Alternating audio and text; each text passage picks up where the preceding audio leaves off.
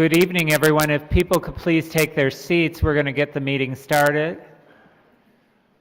And there are still seats up here if you're looking for seats. Welcome, everyone. I'll call the meeting to order. Sorry for the delay. We had a longer than ordinary closed session. We're going to start with the Pledge of Allegiance, and if I could ask Kamala Lopez if she would like to come forward and lead us in the Pledge of Allegiance tonight.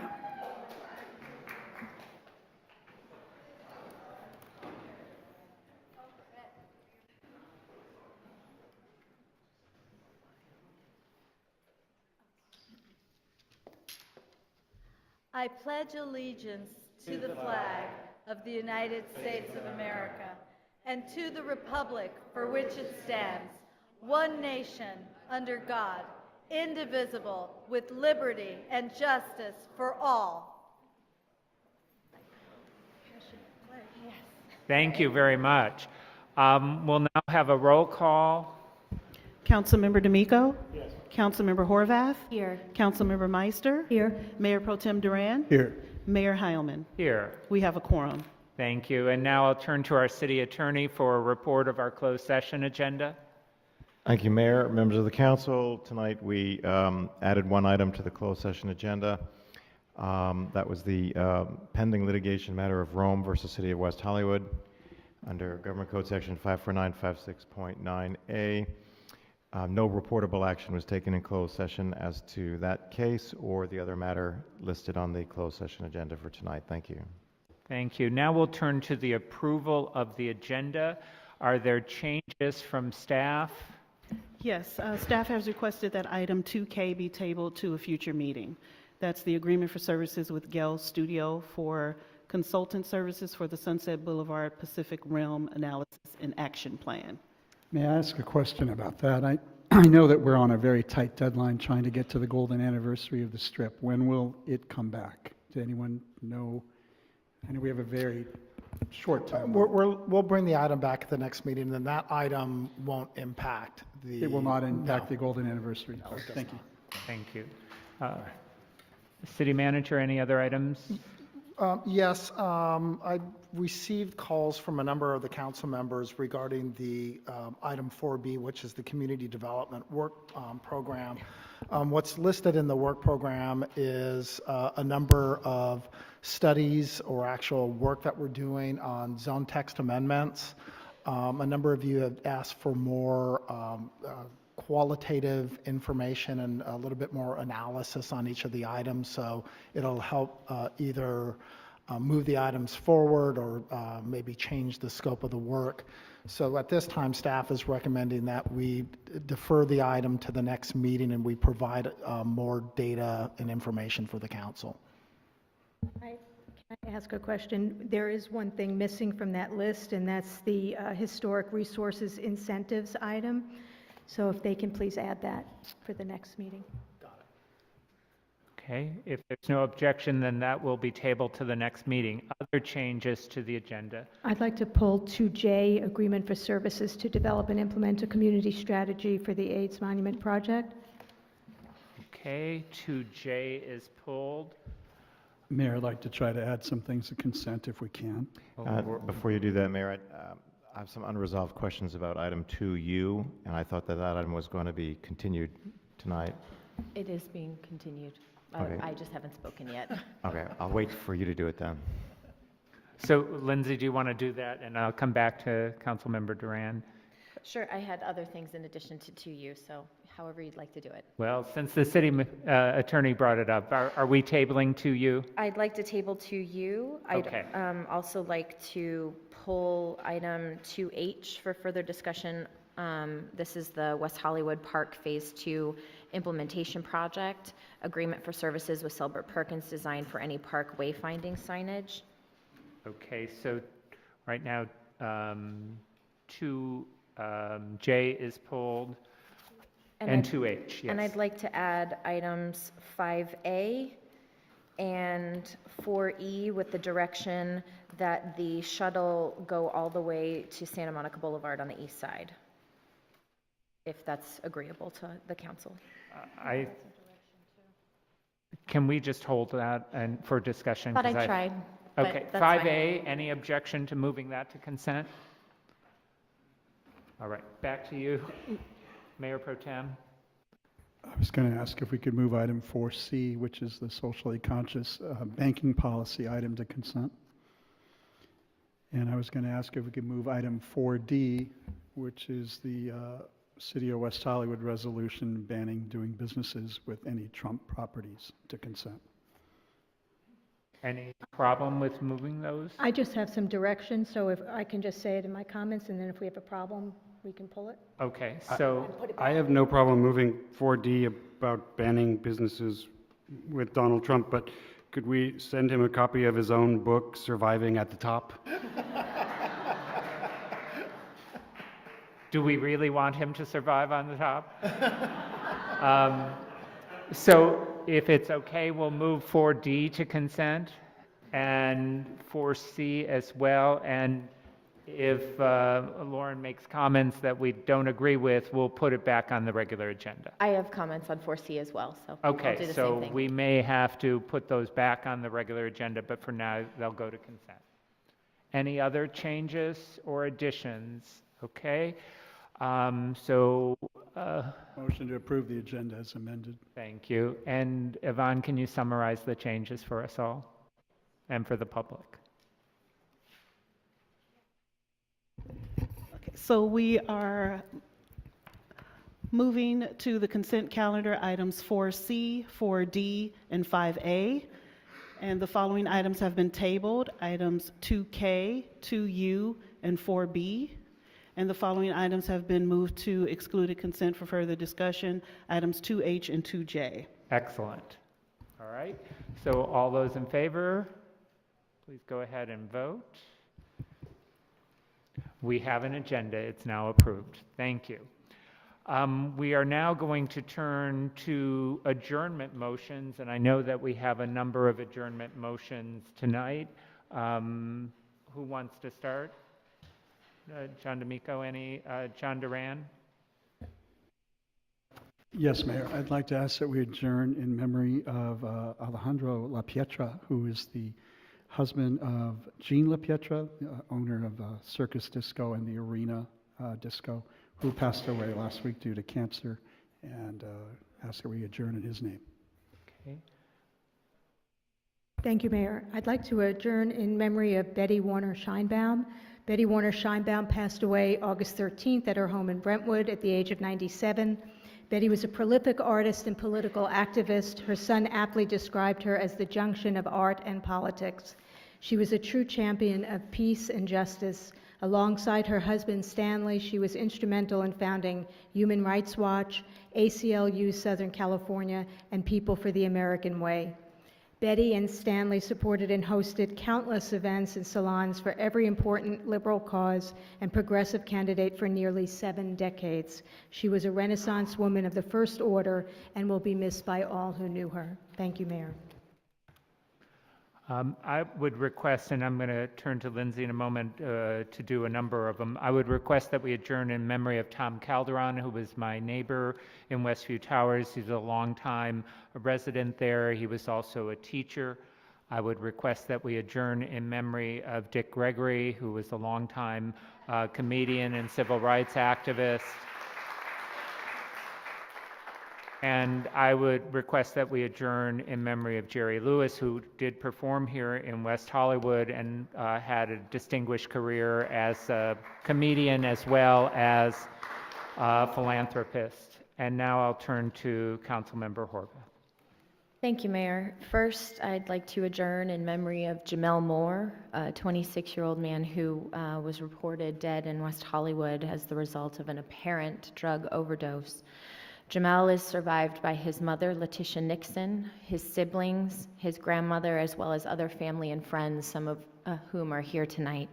And on behalf of our entire council, we extend our condolences to all who knew and loved him. I'd also like to adjourn in memory of Heather Heyer. Heather was killed last Saturday in Charlottesville, Virginia, after a car crashed into demonstrators protesting a white supremacy rally. Heather will be remembered as a passionate advocate for the disenfranchised. She spoke out against inequality and urged others to become active in their community. She's our sister in the struggle, and we will never forget her.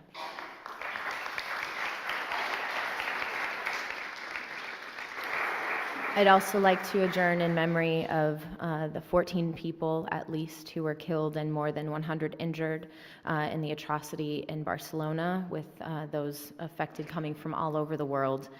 There were citizens of 34 countries who were caught up in these attacks, and the victims include Julian Cadman, Bruno Gulata, Elke Van Broderick, Luca Russo, Francisco Lopez Rodriguez, Javier Martinez, Jared Tucker, Pepita Codina, Ana Maria Suarez, Ian Moore Wilson, Carmen Lopardo, Silvina Alejandra Pereira, and the names of a grandmother and granddaughter from Portugal have not yet been released. And as is our tradition in the city of West Hollywood, to adjourn our council meetings in honor of military service personnel who were killed in service to our country: Staff Sergeant Aaron R. Butler, age 27, Sergeant Roshane Uvence Brooks, age 30, and Specialist Alan Levi Stigler Jr., age 22. Thank you, Mayor.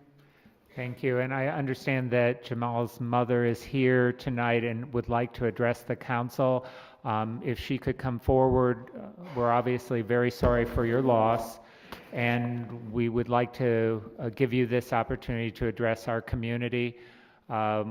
We also have representatives from the sheriff here who will give us an update on the investigation. There's caucusing going on in the audience. Thank you for being here tonight. Thank you for having me. My name is Letitia Nixon.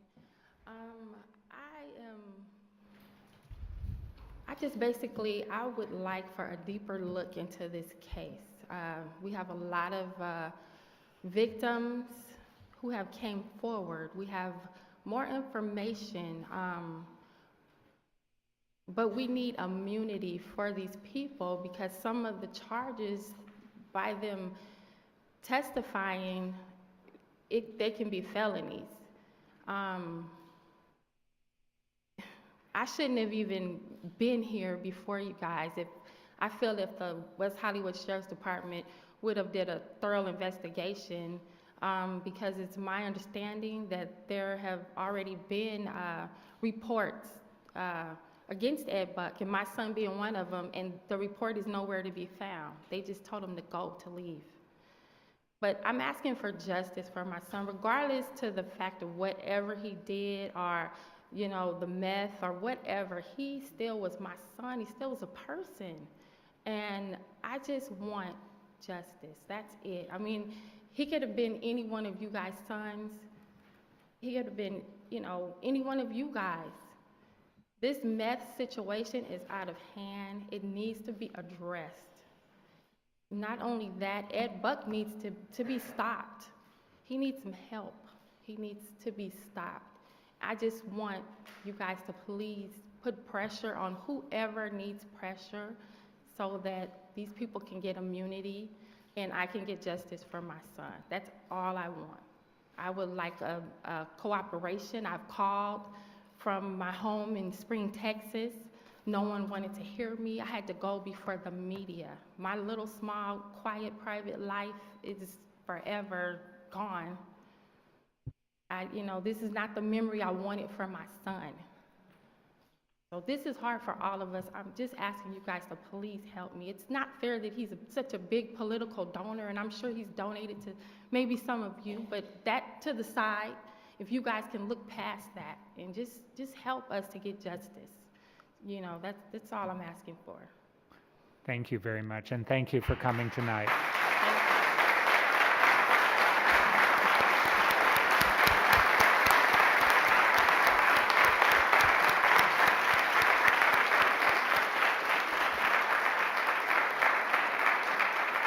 And Captain Aloma is here from the Sheriff's Department, who can give us at least some information that can be shared publicly about the investigation, and also can let people know how they can provide information if they have information relevant to this matter. Captain Aloma. Good evening, Mayor, Council, Captain Sergio Aloma, West Hollywood Sheriff Station. First, thank you for having me up here.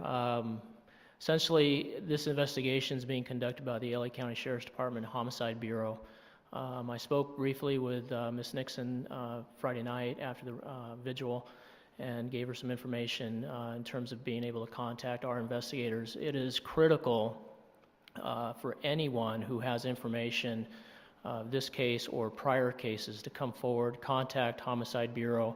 I understand the concern and request for anonymity from potential witnesses, but our Homicide Bureau is investigating this case thoroughly, but however, they can't move forward without witnesses coming forward and giving them information. As far as granting them immunity from any prior acts, that has to be evaluated, and they cannot do that without persons coming forward and speaking to them so they can evaluate that information and then have a conversation with the district attorney's office as it relates to immunity. So, and the Sheriff's Department would communicate with the district attorney about requests for immunity? Yes, I spoke to Captain Chris Bergner of our Homicide Bureau this morning, and investigators are more than willing to evaluate that information, whatever that information is. They just need folks to come forward to speak to them. Thank you.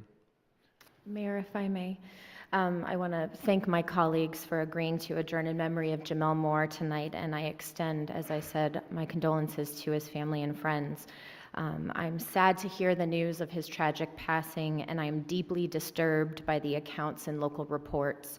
As you have heard, the case involves someone well known to this community and in LGBT and local political circles. And in full disclosure, I have not received contributions from that individual, but I want to state clearly that it shouldn't matter who the subject of an investigation is. An investigation must be conducted thoroughly and without prejudice.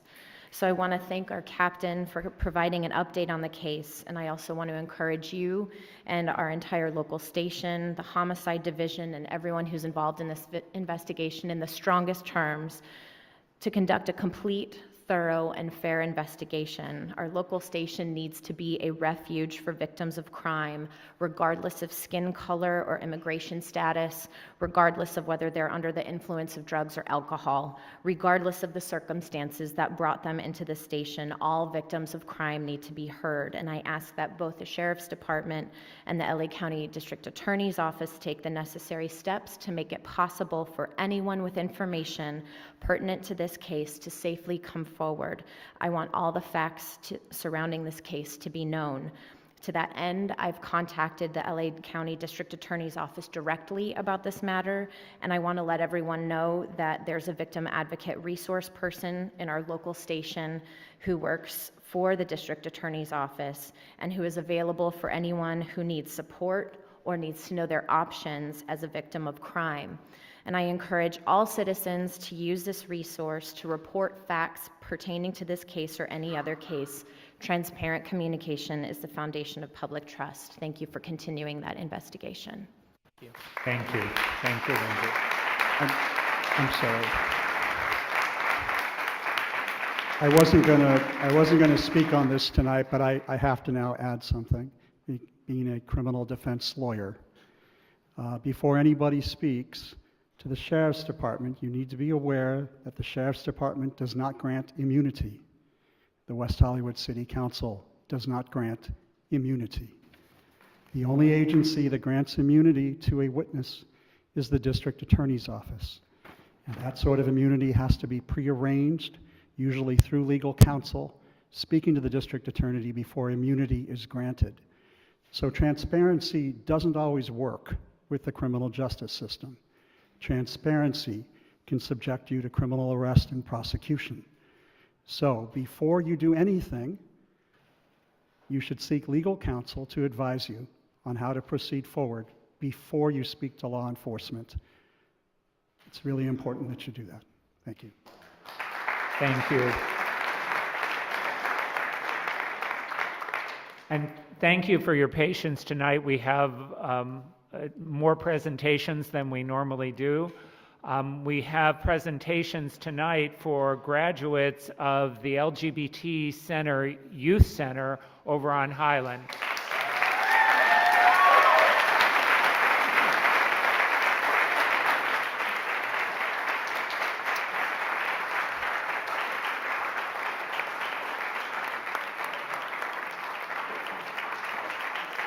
These are young people who have oftentimes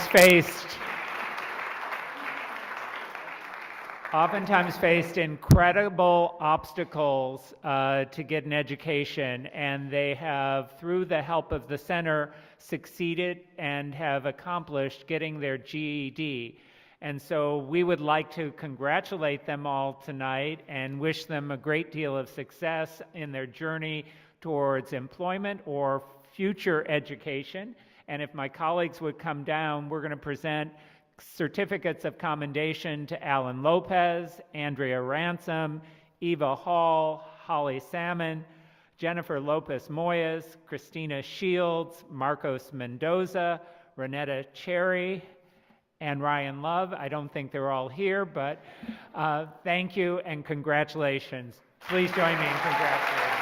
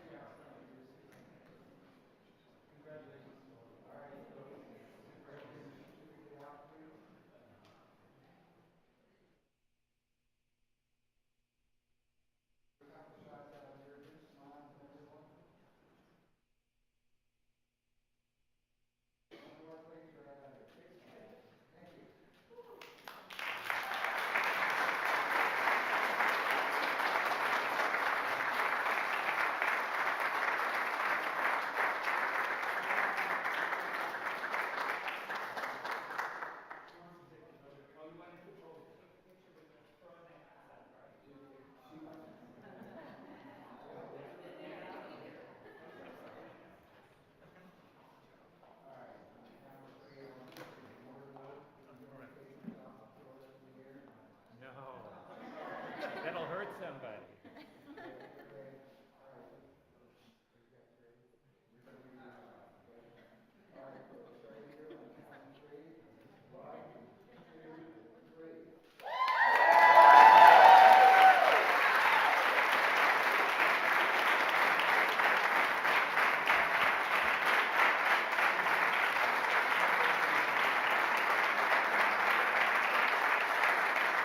Thank you. And I believe Andrea is going to speak. Well, hey, I'm Treya. I'm gonna keep this like really short. Me and a few of my other people, like my other friends graduating here, we had a few setbacks. Me personally, I talk way too loud. I'm gonna stand right here. No, come on up. You know, The people at home can't see you on television unless you're at the podium. We're being filmed. Yes. I don't care about these people at home. No, we just, from coming as like, I dropped out my last semester of senior year to do a lot of dumb stuff that taught me a lot of really good lessons. So to be here today celebrating something that I worked really hard for and that all of us really worked really hard for. We have mothers, we have immigrants, we have people who just, we fight to get this. And I'm pretty sure I speak for all of us when we just say thank you. Thank you. We're very proud of you.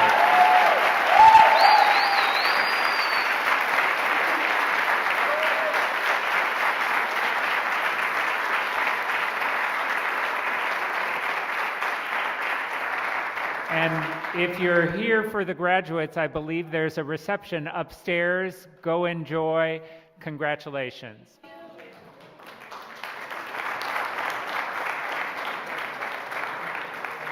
And thank you to all of the staff at the center as well for all your work.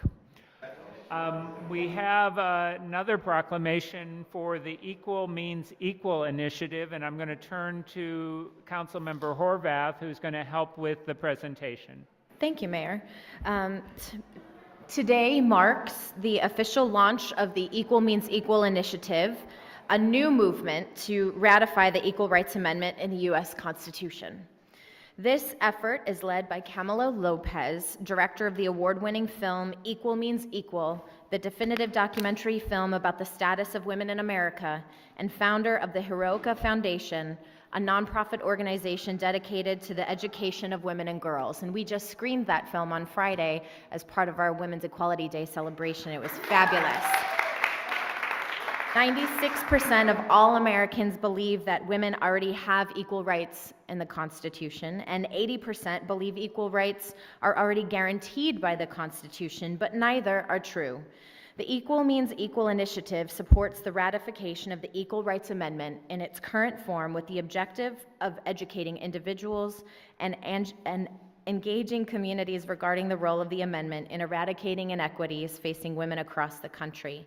On March 22, 2017, Nevada State Legislature courageously ratified the Equal Rights Amendment, becoming the first state to ratify the amendment since the 1970s. And now only 2 more states are needed to ratify the Equal Rights Amendment to the Constitution. The Equal Means Equal movement is an inclusive, nonpartisan, non-denominational, diverse group of concerned people from every part of this country who see women as a crucial part of the solution to our multiple social crises, both in the U.S. and worldwide, and share the immediate goal of completion of the ratification of the Equal Rights Amendment as a necessary first step to move forward. And if you didn't see the documentary, it completely takes an issue that many think is a past issue and brings it into modern day and explains exactly why that amendment is as relevant today as it has ever been. And I really want to thank Cami for the way she told that story. And I'm personally passionate about it because I was born June 30th, 1982, the artificial deadline for ratification of the ERA. So the day that it supposedly failed was the day that I was born. So I'm with you, Cami. We all are with you. We are so glad that this launch is happening right here in the city of West Hollywood, and we will be with you every step of the way. Thank you for your courageous leadership.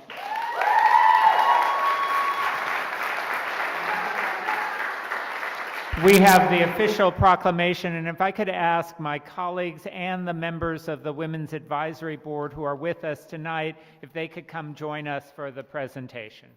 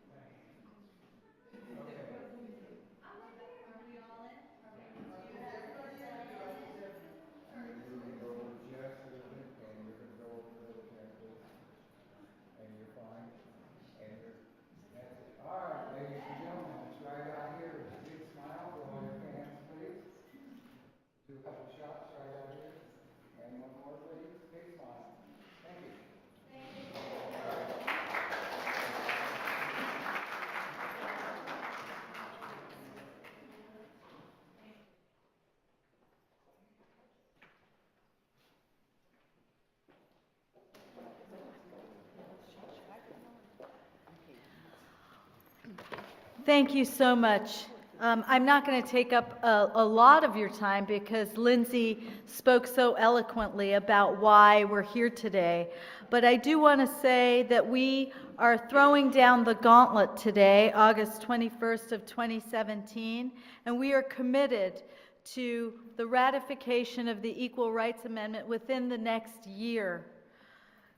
You know, We can use the Equal Rights Amendment as a clarion call to bring together all Americans around common democratic values of equality, respect, and justice.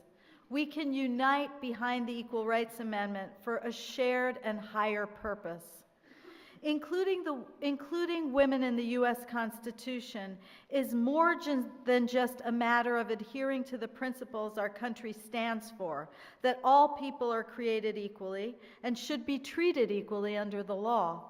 Being included in the Constitution is a necessary guarantee from one generation to the next that the majority of our citizens' rights, that is, women, we are the majority, cannot be rolled back, denied, or abrogated at the whim of an administration or a political party. Being excluded from the Constitution has ripple effects on the ground that reach into the daily lives of every single American family in a very personal way.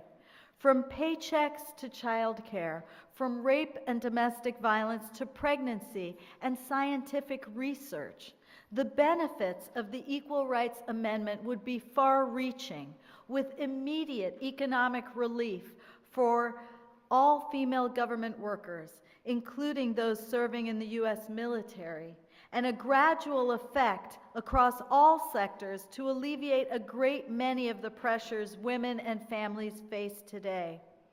As Lindsay said, the issue facing us today is not that people want to deny women equal rights. The issue is that 96% of us believe that men and women should be treated equally, and 80% of us believe that those rights are already guaranteed in the United States Constitution. So the goal of our initiative really is to wake up the people of this country that don't understand that not having equal rights in our foundational document has ramifications for every American family. And not only is the time right, the time is over right. With 230 years that we have waited, we do not wish to wait anymore. So we thank the City Council of West Hollywood, we thank the Mayor of West Hollywood, and we thank the spirit of West Hollywood that is the tip of the spear for progressive democratic values in this country. We believe that so grows the City of West Hollywood, so goes California, so goes the nation, and the world waits for us to provide women with the rights that they were born with. Thank you so much.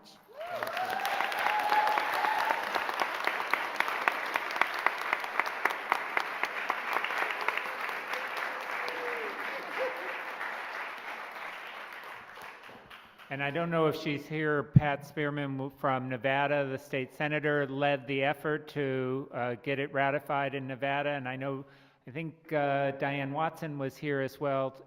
I don't know if she's still here. I want to thank her for there she is, for her many years of services. Thank you for joining us tonight.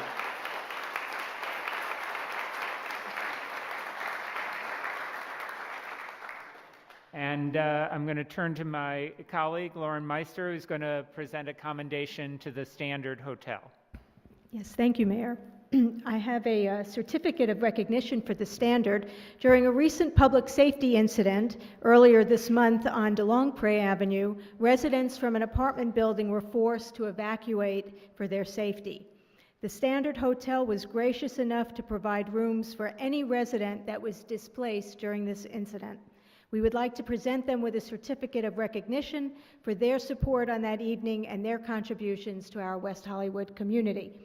And if Daniel Montolio and Aldo Garcia are here, and if my colleagues would join me.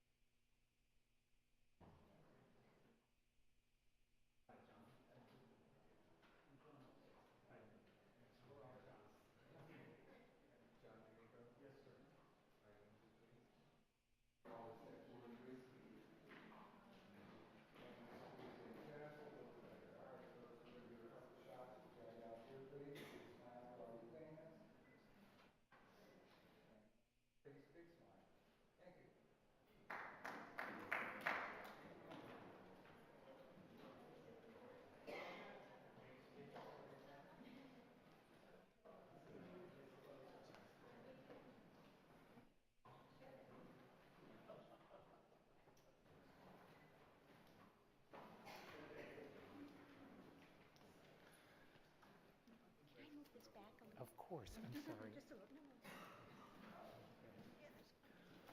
Well, first off, I'd like to say it's really an honor to get this recognition. It truly wasn't expected. I mean, I feel like anyone else who was put in that situation to make that decision would have made the same decision. It's like a no-brainer. You know, we're both transplants from New York, and we've been welcomed with open arms in West Hollywood. And being part of the community is just, it's been an awesome experience.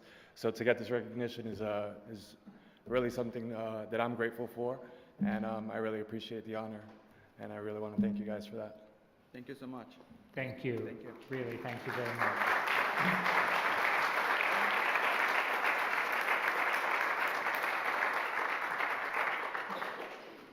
I've been trying to hold off on this one as long as possible. We have a very, very long-time employee who is retiring, and she has been such a devoted employee since 1991. And she's been responsible for so many things in the city, for making our streets paved, for correcting all the curbs that are broken, to making sure that our sewer lines run properly, to overseeing street sweeping. She oversaw the entire Sunset Boulevard renovation and beautification program. She oversaw both Sunset and Santa Monica Boulevard being reconstructed. She has supervised 150 capital improvement projects that involved 44 miles of center lines, 107 miles of traffic lanes, 92 miles of curbs, 7.5 million square feet of pavement, and 4,000 sidewalk segments. She has been an innovator as well. She launched the first porous asphalt parking lot in the city. She implemented our Sharps disposal program in 2006. She launched a food waste program 10 years ahead of the rest of the state. And she has served and created programs that serve as a model for municipal organic recycling. Sharon Pearlstein has been such an incredible and dedicated employee as our city engineer. It is going to be a tremendous loss to us, but I know that she has trained her employees to continue on. And Sharon, just thank you on behalf of a very grateful community for all of your incredible hard work for the many years you've been with us. Sharon Pearlstein, congratulations and thank you.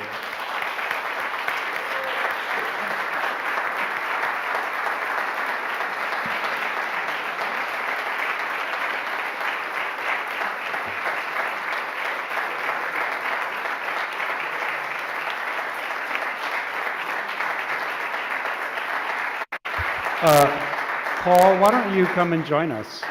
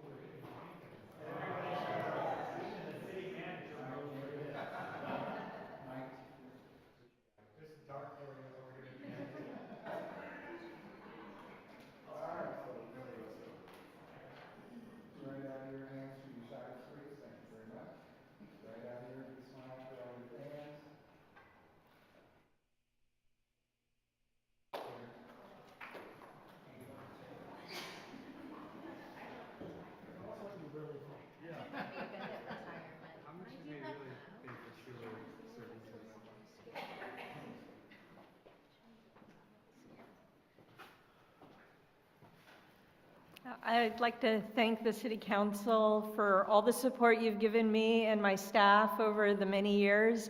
As John mentioned, we've worked on many programs that have impacted the quality of life in the community. And when I first came to the city in 1991, this was a very different place.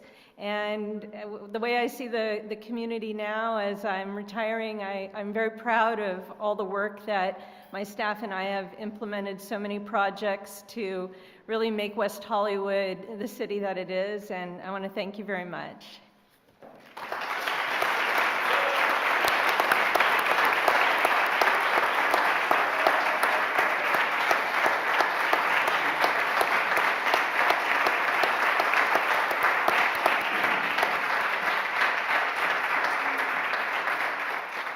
And our final presentation tonight, we have some outgoing commissioners and advisory board members. Lauren,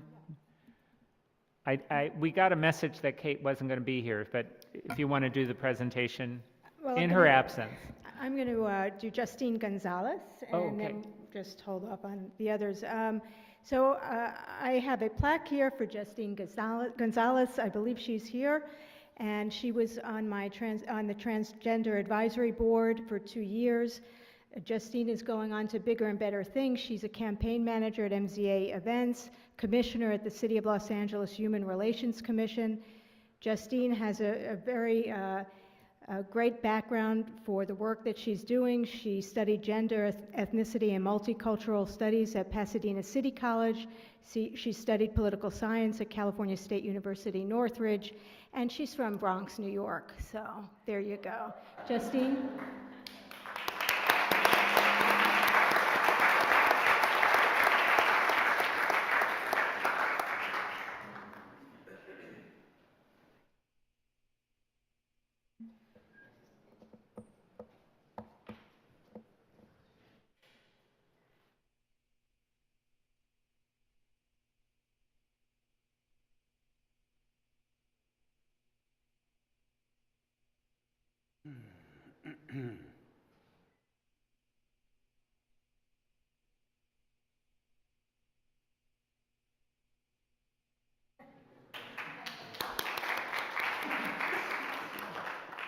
My apologies, I'm just coming off of the Glitter Run. That was my first campaign management gig, and after maybe like a 15-hour day yesterday, still another 10-hour day, so trying to get everything together. But I want to thank you all. West Hollywood stands as a beacon of, safety for folks across the, across the political spectrum, across race, gender.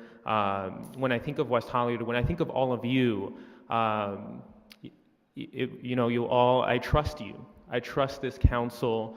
The issues that are before you today, that have already been before you just in presentations alone, I'm just reminded that you are that tip of the spear. That as someone who was afraid coming from the Bronx, I didn't grow up with very positive attitudes toward LGBT people. This stood as a place that I, explored my own sexuality, my own gender expression, gender identity, and I think my life would be very different without the leadership of West Hollywood. So thank you all. Thank you, Justine.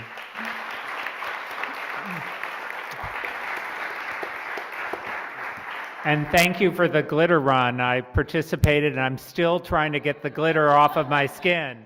They told us it washed off easily. That wasn't true. Is Ruth Sislowski here? Ruth is here. Great. Ruth has been our Human Services Commissioner for 18 years, from 1999 to 2017. Overseeing so many of our innovative social service programs. Ruth, thank you for all of your incredible service to the community. And you're not done, because we're going to put you to work. We're going to put you to work on something else, but thank you so much for your service on the Human Services Commission.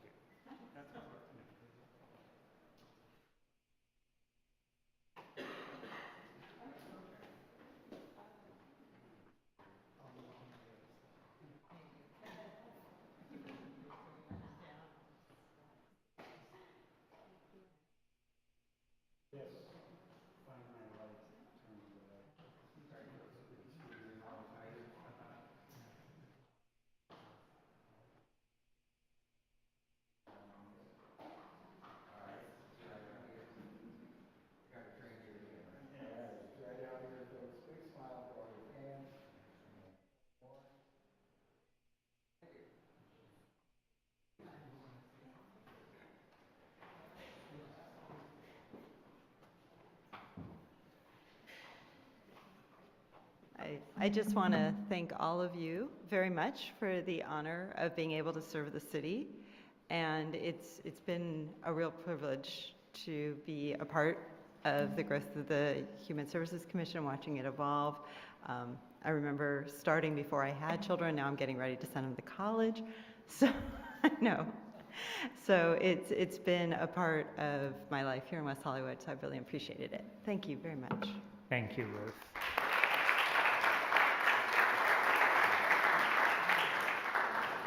All right. Again, I apologize for having so many presentations tonight, but they were all important. We'll now turn on to public comment, and this is the time for you to address us on any matter that is on our consent calendar or any general matter. We start with the consent calendar speakers first. Our first speaker is Anna Sweat, to be followed by Adriel Rodriguez.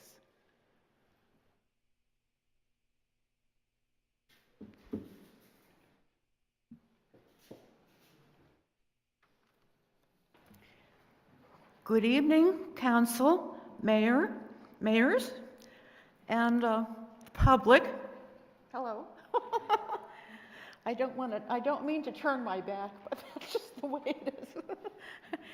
I just want to say briefly that I think agenda item number 2X is integral for this community at this stage and this point in the economy. I think it's relevant that something is being enacted by the City of West Hollywood as far as poverty reduction programs go. And I would be interested, as a low-income resident of West Hollywood myself, to know what's being implemented to evaluate the program over a defined period of time. To get a sample of low-income West Hollywood residents in the program to provide personal intervention. What is the criteria for that, for being selected? And I think it's just a wonderful situation that it's being researched and identified because of the transients and the homeless here over the period of time that I've lived here. And many, many people, because of the economy, are forced into poverty because affordable housing isn't available for them. And that's the first and foremost thing in the community. I'm going to attend from a senior, Elevating Seniors from Poverty conference as a commissioner for the County of Los Angeles Department of Aging, or the Workforce Development and Community Service Division, from November 15th to the 17th. And I think we'll be listening to people statewide about elevating California seniors out of poverty. Thank you. Thank you. Adriel Rodriguez, to be followed by Robert Gamboa. Okay, then Robert Gamboa, to be followed by Madeline Rackley. All right, good evening, council. I'm going to start with my Lesbian Gay Advisory Board hat on. Robert Gamboa, Lesbian Gay Advisory Board. LGAB is looking to organize a meeting with any bisexual West Hollywood residents. Too often our bisexual family members feel left out of any conversation. So please contact myself or Jeff Book from staff if you would like to be a part of this. We will be coordinating a meeting very soon. Also, we are working very hard on LGBT future, and what does that really mean? And we're talking about preserving our LGBT identity. That includes working with residents, including affordable housing and businesses, to keep them here and encourage new businesses to come to West Hollywood. So please stay tuned for more information and ways to engage in this conversation. That also includes, of course, more bisexual, lesbian visibility, and our transgender brothers and sisters. I also want to thank you for co-sponsoring item 2N, the 5th annual Alcohol and Drug-Free New Year's Eve extravaganza known as BOOM. Thank you for your continued support for this wonderful community event. Each year, the event draws more and more people and more support, and BOOM provides a beautiful and safe experience for all of our community. And I hope to see many, many more Booms and Sizzles. I also want to express my support for item 2P of the co-sponsorship of JQ International's Today's Teens, Voices of Queer Youth. It's always a beautiful thing to see our young LGBTQ voices engage and to hear what's in their hearts and in their minds. And also support for 2Y, full support of Equal Means Equal initiative. It's very long overdue. Thank you for doing that. And then congrats to the GED graduates who are all enjoying their cake. I also want to give my condolences to Heather Hayer and her family who died in Charlottesville fighting against fascism, and also send my condolences to Jamel Moore's family and friends, and may justice be served. And also, addiction has plagued our community for a very long time. I want to express my intentions to any addicts suffering out there to please do not hesitate to seek out help in our social services programming. The City of West Hollywood does a lot to help, and also I'm going to leave my cards here for anybody who wants help. I'll be happy to escort you there. Thank you. Thank you, Robert. Madeline Rackley, to be followed by Lee Walkup.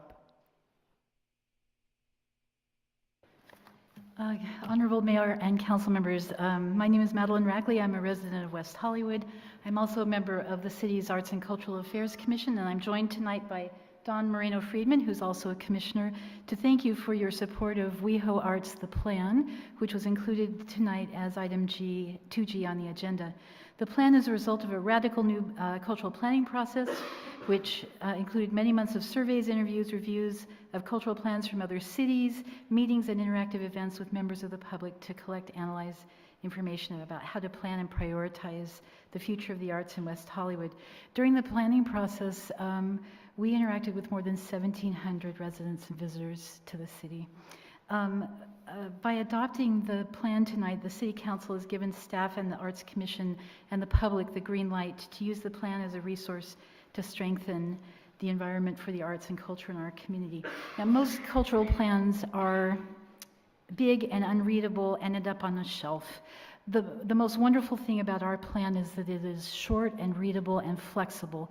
We will be able to use it and adapt it to the needs of the residents and visitors and businesses of West Hollywood over time. In fact, during the next few months, the Arts Commission is going to use the plan to develop our work plan for the next 2 years. We are really, really pleased with the process and the outcome of this new type of cultural planning process. But the plan would not be possible without the direction and thoughtful input of the members of the Arts and Cultural Affairs Commission: Dallas Dishman, Martin Gatman, Candace Alulian Berrohim, Catherine Lee, Don Moreno-Friedman, Todd Williamson, and Rogerio Carvalheiro, who's here tonight but has recently become a member of the Planning Commission. We wouldn't be able to do this without our wonderful staff: Prentice Bonds, Andrew Campbell, Michael Che, Becca Eamon, and our many interns and staff. The person to whom the plan is really dedicated to and would not exist without, and the person we owe the most thanks to, is our amazing forward-thinking arts consultant, Amanda Carlson. So thank you very much for your support on this, and we look forward to reporting back to you on how it goes. Thank you, thank you. Thank you, Madeline. Lee Walkup, to be followed by Kathy Blavis.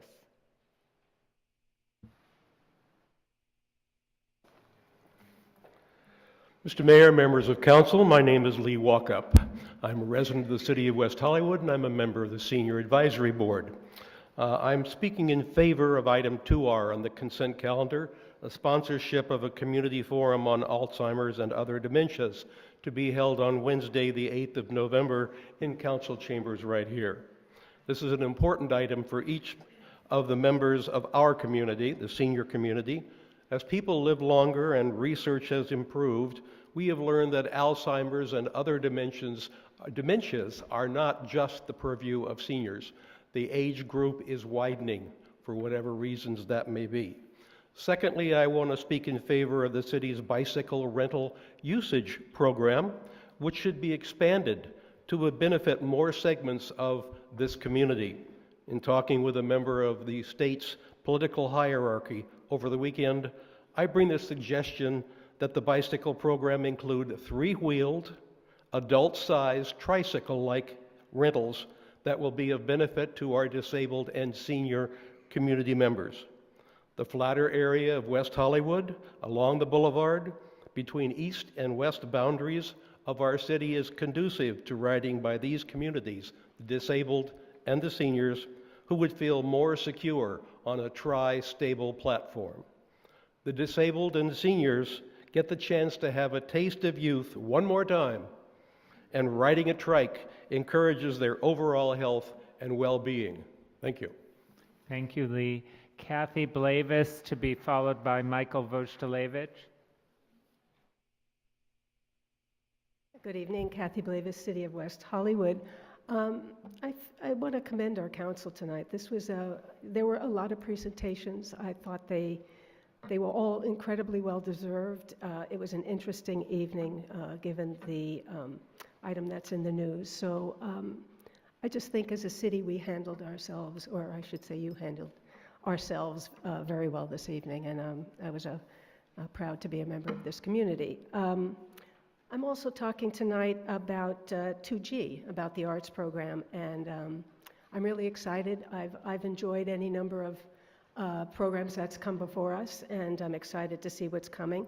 But I'm also here to plug one that's coming up this Thursday, Friday, and Saturday night. It's the Rogue Theater Company doing the story, or excerpts from the story of Senior Plummer, and it's going to be at Fiesta Hall and Great Hall at Plummer Park, Thursday night, Friday night, Saturday night, 7 p.m. I'm not affiliated with them in any way. I just think it's going to be a lot of fun, and it's across the street from my house, so I'm going to partake. The other item I just wanted to speak about was the 2W, the Tours for Affordable Housing Buildings. I think it's a wonderful idea. I'm just wondering if it can't be broadened to not just commissioners and advisory board, but interested members of the public. Because it's possible that any number of our interested members of the public may, at some point in their lives, have to take advantage of affordable housing. And the other thing is, I notice it's for the West Hollywood Community Housing Corporation. I'm wondering if it can include other affordable housing, maybe some of the projects that have already taken place with inclusionary housing. So I think it's a good program, and I thank you. Good night. Thank you. Michael Voshtilevich, to be followed by Carol Kravitz.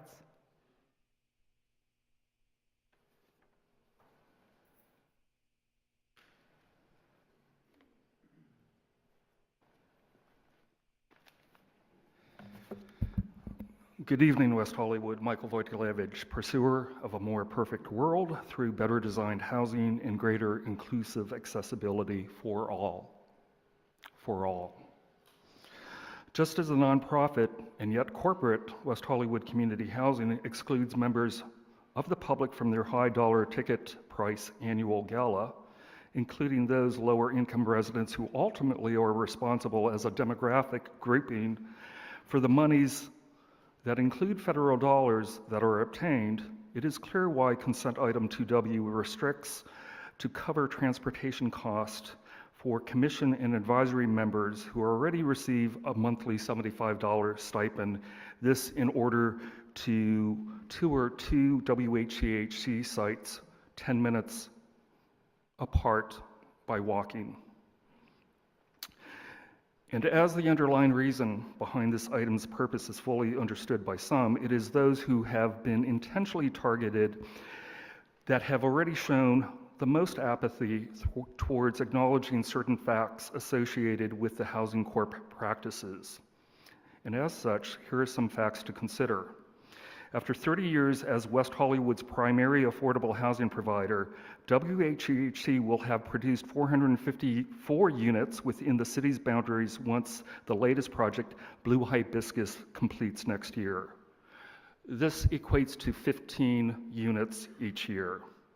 Of that, only 11 units target very low income. And up until this year, only 111 units were targeted solely for low income eligibility. And what's worthy to note is because of the destruction of the bungalows for the Blue Hibiscus, you have lost 8 units that go towards those of low income when eligibility is based on income only. You might see this as progress. I see it as a regression. Carol Kravitz, to be followed by Manny Rodriguez. Hello, thank you. I'm Carol Kravitz from West Hollywood. I'm here to talk about divestment from Wells Fargo Bank and possibility of public banking. Divest LA started their campaign for LA City to divest from Wells Fargo in February. The council is now using language we haven't heard before, that to be all in with a too big to fail bank can just put a city in quite big distress. At a budget and finance hearing in June, the council members agreed that we need to have an RIO. because the finance office explained they didn't have a way to grade banks for social responsibility. So Divest LA created one. Brilliant, and it is brilliant. They will present it to council in December. With a unanimous council vote after the committee meeting, the city started to divest $40 million in their insecurities. Well, they have 800 bank accounts. That's going to take a little longer, and we're not touching at the commercial banking sector. So I heard Wells Fargo employees and business leaders at this committee meeting say what a great company they were, and they did so much for people, and they do, and they have done a lot for West Hollywood. And they've been around for over 160 years and taking our money, and they really were the only game in town on the whole Wild West for a very long time. So with a unanimous vote, but I don't agree that the illegal foreclosing on the elderly during the housing crisis, or foreclosing new accounts on unsuspecting citizens, or recently modifying mortgages without authorization exempts them from being socially responsible because they give a lot of money. Their report to staff seems to, it's like they're okay. They're doing great on business reductions at GHG, water use, et cetera. And they give $65 million in philanthropic giving to clean technology, but it doesn't offset the damage that pipelines are doing across this country. Under the socially responsible practices in West Hollywood, the West Hollywood resolution, I would add no investments to public prisons or detention centers to the list. And under the list of possible banks, I dismiss any and all big bank streets, big Wall Street banks, the state treasurer, Gavin Newsom, Tom Steyer, other constituents are working on a possible avenue to public banking, and this would be really advantageous. Please support it. Thank you. Sorry. Thank you. Manny Rodriguez, to be followed by Stephanie Cohen. Hello, Mr. Mayor and council members. As you may know, there is an administrative request for a permit to build a dining patio in an alley that abuts the residential neighborhood behind 8532 Melrose Avenue. Residential alleys are not underused real estate that need to be activated by this or any other form of congregating. Alleys are for parking and for the off-street servicing of businesses. They are the buffer between our very active and lively commercial strips and our quiet residential neighborhoods. This unprecedented request for an outdoor dining patio in an alley only several feet away from where people live should be the catalyst for a change in the zoning code that would exclude any opportunities to activate the city's residential alleys. I hope that you'll consider this as an addition to the planning department's work plan when it comes before you, when it comes back before you. Thank you in advance for your consideration. Thank you, Manny. Stephanie Cohen, to be followed by Michael Ferreira and Dimple Thakkar. Thank you. Sure. Good evening, Mayor, council members. I'm Stephanie Cohen, District Director to LA County Supervisor Sheila Kuehl, here to voice our support for the Forum on Dementia. We're happy to partner with you guys, and we thank you for putting this on. Thank you. We have about 5 more speakers. I know we're over our time, but I'm going to go ahead and take them if that's okay. Michael Ferreira, to be followed by Stephanie Harker. Good evening, Mr. Mayor and council members. I'm Michael Ferreira, Executive Director of the Foundation for the AIDS Monument, overseeing the realization of Stories, the AIDS Monument. I would like to thank and acknowledge city staff, Andrew Campbell and Joanna Hankemer, and the outreach advisory team selected with the assistance of David Juni and Corey Roskin for a highly successful process in selection of Wondrous as our marketing consultant for community outreach in support of the AIDS Monument project. Wondrous is a highly experienced firm working in the area of HIV/AIDS awareness internationally and in the collection and archiving of people's life stories. The process also determined that the addition of 3 highly respected local community members, Terry Smith, Terry Wolverton, and Karen Oakham, would add value, especially in the effort to ensure that the broad diversity of the region is well represented in the result. I'm eager to hear what the community has to share with us about the monument that will represent those lost to the epidemic, those who fought for treatments and attention, those who cared for the sick, and those who are still in the fight every day, and of course, those still affected by HIV and AIDS. Thank you very much. Thank you. Stephanie Harker to be followed by Tracy Takahara Slacum. Great. Stephanie Harker, City of West Hollywood. I want to thank the council for adjourning in Betty Warner Scheinbaum's name this evening. I was at her burial this morning, and I wanted to say that she was first my employer and then ultimately my friend and mentor.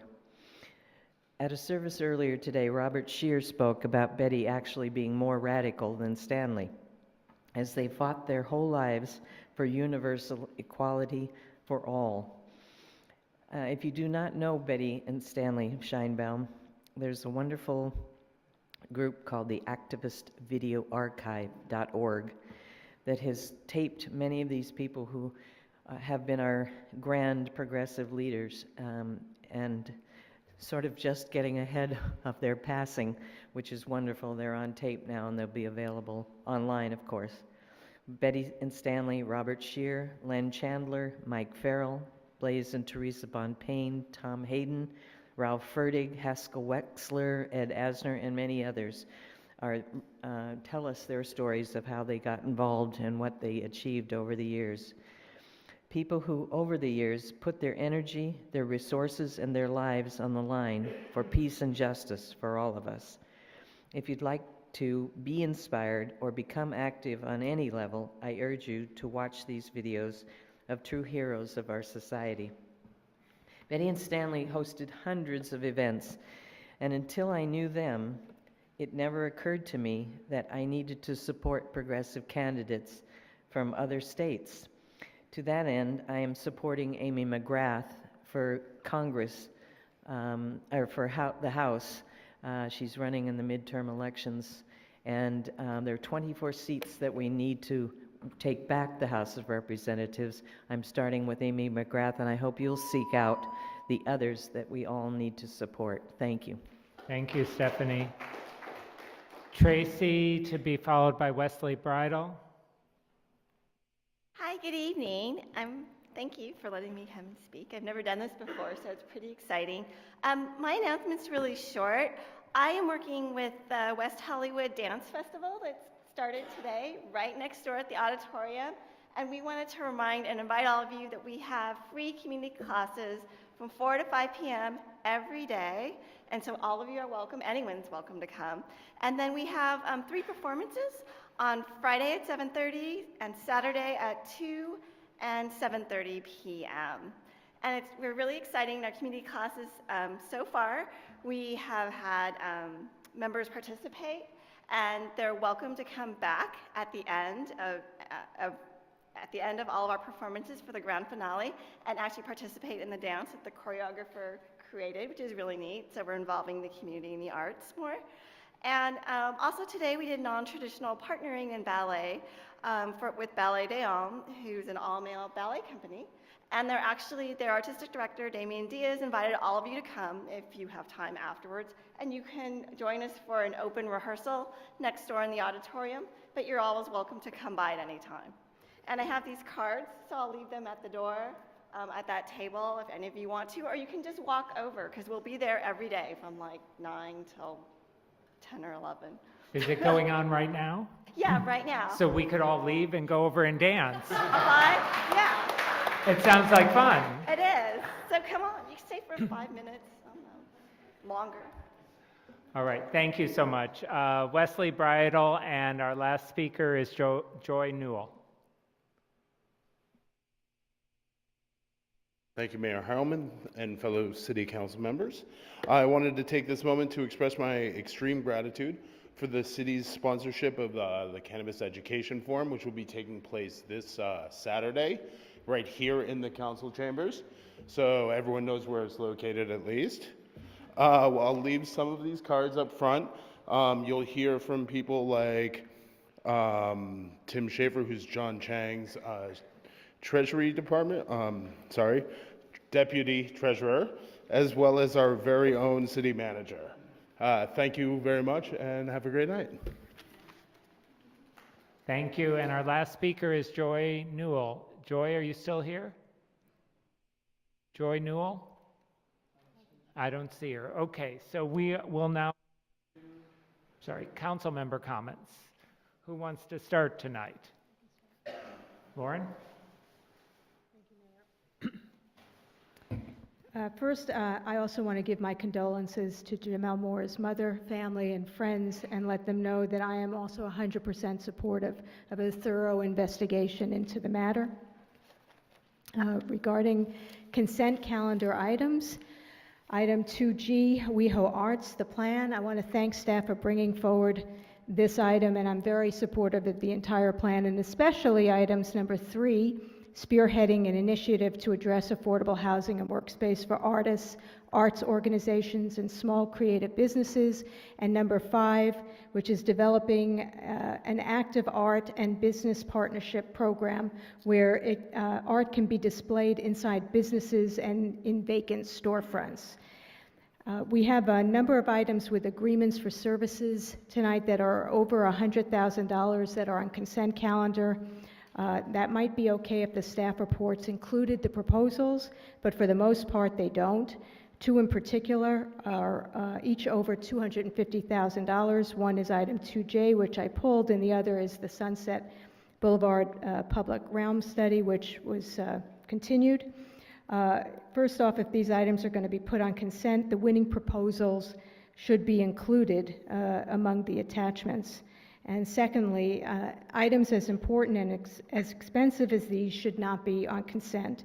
It's easier for us to move new or unfinished business items to consent than to go from consent to excluded consent when it's at the end of the evening and staff and council have really gone through many items at that point. So in the future, I would appreciate if staff would take that into consideration when doing the agenda. Item 2T, pedestrian safety and at the intersection of Robertson Boulevard and Santa Monica Boulevard. I would just like to add some suggestions if my colleagues are open to it. Number 1, during the evenings and weekends, if we could look into making the don't walk sign automatic rather than making people push the button because they don't. Number 2, study the possibility of a no right turn on red for the intersection. Number 3, see if it's feasible to pilot a program whereby we station a block by block person or sheriff's deputy to act as a crossing guard on Friday and Saturday nights and Sunday afternoons. 4, to study the feasibility of bollards on Santa Monica Boulevard and on Robertson in strategic parts of the sidewalk for public safety purposes, given the uptick in terrorist activities around the world. Item 2AA, I'd like to register my no vote. That's the resolution that is supporting SB 384, Wiener alcoholic beverages, hours of sales. It says that this is what it will take to get California to be competitive internationally, and I just don't think that at this point, when we're just legalizing marijuana and dealing with that, that the ABC or our own Sheriff's Department can handle open hours till 4 in the morning. Then we moved some items to consent. So one was 4C, socially conscious banking policies. I would like to ask if we can add, how does the bank support diversity in terms of hiring for its own company? And I'd like to see if we can add a question for people who are applying for banks who are applying to be our banks, to find out if there have been any local, state, or federal investigations into banking practices in the past 5 years, and if so, that they should explain what those are. And then 4D, oh, I'm sorry. Lauren, can I stop you on there? That was moved to consent. I want to make sure that we're all comfortable with those questions being added. Okay, if not, then we can leave that on consent. Yeah. Part of the RFP Yes, it's part of the RFP process. Then item 4D, resolution of council banning certain businesses so that we don't do business with the President of the United States. I'd like to add a requirement that if an applicant wants something that requires discretionary approval or a development agreement, that they need to disclose any business or financial relationship that they may have with the POTUS. So POTUS or Trump Organization or anything that's already been listed in the item. So, and again, that would be asking for a disclosure, and then we can, obviously it's discretionary, and we can decide that it's important or that it's not important. I think we probably need to put this back on the regular agenda and discuss. Thank you. Okay? Okay. So 4D is back on the regular agenda. Woohoo! Sorry. All right. Okay, and then lastly, I typically limit my comments to local issues and unleash my opinions on national issues on my at Meister for WeHo Twitter account and Facebook. However, as a council member, an American, and a Jew of Polish and Russian descent, I need to just say how disgusted and embarrassed I am by Donald Trump's response to Charlottesville and the death of Heather Heyer. And thank you. I just want to, thank goodness for people like Heather, and shame on the president for attempting to normalize hate, racism, anti-Semitism, and white supremacy. This isn't about being Democrats or Republicans. This is about decency and standing up for human rights. So, thank you. Thank you very much. Lindsay or John D'Amico? Sure. I'll go. Item 2T that Lauren talked about, on Robertson, I'm okay with those items if Lindsay is, and we can add those. It makes adding the thing about the right turn and the other items that you mentioned, that's fine with me. I wanted to ask our city manager if we could get an update on all of the existing development agreements in our city and come to the city council maybe this fall. I think we did that 2-3 years ago and sort of looked at the status of the project and when the development agreement items would come to the city, at what points of completion. And now we've finished several projects on the east side and of course at Sunset and La Cienega, and would be good to know and have a public record of receiving the benefits of those development agreements into the city. I also wanted to disclose that I went on a fact-finding trip to Denver, Colorado to look at manufacturing locations, inspection and testing labs, and a retail outlet for cannabis.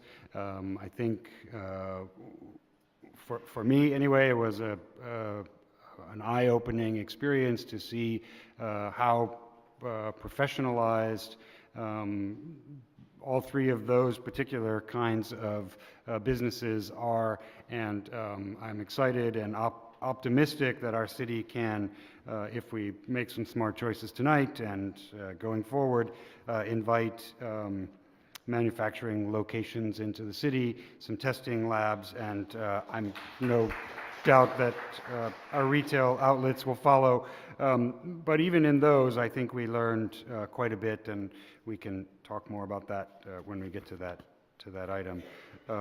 I wanted to mention about item 2G, which is the WeHo Arts Plan. So I think it is a very exciting and extremely important plan, but like all plans, as soon as you finish writing them, it's time to change them.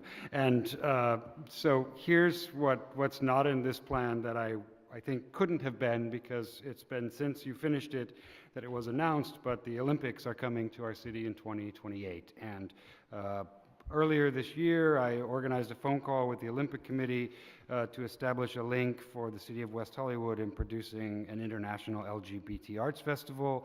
And so I would like to put the resources in place to investigate how to scale up our own One City, One Pride, find out if there are resources from the Olympic Committee, locations that we can partner with, and partnerships with other arts organizations, both nonprofit and for-profit to do just that. 10 years is only 10 years away. So I think in the coming months, I'll put together a staff report, actually not to modify this plan, but to begin to look at how we can scale up the incredible work that the Arts and Cultural Affairs Commission and staff do, putting together all of the festivals that you put together over the year, and make one big one in 2028. So I'm excited about that. Item 2J, that was pulled from consent? The strategy for the AIDS monument? Okay.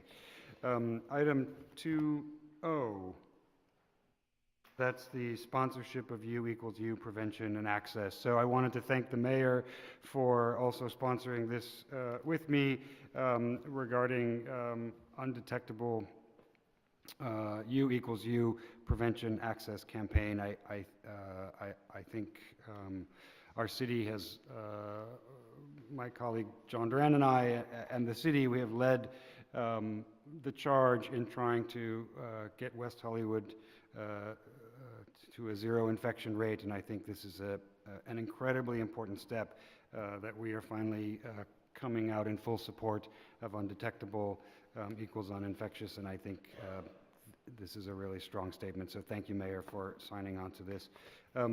The item 3A, is that on the consent calendar? No, it's not. The fence, okay. Yep. I know I'm supposed to pay attention, but I don't That's pay okay. attention. And the ones in the 4s are 4B and 4C, right? 4B, 4C. Yep. Okay. So, oh, and I guess we took 4C and put that back on the calendar, so that's not there. And let's see. No, it was 4D is back on the calendar. 4C is still on consent. Socially conscious banking policies. Okay. So then I would ask that we, well, I think it's fine, actually, the way it's been amended. Thanks to my colleagues, it's just perfectly fine. And 4E is not yet on the consent calendar. We're going to talk about that's the shuttle. Yes. Okay. So thank you. That's all I have to say, except for that I took no donations from anyone with any items on tonight's agenda. But I did want to say one quick statement about Ms. Nixon and her son Jamel. It is incredibly sad, and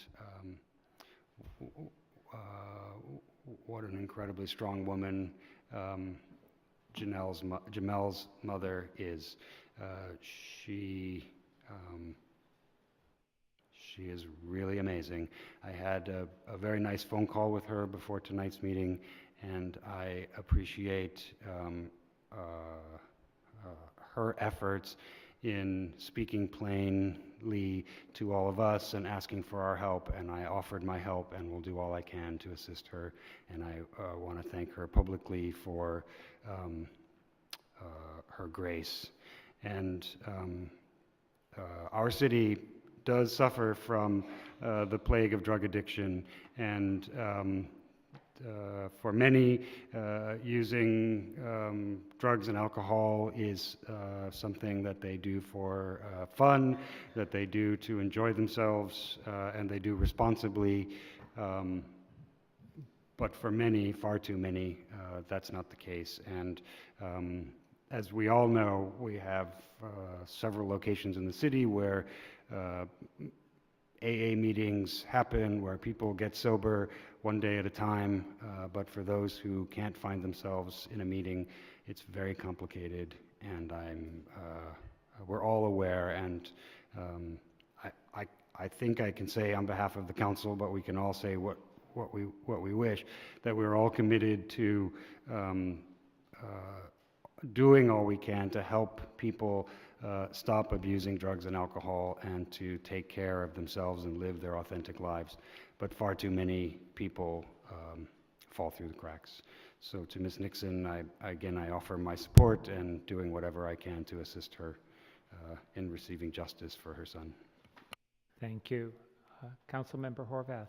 Thank you, Mayor. First, I'd like to report I represented the city at the recent Contract Cities Board meeting and barbecue with the Sheriff's Department. I also want to report that I, too, went on the trip to Denver to understand all of the different businesses related to cannabis, and I know we'll be talking about that shortly. I have a few questions that I want to turn over to the city manager, have him address in his report that have come from the public that I thought would be best handled here. What's the status of the cul-de-sac on Havenhurst?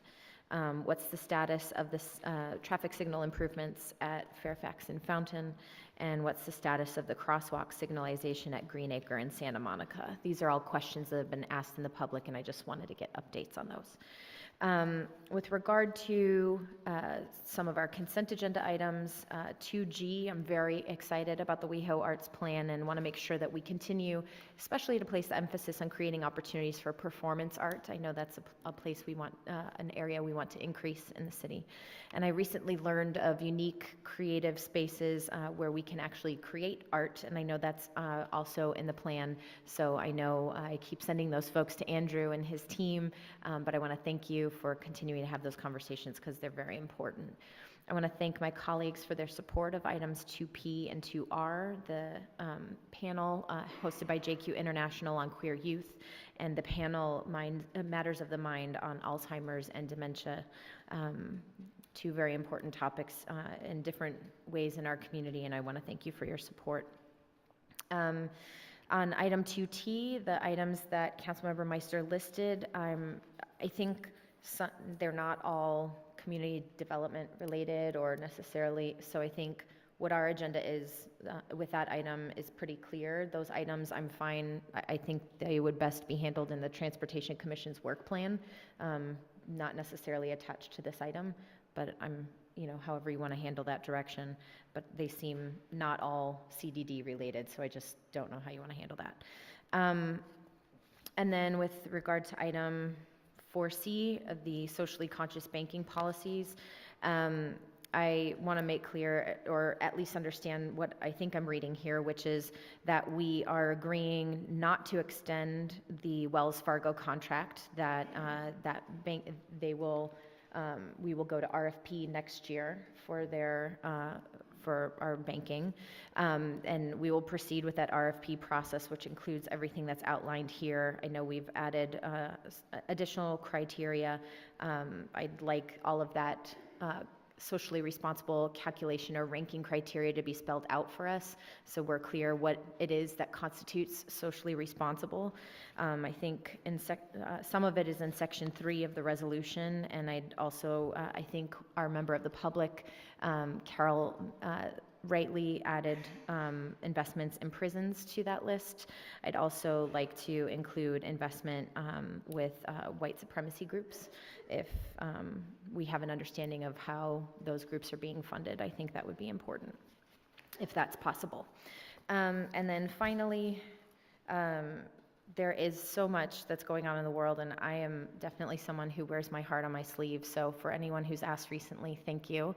I especially want to thank Robert Gamboa from our LGAB, who's looking to create space for anyone who's seeking community due to the events that have transpired locally, nationally. I think it's a really hard time emotionally on a lot of people. And there's a group that sort of came to me and said, what can we do? And I don't want to tell people what to do or how to heal or how to be in community, but for those who are interested in creating that space, I know Robert is interested in organizing, so you're welcome to email him or myself. We'll figure out how to get everybody together and what that space can look like.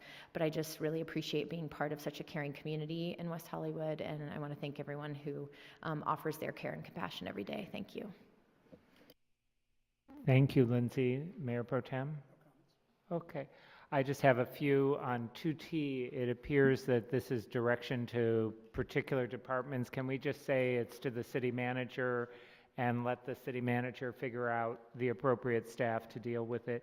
I do want to add one other thing to 2T, and that is, as we look at this kind of diagonal crosswalk or scramble, as it's called, I'd ask staff to look at the one that's been installed in Hollywood on Hollywood Boulevard. I'm not sure it works effectively, and I want to make sure we don't make those kind of mistakes if we go that route. I wanted to thank the comments with respect to 2W, the tours of the affordable housing buildings. We will eventually expand it to the inclusionary units and open it up to members of the public as well. This really came from a trip that Lauren and I did as part of the homeless subcommittee, where we brought some of the human services commissioners to tour some of the facilities that we're using. And I thought, I'm not sure all of our commissioners are actually aware of the facilities that we have here in the city of West Hollywood, but thank you for those suggestions. And then finally, Manny Rodriguez brought up this issue of a business wanting to open a outdoor dining on the alleyway. I don't know if we need an ordinance to change that, but I'm not sure why community development is even entertaining that request. So if you could comment on that during your comments, City Manager, that would be appreciated. And those are all of my comments for tonight. Thank you all for your patience here. So we will now turn to approval. I'm sorry, City Manager, I'm trying to get us through this. City Manager's report, and then we'll do our consent calendar. Paul? Okay. Thank you, Mayor, members of the City Council. I'm going to just quickly try to touch on all of the items that were raised tonight. Bringing back an item with an update on the development agreements, that's easy. We'll bring that in the fall. Yes, the Olympics are coming. It's on our Economic Development Department work program, and I'll make sure that the work program for the Arts Division includes elements there as well. Item 2T, yes, we'll research all of those items. The bollards are a good idea, but they're also very expensive. They would be in limited areas. Also, the crosswalk item, a crosswalker item, we'll research, but that's a different type of position, so we'll look at that. The idea in terms of the banking policy, we can include as an item the prison, but we'd recommend that just be for private prisons. A lot of the banks that we'd be working with are going to be custodians for various county and city bonds, and sometimes that includes institutional government facilities that may include jails. The three questions that Councilmember Horvath asked, the first update on the Havenhurst cul-de-sac. As we all know, as part of the settlement between the City of West Hollywood and the proposed developer at 8150, the city will receive, Sunset Boulevard, the city will receive approximately $2 million for a number of improvements. We have already issued the RFP for design services. We're waiting to hear the results of the lawsuit that's pending. Once that lawsuit is settled, then we'll be prepared to move forward and award the bids and bring that back to council. So that we're waiting on that. The Greenacre crosswalk, we're installing on an interim basis a pedestrian activated flashing light. But that's going to be through Public Works. Long-range planning and mobility will do more analysis to see whether or not we should just relocate the crosswalk to have it as part of a full intersection at Santa Monica and Poinciana. So that'll come back to council at a later time. Fairfax and Fountain Engineering Division has hired a consultant to evaluate the need for the dedicated left turn arrow, so that's in process now. So we'll have a report back to council hopefully in the fall. Did I get everything?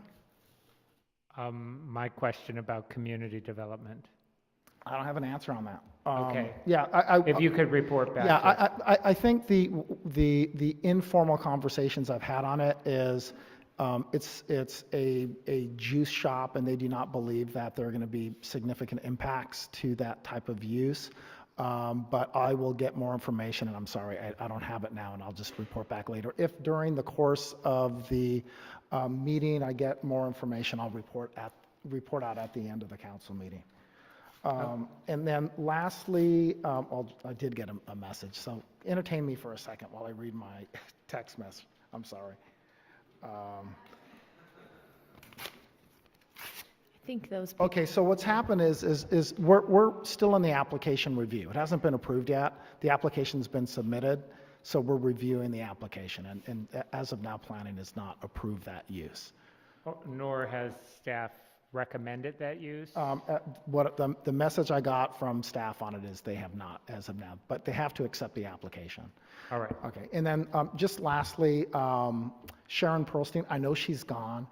She's been here every day that I've been here with the city of West Hollywood. It's been a long time. And for me, as I started as a peer and a colleague and then eventually became city manager, she's always been extremely reliable. And there's a number of people in West Hollywood. It's a unique place where you have high quality people. But when it came to that function and that division, it was just something you never had to worry about. I mean, she was a tremendous safety net. She's retiring from West Hollywood. She's moving to Las Vegas. She's not here tonight, and I asked Oscar if she was here tonight, and he said no, she's left the building. So just like Elvis. But anyway, she'll be greatly missed, and thank you for the special recognition for her tonight. Thank you, Paul. We'll now turn to the consent calendar. The consent calendar is a series of routine items that we approve with a single motion. Yvonne, what is the fiscal impact of our consent calendar as it's been amended? The fiscal impact with the addition of items 4C and 5A and the removal of items 2H, 2J, 2K, and 2U is $265,248 in expenditures, $8,514 in potential revenue, and $9,453 in waived fees. All right, there's a motion and a second, and please vote. And the consent calendar is approved. Thank you very much.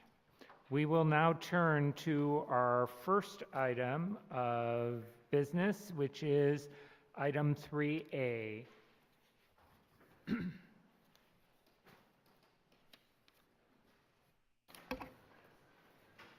This is Art on Construction Fence Program and Zone Text Amendment. Garen, are you doing the staff report? Yes, myself and Rebecca. Okay, this is a public hearing. How was the hearing noticed? The notice of public hearing was published in 2 local newspapers, a mailing was sent out, and the notice was posted in all of the city's legally required locations. Thank you. All right, Garen. All right, good evening, Mayor and council members. My name is Garen Serapian. I'm an associate planner with the Long Range and Mobility Planning Division with the city. I just want to start off with a brief background. In October of 2015, the City Council directed staff to draft a zone text amendment requiring temporary art installations on construction fencing for commercial projects and work with the Arts Division to develop an approval process for the artwork in the program. The original council staff report is found in attachment C of the staff report this evening. There are 2 components to this program, as I mentioned. The first is requiring the type of projects that would be required to install art on construction fencing, and that's the zone text amendment component of this staff report, and that was reviewed by our planning commission. The second is the art on construction fence program, which is how the art will be selected and approved, and that has been reviewed by the Arts and Cultural Affairs Commission. We have Rebecca Eman here from our Arts Division who will present the process for the program shortly. With respect to the zoning amendment, the proposed ordinance will require commercial development projects with 10,000 square feet or more of building area to install art on their construction fencing. These thresholds apply to construction fencing for fairly large commercial projects. For such projects, noticing for art on construction fencing will occur during planning entitlements and will be included as a condition of approval prior to the issuance of any building permits. With regards to signage, future occupancy signs, project renderings, name of architects, contractors, designers, financing institutions are already allowed in our code in chapter 19.34 in the West Hollywood Municipal Code, and this can be incorporated into the art on construction fencing. The proposed amendment was reviewed. Oops. Just briefly, the proposed amendment was reviewed by the Planning Commission during 2 separate public hearings. During the first public hearing on April 6th of 2017, the Commission voted to recommend denial of the proposed resolution. Staff brought back a resolution of denial to the Commission on June 1st of 2017. Based on requests from newly appointed commissioners, the Commission collectively voted to renotice a new public hearing at a future date to reconsider the amendment. The Commission ultimately voted to recommend approval of the proposed ordinance during the second public hearing on July 20th, 2017. The Commission requested staff to modify the draft ordinance to require construction fencing to be installed on all sides along the public right-of-way, not just the commercial sides as was originally proposed. One unintended consequence of this meant that art would be required to be installed on alleyways. Staff understands that the maker of the motion at the Planning Commission did not intend to require art to be installed along the alleyways. Alternative A in the staff report provides an option to exclude alleyways from this requirement if the council wishes to do so. I will now hand it over to Rebecca Eman to really quickly go through the art program. Good evening, council members. My name is Rebecca Eman. I'm the Public Art Coordinator in the Arts Division. The Art on Construction Fence program will operate under the city's mural program, but it will follow an expedited review process with the Arts Division staff. The application review process is detailed in the agenda, and this slide gives you a top-level view of the major review process components. First, the applicant must select an artist from the WeHo Muralist roster or submit a roster application in tandem with the Art on Construction Fence application. Then they will submit the Art on Construction Fence application online to include the proposed artist and artwork. The artwork must be installed on the fence within 5 days of the construction fence assembly. Arts Division staff will review the application using the review and evaluation criteria established by the Arts and Cultural Affairs Commission and will notify the applicant within 10 days with approval or request for changes to the application. Once the application is approved, the applicant must submit a zone clearance permit and pay the over-the-counter permit fee. The applicant will be asked to submit photographs of the completed artwork to staff and will be required to provide ongoing maintenance of the Art on Construction Fence project. This is a list of the review and evaluation criteria for temporary art projects, including the mural program and Art on Construction Fence program. Staff will utilize the same criteria in review of the applications for the Art on Construction Fence program, but we anticipate that each criterion may not be applicable to the Art on Construction Fence program. We thought it would be helpful to share successful examples of Art on Construction Fence projects. This project was designed by Los Angeles artist Jeff McFederich for the Walker Center in Minneapolis. It is a great example of activating a large space with eye-catching, non-commercial imagery. The fence forms a beautiful animation that both pedestrians and people passing by in cars can appreciate.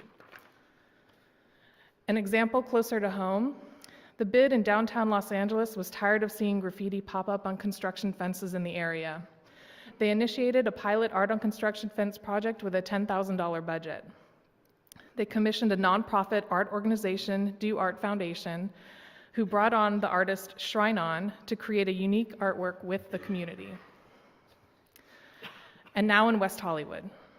There are 10 projects currently under construction in the city that would have been subject to the Art on Construction Fence program. The Art on Construction Fence Zone Text Amendment can offer relief to the community who is currently burdened by this urban blight. This project at 8120 Santa Monica Boulevard is the city's pilot Art on Construction Fence project. The artist team Yo Merrill was selected to create an original artwork to pay homage to the anniversary of Route 66. The project consists of 32 unique banners for the 684 feet of fence. For the initial installation, the artist worked directly with the fabricator. We have since replaced 3 signs due to wear and tear. The process was easy, and we were able to get new banners installed within a week of ordering. And a final example of a successful art on construction fence project that took place in the city. In 2015, Shake Shack brought Thomas Dambo's Happy Wall to the city, and it was reviewed and approved through the Arts and Cultural Affairs Commission Temporary Art Project Review. Shake Shack was well aware of the city's artistic energy and wanted to exhibit a creative and grand gesture on its exterior while the building was under renovation. Shake Shack also participated with a local PR agency to program the signs each week for the course of the exhibition. This program made a huge impact in the community, and people still talk about it today. Now, here, I'll turn it back over to Garen. Thank you, and that concludes our presentation. Any questions? Any questions? We do have speakers. Can the cost of this be part of the 1% in the arts that a building has to pay? Not currently as it's... Not currently, yes. Okay, thank you. Other questions? Thank you, Mayor. What if the developer has an artist who isn't on the city's list? The applicant can submit an application to the WeHo Muralist roster in tandem with their art on construction fence application. And it's my understanding that there's a consideration of an on-site advertising addition that's coming through from economic development that hasn't yet been considered part of this item. That would be a different component. I'm going to have Maribel talk about that. Great, thanks. Hi, good evening. That item is not seeking to allow commercial offsite advertising. It's only seeking to provide flexibility for temporary signage related to that space. So a coming soon sign by the tenant that's going to occupy the space would be one example. Or for a commercial real estate broker, we're looking at ways that we can allow a little bit more creative informational display of that information, only specific to that site. So it's not signage related to the business that's coming there? Yes, it could include that. It could include that. But there would be a tenant there. Okay, thank you. Other questions? We'll turn to the public speakers. Our first speaker is Mark Davis, to be followed by Scott Schmidt.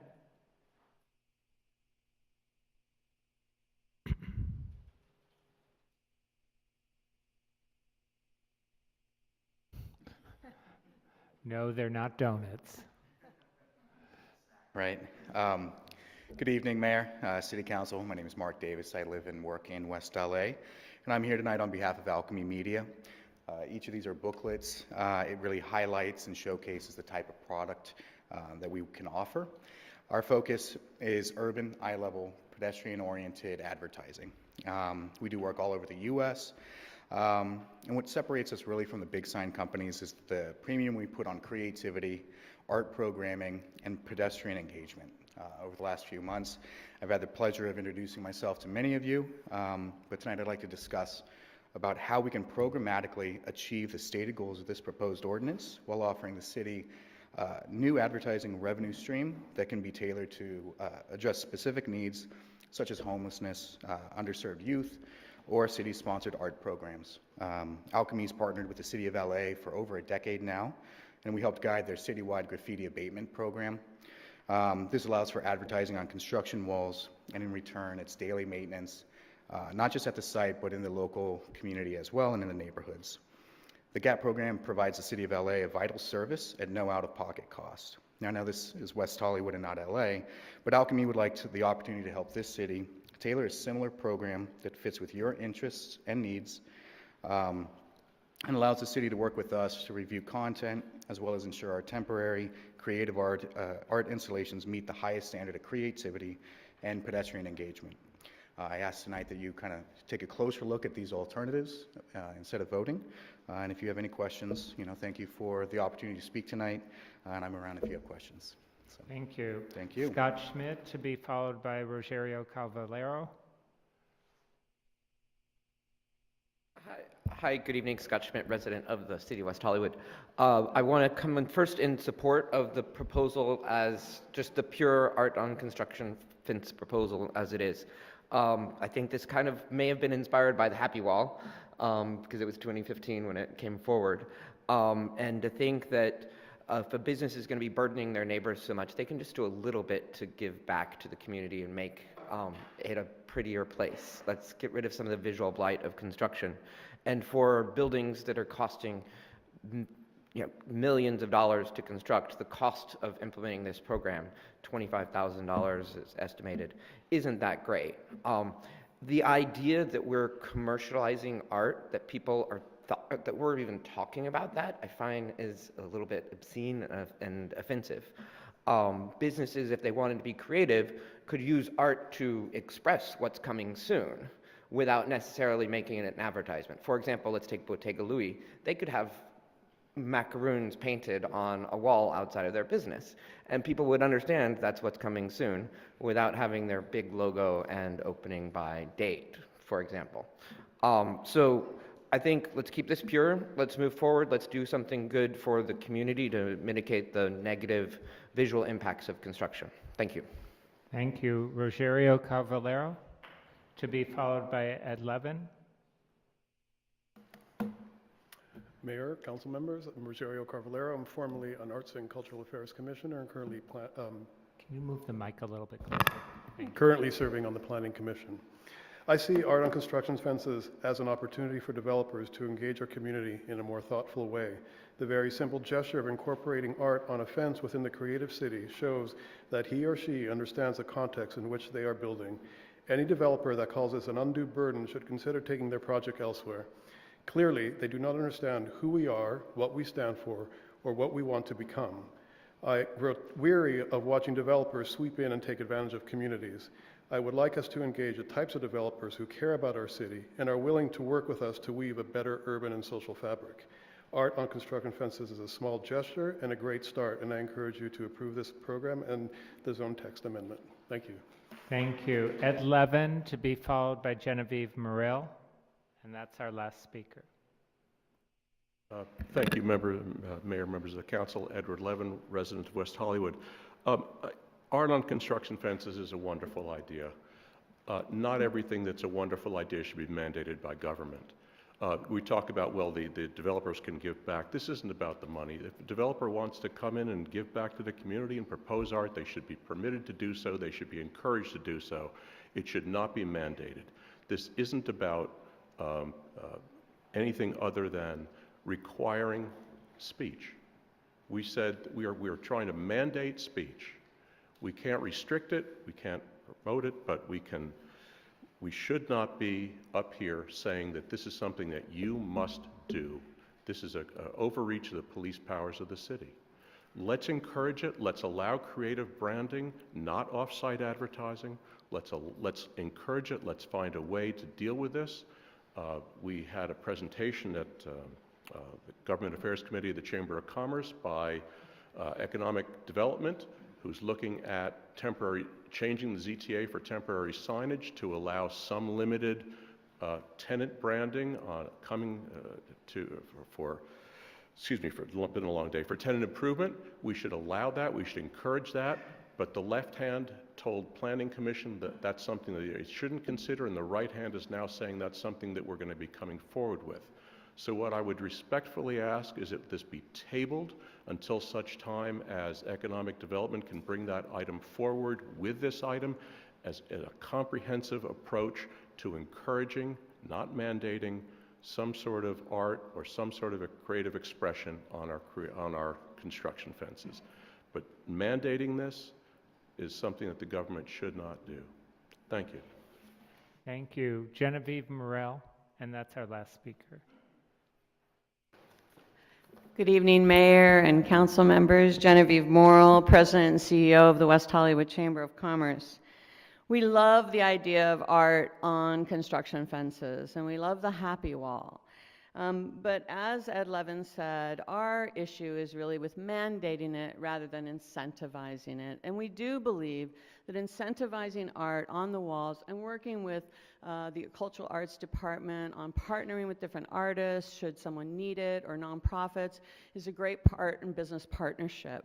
But to demand it or require to make it mandatory and not allow, it's great to have feet walking on as a great description of the happy feet walking along Route 66. But wouldn't it be great for those feet to be on wheels, moving into a parking garage or parking lot and showing what's coming soon there? I can't understand why a beautiful logo of Bottega Louis is considered horrible or commercialized. We live in wonderful commercial districts. Wouldn't it be great if we could promote what's coming soon and these fabulous things we have, like the library on the construction fence, which we're working with right now with the city on, to show the beautiful library that's being renovated, and the park, and all of those attributes. Why can't a commercial business do the same thing and promote that? And if you look at we may be, as they said, the first city to establish the requirement. We are not the first city to have art on construction fences. Many cities do this, encouraging people to put art on those walls in a way. And we believe that you will do that. Developers aren't calling it a burden. They're saying, please create a program that incites us to do it and encourages it, and not mandates and dictates, again, something mandatory that is sort of pushing freedom of speech and freedom of choice onto these businesses. We hope you will encourage rather than mandate. Thank you. Thank you. That's our last speaker. Any questions for staff? And anyone want to start the discussion? I have a question. Actually, I have a question for Mike Jenkins. So is this a freedom of speech issue? No. Thank you.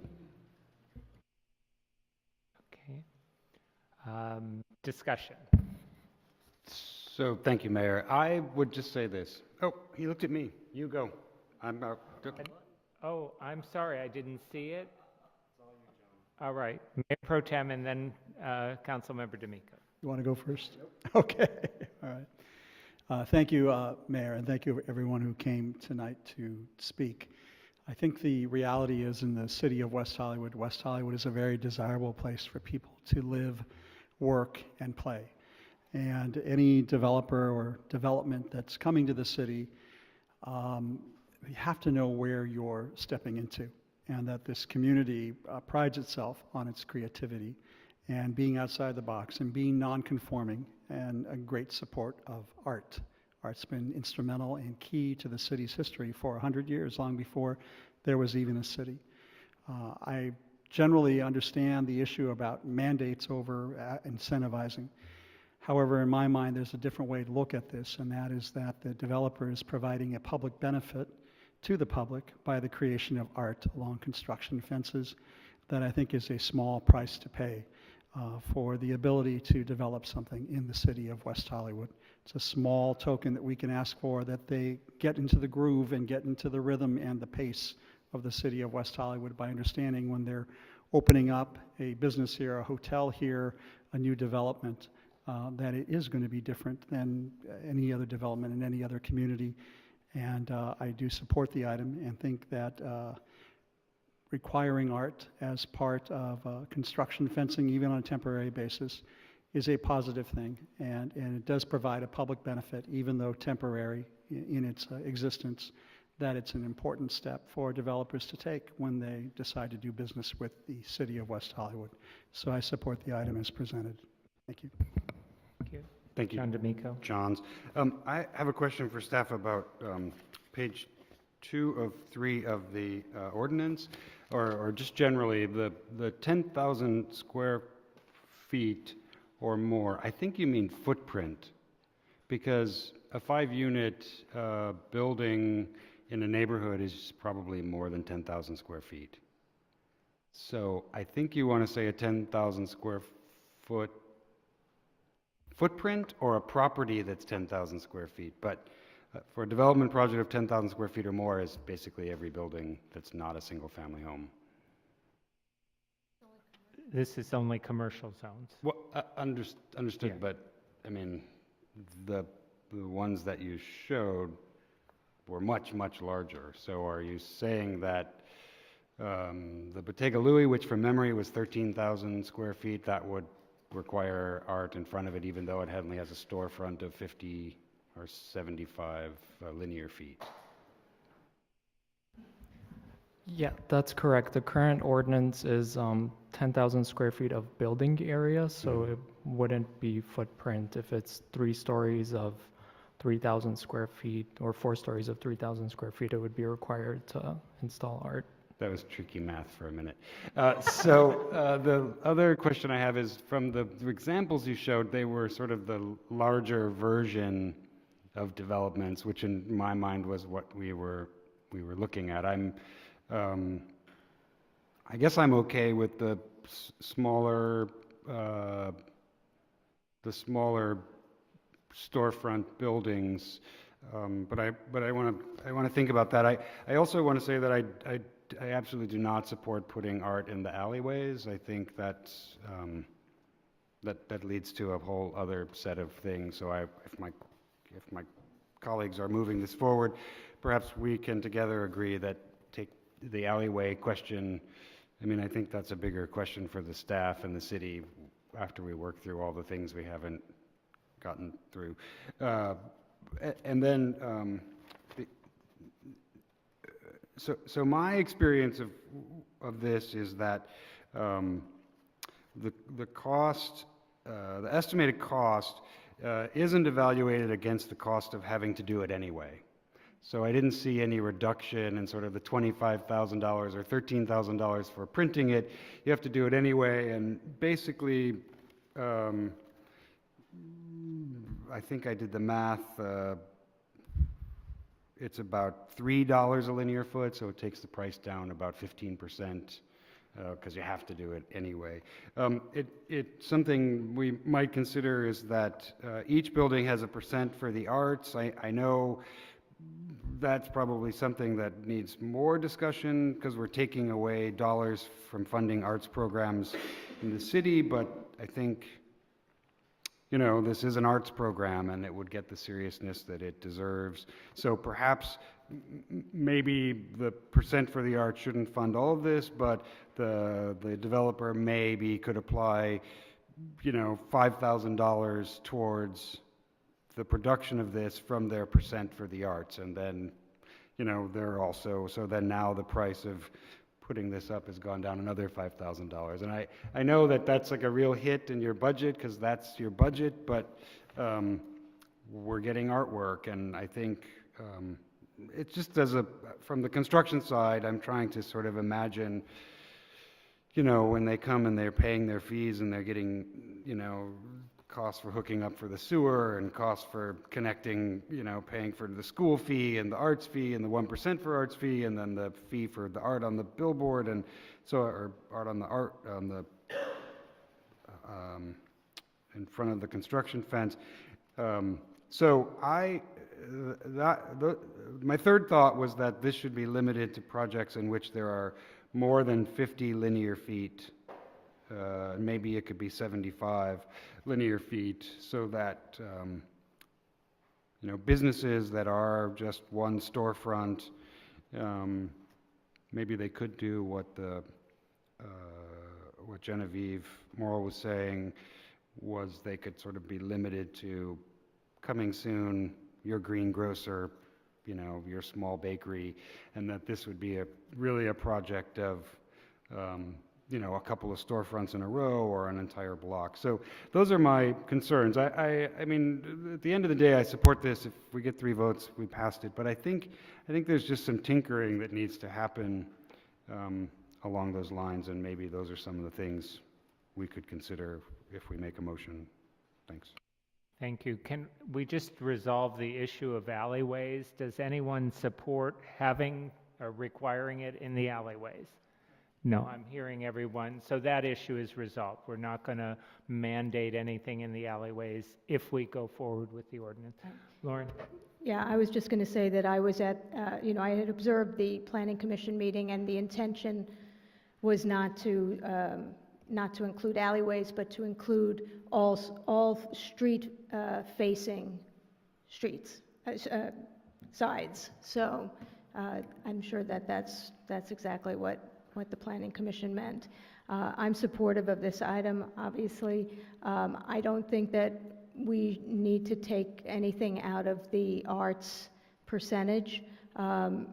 Something, you know, I would consider is the size, the linear feet of the storefront. If it's just a small storefront, I don't know what the average would be of a small storefront. Where about 50 feet. So maybe requiring it of larger than 50 feet. But otherwise, I'm supportive. I think that if developers wanted to have done this before, they would have brought it up, and we haven't seen any construction fence art except for Shake Shack, really. So, and that was actually after this item had passed. So, I'm very supportive of the item. Councilmember Horvath. Thank you, Mayor. I think the two examples that were given, the Happy Wall and then the shoes at Santa Monica and Crescent Heights, are two very different examples of art and construction fences. And so I think we just, you know, their art is, I suppose, always a matter of taste and in the eye of the beholder and all of that. But I think they evoke two different responses in my experience. And so I think making sure that we are considering all possible options. I know that this item is coming forward with potentially allowing on-site, and if you look at this one example of what on-site advertising can look like, it is art. It's not a big logo or, you know, flashing lights or something garish. It actually looks like street art, and sometimes you don't even know that it's actually advertising, which is what's cool about it. So I think I would rather see us consider more examples. I know we want to, prior to tonight's discussion, I knew there was a desire to move forward, and we don't want to wait for that other thing to come forward, even though they're very related. So I think I want to make sure we're not cutting off opportunities, knowing that that conversation is coming forward. And I also tend to agree that I think we can do this program without making it mandatory. There's art on construction fences in other cities. It's incentivized and it happens. And I don't think it needs to happen because it's mandatory. I think we want to open up the creative possibilities, not limit and mandate and dictate what creativity is. So that's sort of where I'm at. I just had a follow-up question. If an applicant wanted to go to a company like Alchemy to bring something forward to you, they could do that, right? They would go through that process of an artist that's not on the roster. Is that right? Not if it were for advertising, which I believe is what Alchemy is proposing. Right. No, I understand, but what Councilmember Horvath said was that they have some examples that are very artistic, and so if they wanted to do something that looked like art and maybe they had one example, I think, where they had the type of thing that you can put your phone to and hear music. I mean, that might be, you know, it might be acceptable. All I'm saying is it's something that this item would not preclude them from bringing something to you, but you would have to approve it if it was outside of the roster. Well, I think we need to clarify that if it is promoting a product, it would be advertising, and it is currently not allowed. So that's an issue that we need to talk about. We're correct on that? Yes. Okay. So thank you for bringing this forward. Thank you to the people who spoke tonight. I like the idea of art on construction fencing. I think it makes sense. It helps deal with the visual blight of construction. The questions for me are the questions that have already been raised, which is, what is the right size to require this? For some of the smaller projects, I'm not even sure they have fencing around the entire project, but to the extent they do, it's probably open half of the time as they're moving in and moving out. I'm not sure it makes sense to do it on the really small projects. On the bigger projects where there's more, there's likely more revenue involved in those projects and more resources, then I think it makes sense. I'm kind of ambivalent about a credit against the percentage for art. The percentage for art program is for permanent art in the construction, so I'm not sure I want to see that diminished in any way. I feel like, as Lindsay said, some of this advertisement which incorporates art is really art that incorporates advertisement, and I'm perfectly fine with that, and I think we should allow that. Some of the logos that we see out there are art, and we've seen that obviously with Warhol, with logos merging into art. It doesn't offend me, and I think a lot of residents actually get excited when they see the business that's going to come in. So I kind of like to do this in conjunction with permitting advertising of businesses that are coming to the location, so that there is an artwork that actually integrates the logo of the new business. So that's kind of where I'm at. Can we deal with the issue of the size of the construction? Is that something you have a recommendation now that you've heard the comments of the council? Yes, in terms of the size, we could increase that threshold to 20,000 square feet of building area or more, and additionally include a threshold of, and has a street-facing frontage of at least 50 feet. Okay, that's an option for us. Yes. Council, John D'Amico, you raised this first. Thank so- you. I think if we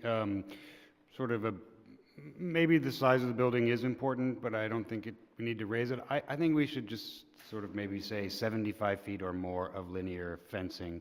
And I say that because one single storefront, by the time they get the fence up, we would hope they're 6 weeks from finishing. I mean, it's a storefront, but if it's two storefronts and they're building a second like that, so I would just say 10,000 square feet and 75 feet of fencing, and that would be my recommendation. Okay. Lauren, you're okay with that? The rest of the council okay with that? All right. And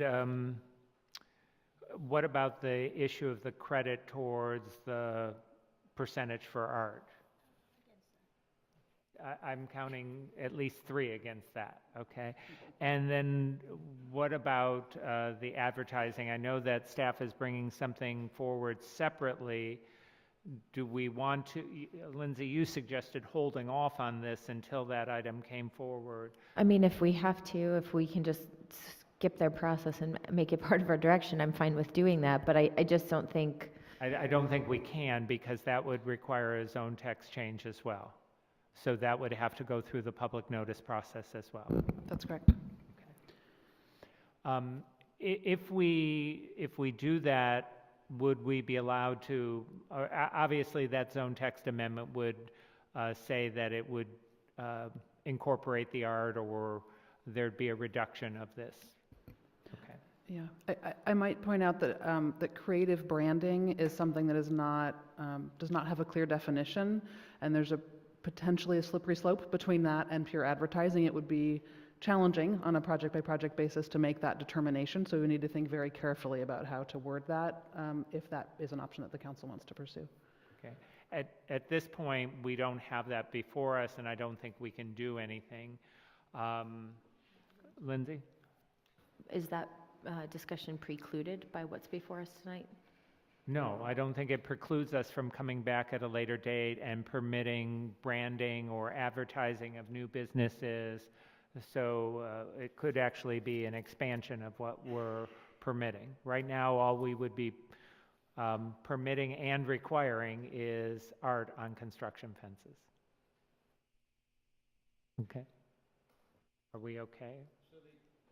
The other point that I raised was that, so if we had, say, 75 feet, or if there was 100 feet of linear fencing. The thing that I proposed was that this art on the construction fence would be at least 50% of the construction fence. And I only say that because, you know, the feet on the wall around Crescent Heights are quite nice, but I can also imagine a version in which someone has come up with an idea in which there's a background and then 50% of it is foreground. And so I hate to sort of just insist that the entire thing has to be covered with an artwork. And so I sort of want to ask Andrew to explain what I'm not able to explain, even though he has no idea what I'm asking for necessarily. But what I'm trying to say is maybe the art needs to cover at least 50% of the field. So you're saying that, I think it's sort of about negative space in some respects? Like this banner here. Yes, like yes. 60% of it has no art on it, it's just a white banner, but it has our logo. So what I'm trying to say is that I think we want to have this idea that there can be a figure-field relationship, and maybe some of it is just blank. I don't think that's an issue whatsoever.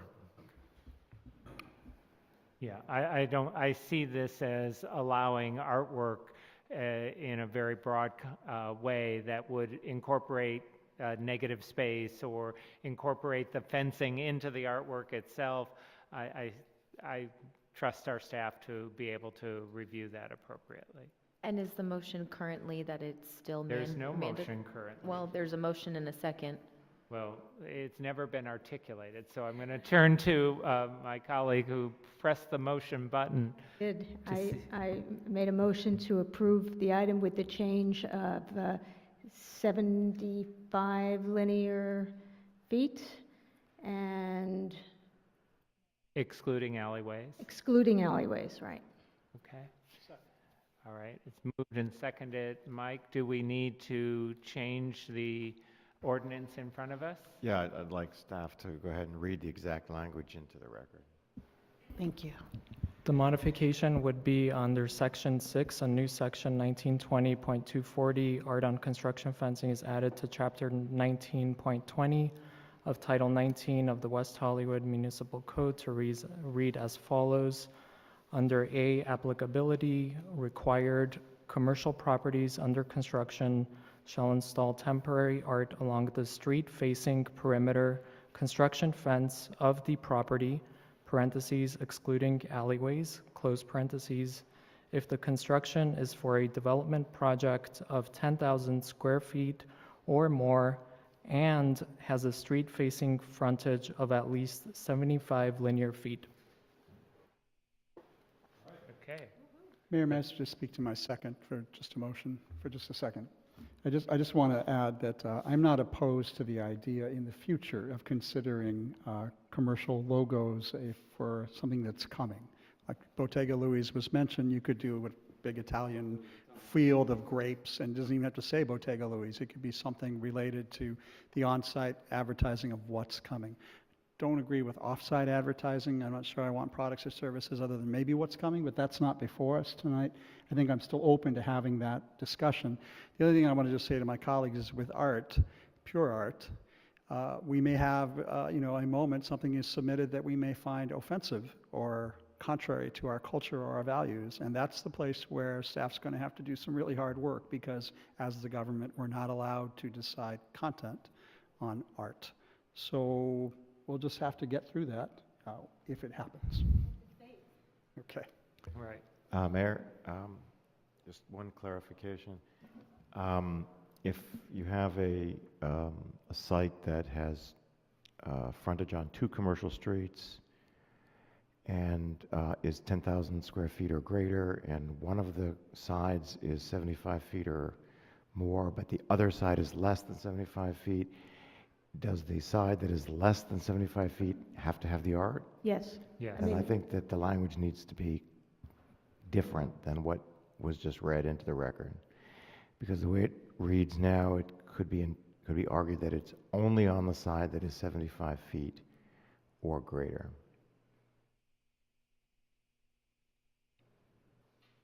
It sounds like we need the word cumulative in there and covering all construction fencing. I think what we're trying to say is if any of the commercial, street-facing,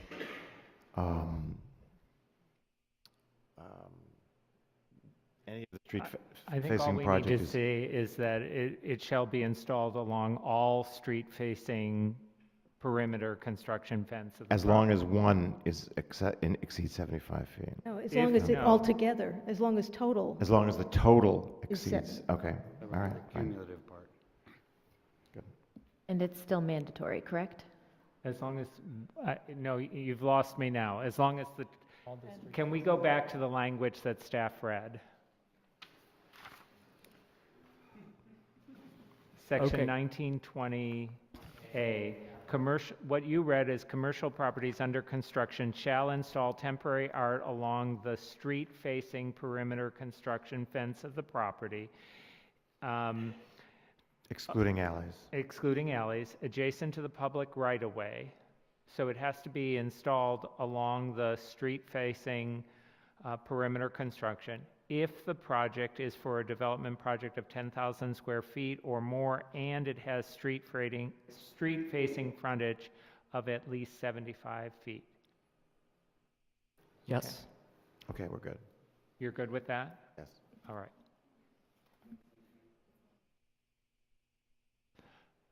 Are we ready to vote? Yes. Or take a break? No, we're ready to vote. All right. Let's go ahead and vote.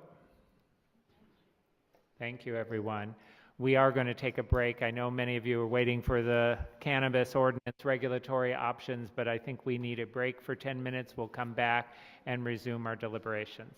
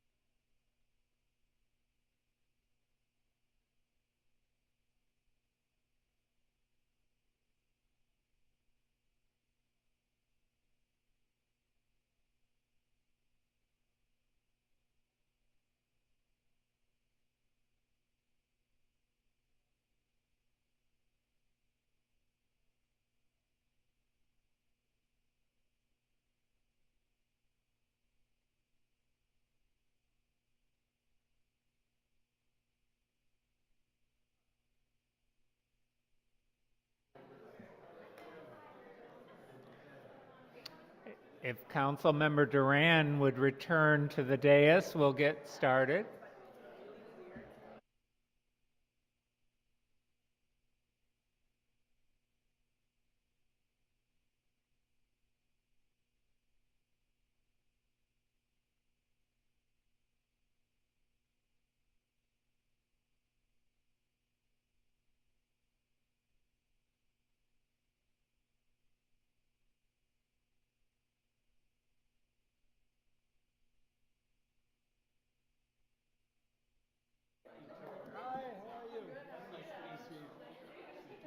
All right, I think we're all back.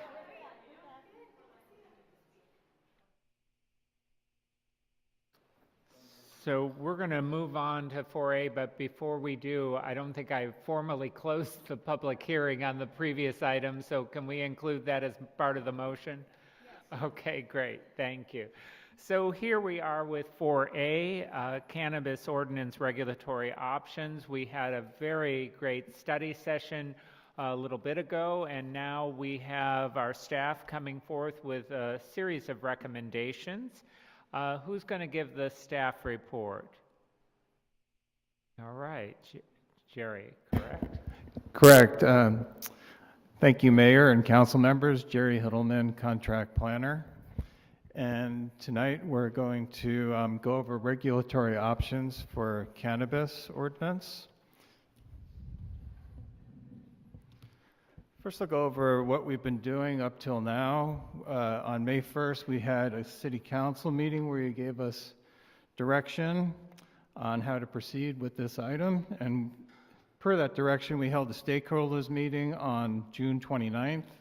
About 15 people attending, got some good input from the stakeholders. We came back on July 10th for a cannabis study session with experts from California and Colorado.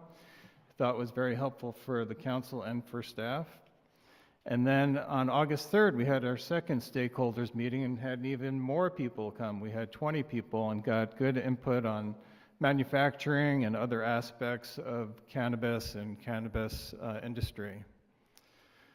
This is a list of the cannabis licenses that the state is going to allow. And as you can see, we have medical dispensary, adult use retail. They're going to allow consumption licenses, delivery, cultivation, distribution, micro-business, manufacturing, testing labs, and also temporary cannabis license. So we're using this as a guideline for our regulations as well. What we did is we set up the different license types with staff recommendations and then some alternatives. So as you can see, the first one we're looking at is the medical use, which there are 4 existing in the city today, and we're saying to continue that use, allow it by right in all commercial zones. However, to prohibit it in the CN1 zone, which is a lower density commercial type zone. It's typically found on Melrose south of Robertson, where you have the commercial right against the residential uses. So that's why we're saying to prohibit that one zone. It's just in a few small areas across the city, and will provide some protection for those residential neighbors. An alternative, of course, would be to allow it in the CN1 zone.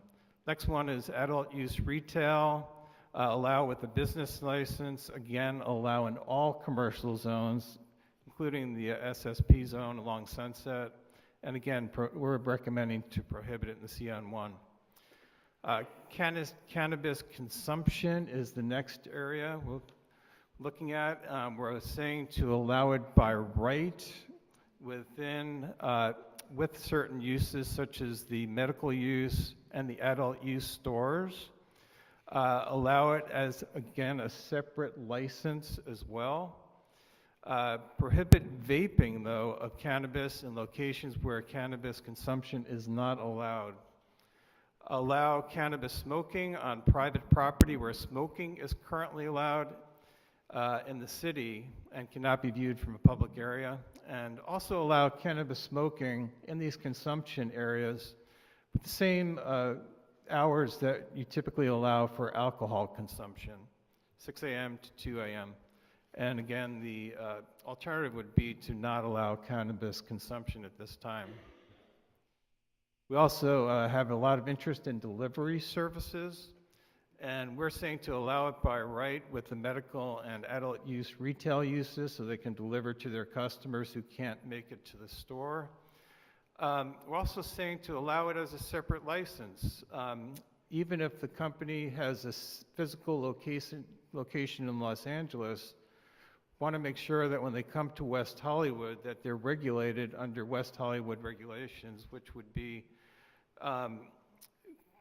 mainly safety regulations, have 2 people per vehicle, and limit it to other parking and security concerns. We have a lot of double parking issues, things like that.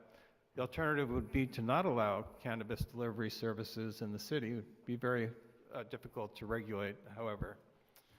Cannabis cultivation,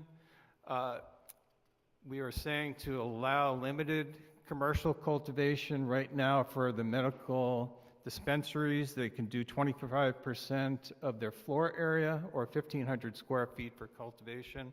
So it's a small percentage of their total use. Allow sale of cannabis seedlings, prohibit all commercial outdoor cultivation. We don't have the room for outdoor cultivation. And the alternative would be to prohibit all commercial indoor cultivation. Cannabis manufacturing came up a lot in our stakeholder meetings, and we're saying allow cannabis product infusion and non-volatile extraction as an ancillary use to medical or adult use business. Prohibit it as a separate use, though. We don't have the zoning or the probably the area to allow it as a separate use. And then prohibit cannabis volatile extraction due to safety concerns and the proximity of neighbors. And then the alternative would be to prohibit it outright. Cannabis testing labs are a use we want to welcome here to West Hollywood, and it can actually be allowed by right under the current zoning ordinance with a zone clearance, and then again prohibit it in the CN1 zone. And then the other option or alternative would be to actually require a business license for this use. But again, it is allowed by right. You're allowed to do testing labs for this use and other uses in the city. Do have some recommendations on the number of allowable licenses, and we are saying to limit it to 4 medical dispensaries that are currently existing, 6 adult use licenses, and I'll go into this in more detail on the next slide, and 4 consumption-only licenses. The alternatives, as you probably heard us discuss before, is to require a different limit. These are just suggestions, so we're not saying this is set in concrete. We could look at different limits, plus or minus. Allow market constraints to apply, resulting in an unknown amount of cannabis businesses. I think this was tried in Denver, as we heard, and they had to rein that in a bit. Require the following distancing requirements. If we had a distance of 600 feet between cannabis uses, that would result in approximately 32 businesses. And if we require 1,000 feet between the businesses, we could end up with approximately 16 cannabis-related businesses. A little more detail on the number of cannabis licenses we're recommending. For 4 medical dispensaries, we're saying to keep those as medical for privacy reasons. Patients can obtain more private care and service without being mixed in with the adult use. 6 adult use licenses would allow sale and consumption in 1 location. And then we're throwing out an option to have 2 locations, 1 adult use retail, and then under the same license do a consumption lounge. And then the last one would be 4 consumption licenses, And this is based on feedback from the business community and the council, and this will help promote tourism and economic development. This would be purely a consumption lounge. We're not recommending the distancing requirements because of the logistical difficulties in the application process. Basically, you'll see as we show how the application process works, some applicants would not know where they want to locate, and they wouldn't know how far they'd be from other cannabis uses. So it's almost impossible to tell if you're going to be 600 feet or 1,000 feet away from another business. And it's turning out to be a little bit difficult to get those leases for cannabis-related properties. And then potential benefits, maybe there would be some concentration of cannabis businesses, which is good for some retail businesses. We do have the license approval criteria. As you heard in the study session, we're looking at a merit-based system. That's what we're recommending with various criteria. So we'd award a certain amount of points, as you can see, for the 4 existing medical cannabis collectives. Previous cannabis, medical, and/or retail use experience would be another criteria. Quality of the product, technical abilities, their security program, proof of financial stability, and they're also considered concurrently on the cannabis license waiting list. And these are just some examples. We'll take suggestions from the council on what to add or subtract to this list.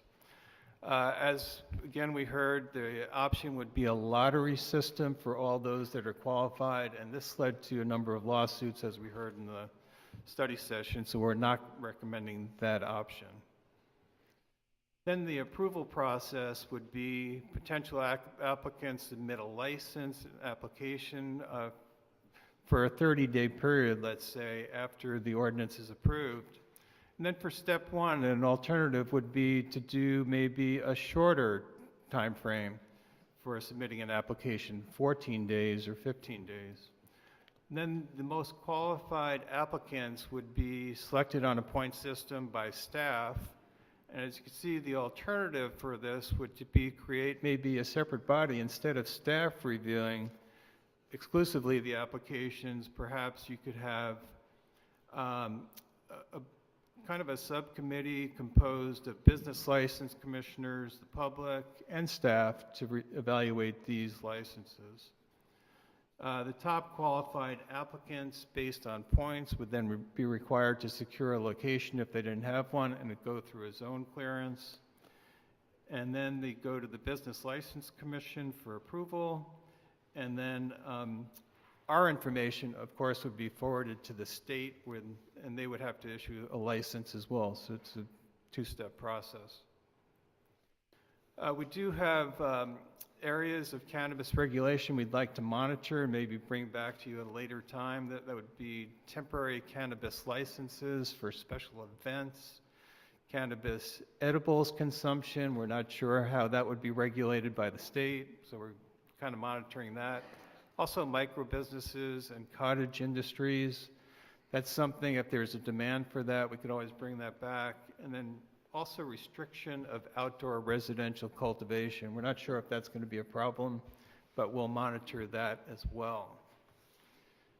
At this point, I'd like to hand the presentation over to Jackie, who will talk about Colorado.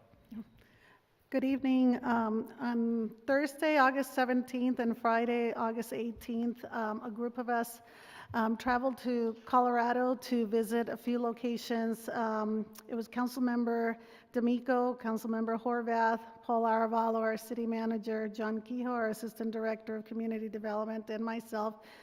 We had the opportunity to visit 3 different types of businesses, a retail store, a testing lab, and a manufacturing facility. We met with representatives from all 3 businesses and had an opportunity to learn about their operations, the opportunities that we can consider for the city of West Hollywood, as well as some, learning experiences as, that they encounter when they were implementing their operations in Colorado. And all three of these uses have been presented to you for consideration this evening. The only caveat is in manufacturing. The site that we visited, it conducts both volatile extraction as well as infusion. It was a very large site, 22,000 square feet, which isn't likely a suitable type of operation for West Hollywood. But infusion, as we all have discussed, would be a viable and suitable use for the city of West Hollywood.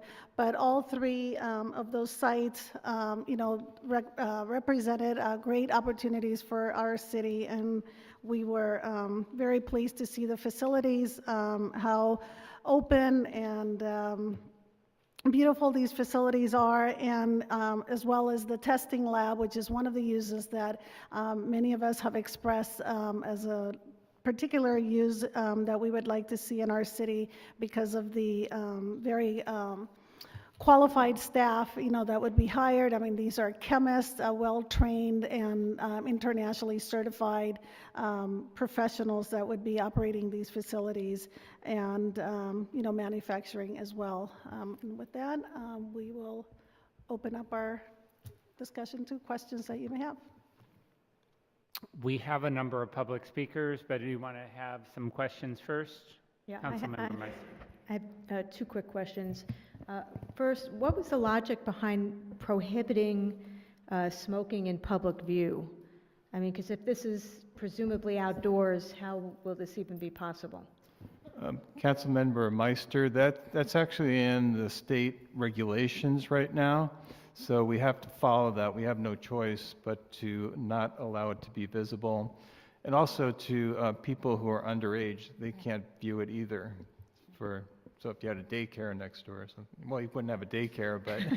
Well, you don't know. Yeah, that's not allowed either. It's 600 feet from daycare, so...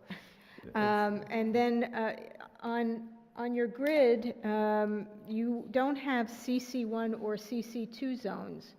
Is there a reason they were excluded? You have CN2, CA, and CR, and SSP. That would just be for example. Those were just examples. Those would be allowed as well. So we're not excluding CC1 or CC2? No. Okay, thank you. Okay, other questions, or should I turn to the public speakers? All right, we have a number of speakers. Jason Beck, to be followed by Rod Renfrew.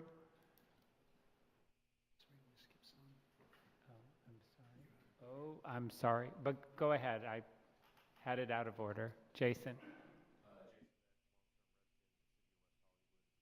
Medical cannabis dispensary operator, and I've been with you guys since 2004. I definitely believe that the 4 existing medical cannabis dispensaries in West Hollywood definitely should get some type of preferential treatment as far as making sure that we're able to adapt into the adult use market. After all, we have been fighting this drug war with you guys for a number of years. John D'Amico, you mentioned earlier tonight that the Olympics are 10 years away. A little over 10 and a half years ago, we were sitting here in the same room creating the medical cannabis ordinance that we all are dealing with still today. And so we have been here for the long run.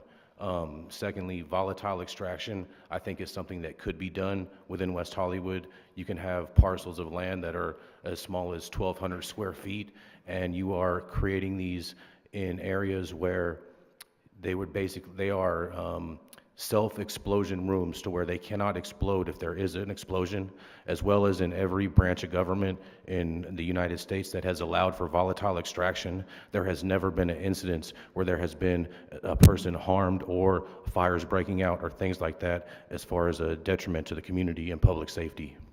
I'm very supportive. I think this is probably one of the best staff reports that I've seen come out of the city of West Hollywood in a while pertaining to this.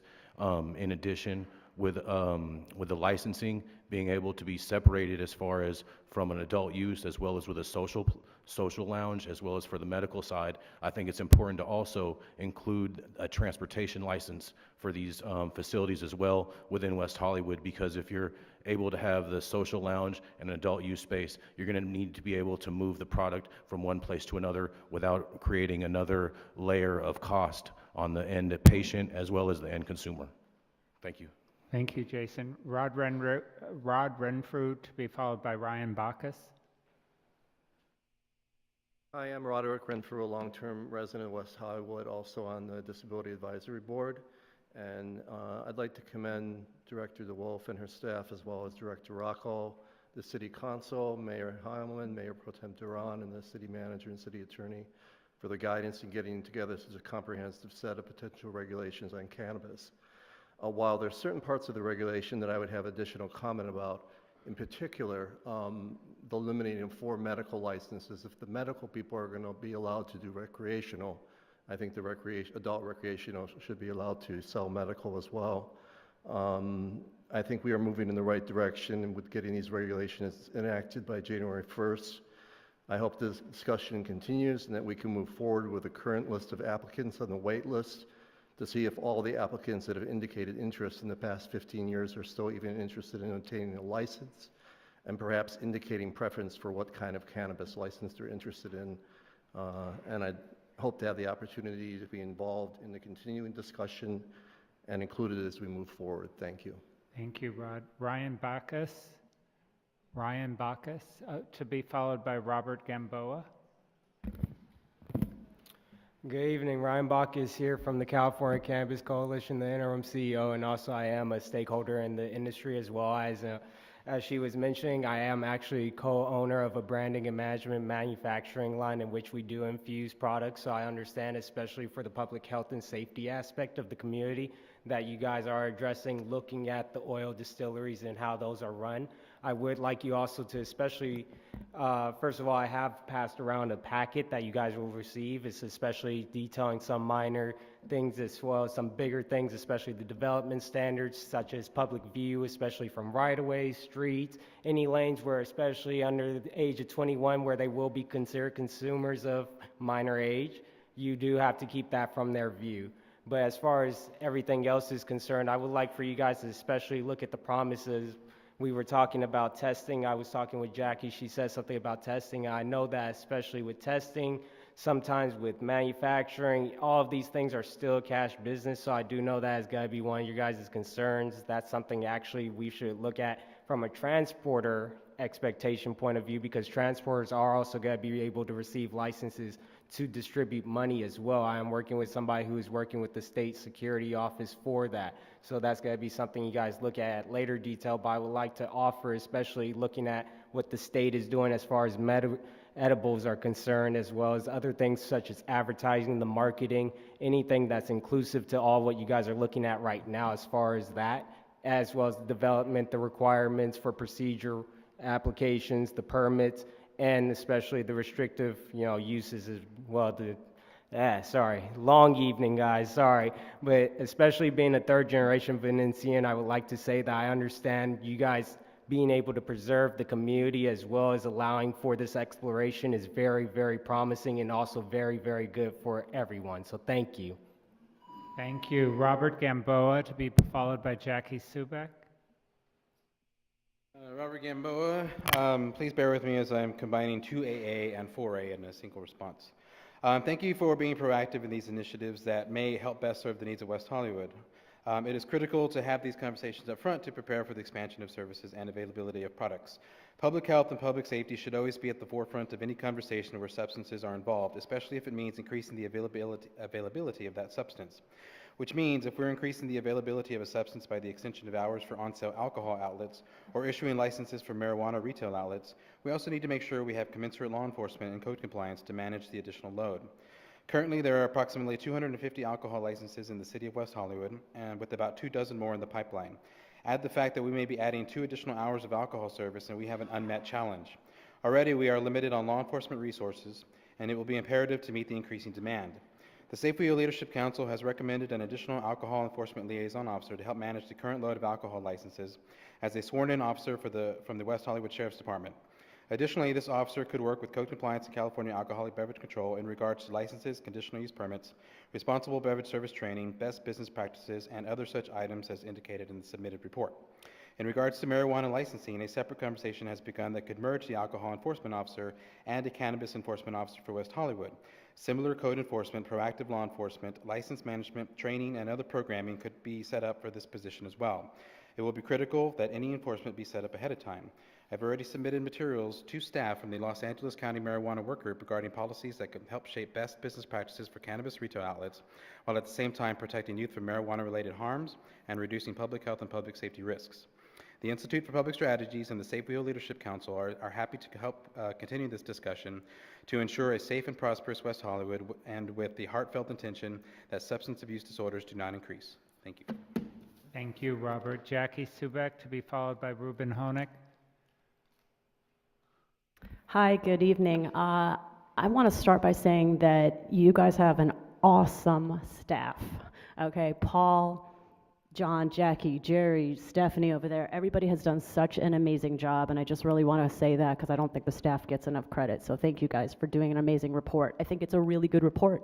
I think you guys have a lot to work with here, and I think that most of us in the room that have helped contribute to it feel like it's a really good framework. So good on you guys. I do want to say one note about, I definitely do not support in any way, shape, or form restrictions on outdoor personal grow. I know it's going to be a little bit of a challenge in the city, but I just want to say that the state has given us the right to have personal grow. We would like to be able to do that, and it's difficult sometimes in multi-family unit dwellings and things like that. So just keeping that open. Finally, equity. As Councilmember Horvath has talked to us tonight about equality, the city has been through a lot with equality. I would suggest that with the merit-based system, which I really like, that you consider adding a social equity part to it.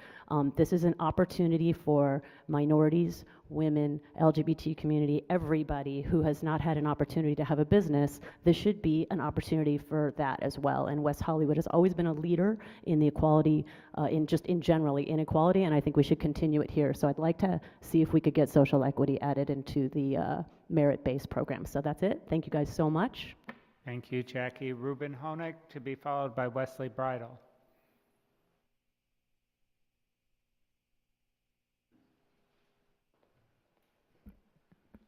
Good evening, Honorable Mayor and council members and staff. Thank you so much for all the work that you're doing on this issue. You guys are really, I've worked with multiple cities and primarily in the city of Los Angeles, and this is, by far not only the most progressive, but the most thorough job that I've seen so far. So thank you for all your work that you've done with that, and thank you for your commitment to lab testing. Lab testing is really something that is overlooked in the industry, and it fundamentally is the backbone of the industry, and many cities don't pay attention to it, and thank you for paying attention to that and looking to cite really great labs in the city of West Hollywood. I wanted to speak a little more about delivery this evening, and just to maybe get some clarification or talk about delivery service originating in the city of West Hollywood. Not only is it a great source of tax revenue, which I know is not the issue, but the issue is public safety. And there are many delivery services already operating in the city of West Hollywood. Many of them want to be regulated, and many of them do not want to be regulated. This has been a taboo topic in the past because there has not been clarity from the state in terms of a license type and clear regulations, and the state will be coming out with clear regulations, hopefully sooner rather than later, but probably towards November with the emergency regulations with the merged programs for adult use and medical. But it's important not only for the sick, for the infirm, for the elderly that rely upon delivery services.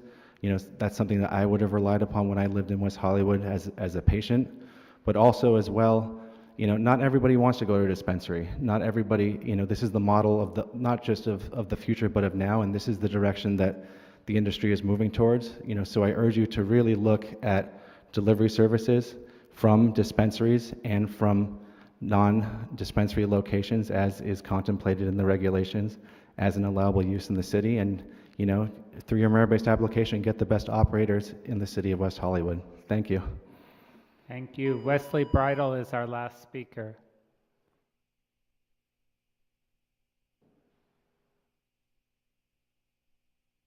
you, Mayor Heilman and City Council members. I want to thank city staff. It was a great report.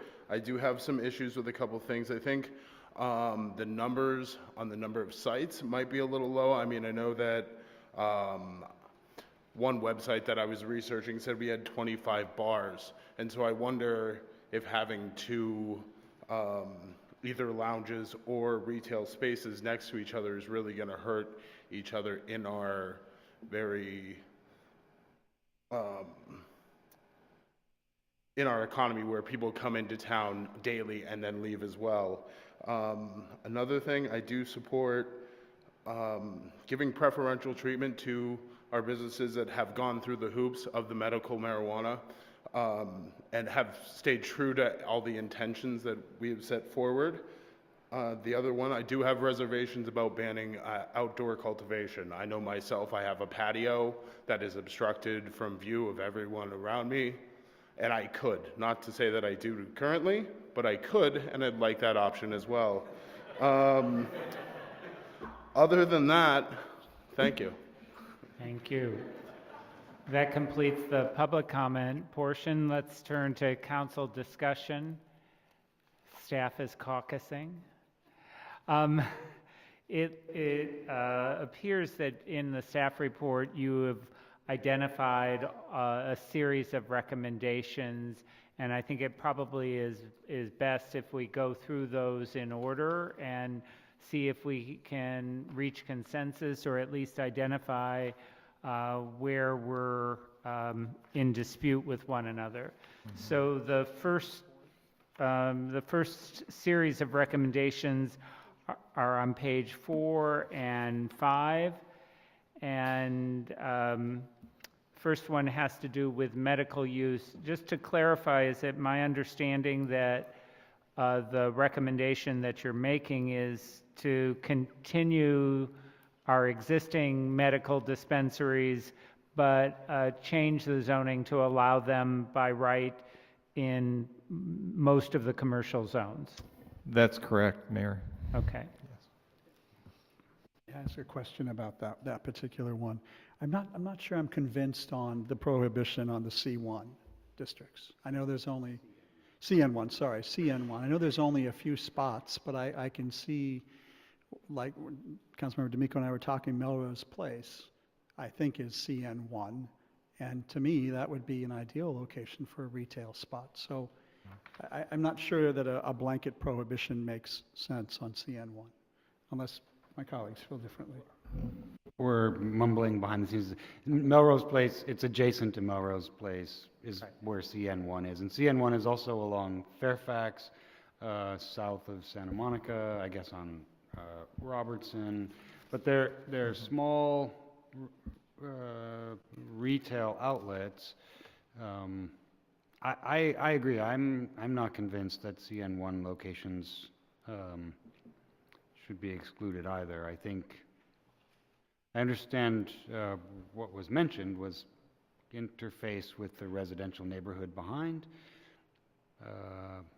but again, I'm not sure what that means. So maybe we should ask staff for clarification why that recommendation. Mayor and council members, it's basically we heard from, I think, the council at one of the other meetings that maybe at some point we needed a buffer between some of the cannabis uses and the residential, and this is the zone where the cannabis uses or the commercial zoning is very close to the residential, and it's geared more towards small-scale commercial. It's not to say you couldn't have a small retail shop or something along those lines, but I mean, I think that buffer makes sense for consumption lounges or consumption licenses, but for small retail or even a testing site, I'm not sure that the blanket prohibition necessarily applies. This is only for medical use dispensaries that you're talking about right now. Right now, but I know the next one is adult use retail, which is right underneath it with the same prohibition. Yeah. We have heard, just on that particular note, we have heard from some existing residents who live right behind the medical dispensaries about the impacts that they've experienced living right behind one. So I mean, obviously, we have residents who are upset about a juice outlet being opened up close to their residential neighborhood. I'm sure they wouldn't be thrilled with having this kind of dispensary opened up in their neighborhood. But some of this is irrational fear, and that's what I guess I want to get to ultimately on a lot of these cannabis issues. There's still some irrational fear about its use and distribution, and I want to make sure that we're separating fact from fear. If people are simply there to make a purchase, retail, or pick up some medication, I don't see how that's particularly threatening to people who live next door. And so I understand the fear of it, but it doesn't appear to be a real fear. The consumption lounge, I think, is different. But the retail and medical use, I don't see as any different. And if we are going to really dig into this, I would say that along Melrose Avenue, I think there should be shops allowed. Perhaps maybe on Fairfax, which the residents on Orange Grove are behind that, but I just can't imagine someone opening a pot shop next to Dash and being able to afford $10 or $12 a square foot or whatever it costs now, running a riot house. I mean, they're going to be, I would imagine, running a business that's commensurate with the cost of running a business there. So I agree with my colleague that I don't want us to get sort of making up stories about people's unhappiness, which is countered with, we have Jeff Aubel, who deals with people's unhappiness. And so if we're going to have, 6 new businesses in a 1.9 square mile city, I don't know how likely it is we would have one there anyway. And if we did, he would knock on their door and say, you need to figure this out. And it would be figured out. So I'm sort of with Councilmember Duran on this one particular piece. So we have at least 2 council members who might want to allow this in the CN1 zone. I'm not sure if the rest of the council is willing to go along with that. So that may be an issue that we need a little bit more discussion on. Yeah, well, I was just going to say that the CN1 zone is literally across the street from the CN2 zone, and people are going to cross the street, so what's the difference, really? I mean, if it's retail and not consumption, then you're not going to have, I mean, I don't see the difference. I mean, they're going to be either across the street or they're going to be on that side of the street. And also we have dispensaries on Santa Monica Boulevard where there's just an alley in between them and the residential, as we've seen people talking about it. So I'm just wondering if any of the CN1 zones are ones where there really is no alley between the residential and the commercial. That might affect my decision-making here. The only place where I noticed that there's no alley is along the west side of Robertson. Okay. South of Melrose. So that's CN1? Yes. Okay. That would be one place. We can delve into this more and come back with more information when we bring the ordinance forward also. So we've kind of talked about 1 and 2. Do people have other comments on 1 and 2? Okay, so it seems like you're in the right direction there. Number 3, cannabis consumption. And now that was a topic that I think there may be some questions about. Lauren, I see you have notes on 3, so. then we get back to the issue, I'm not going to say problem, the issue of if we allow it on CN1, for example, because there isn't consumption, then if we're allowing consumption, I guess it will just be based on zone. Right. So, so you might want to limit consumption in certain of the commercial zones. Correct, and that's where the CN1 might make more sense, like you were saying. I had a question about allowing consumption in the medical dispensaries. I mean, in the, the adult use dispensary or retail or lounge, whatever we're creating, that seems to make sense. But if somebody's getting, like when I go to the pharmacy, I don't usually take the medication right there.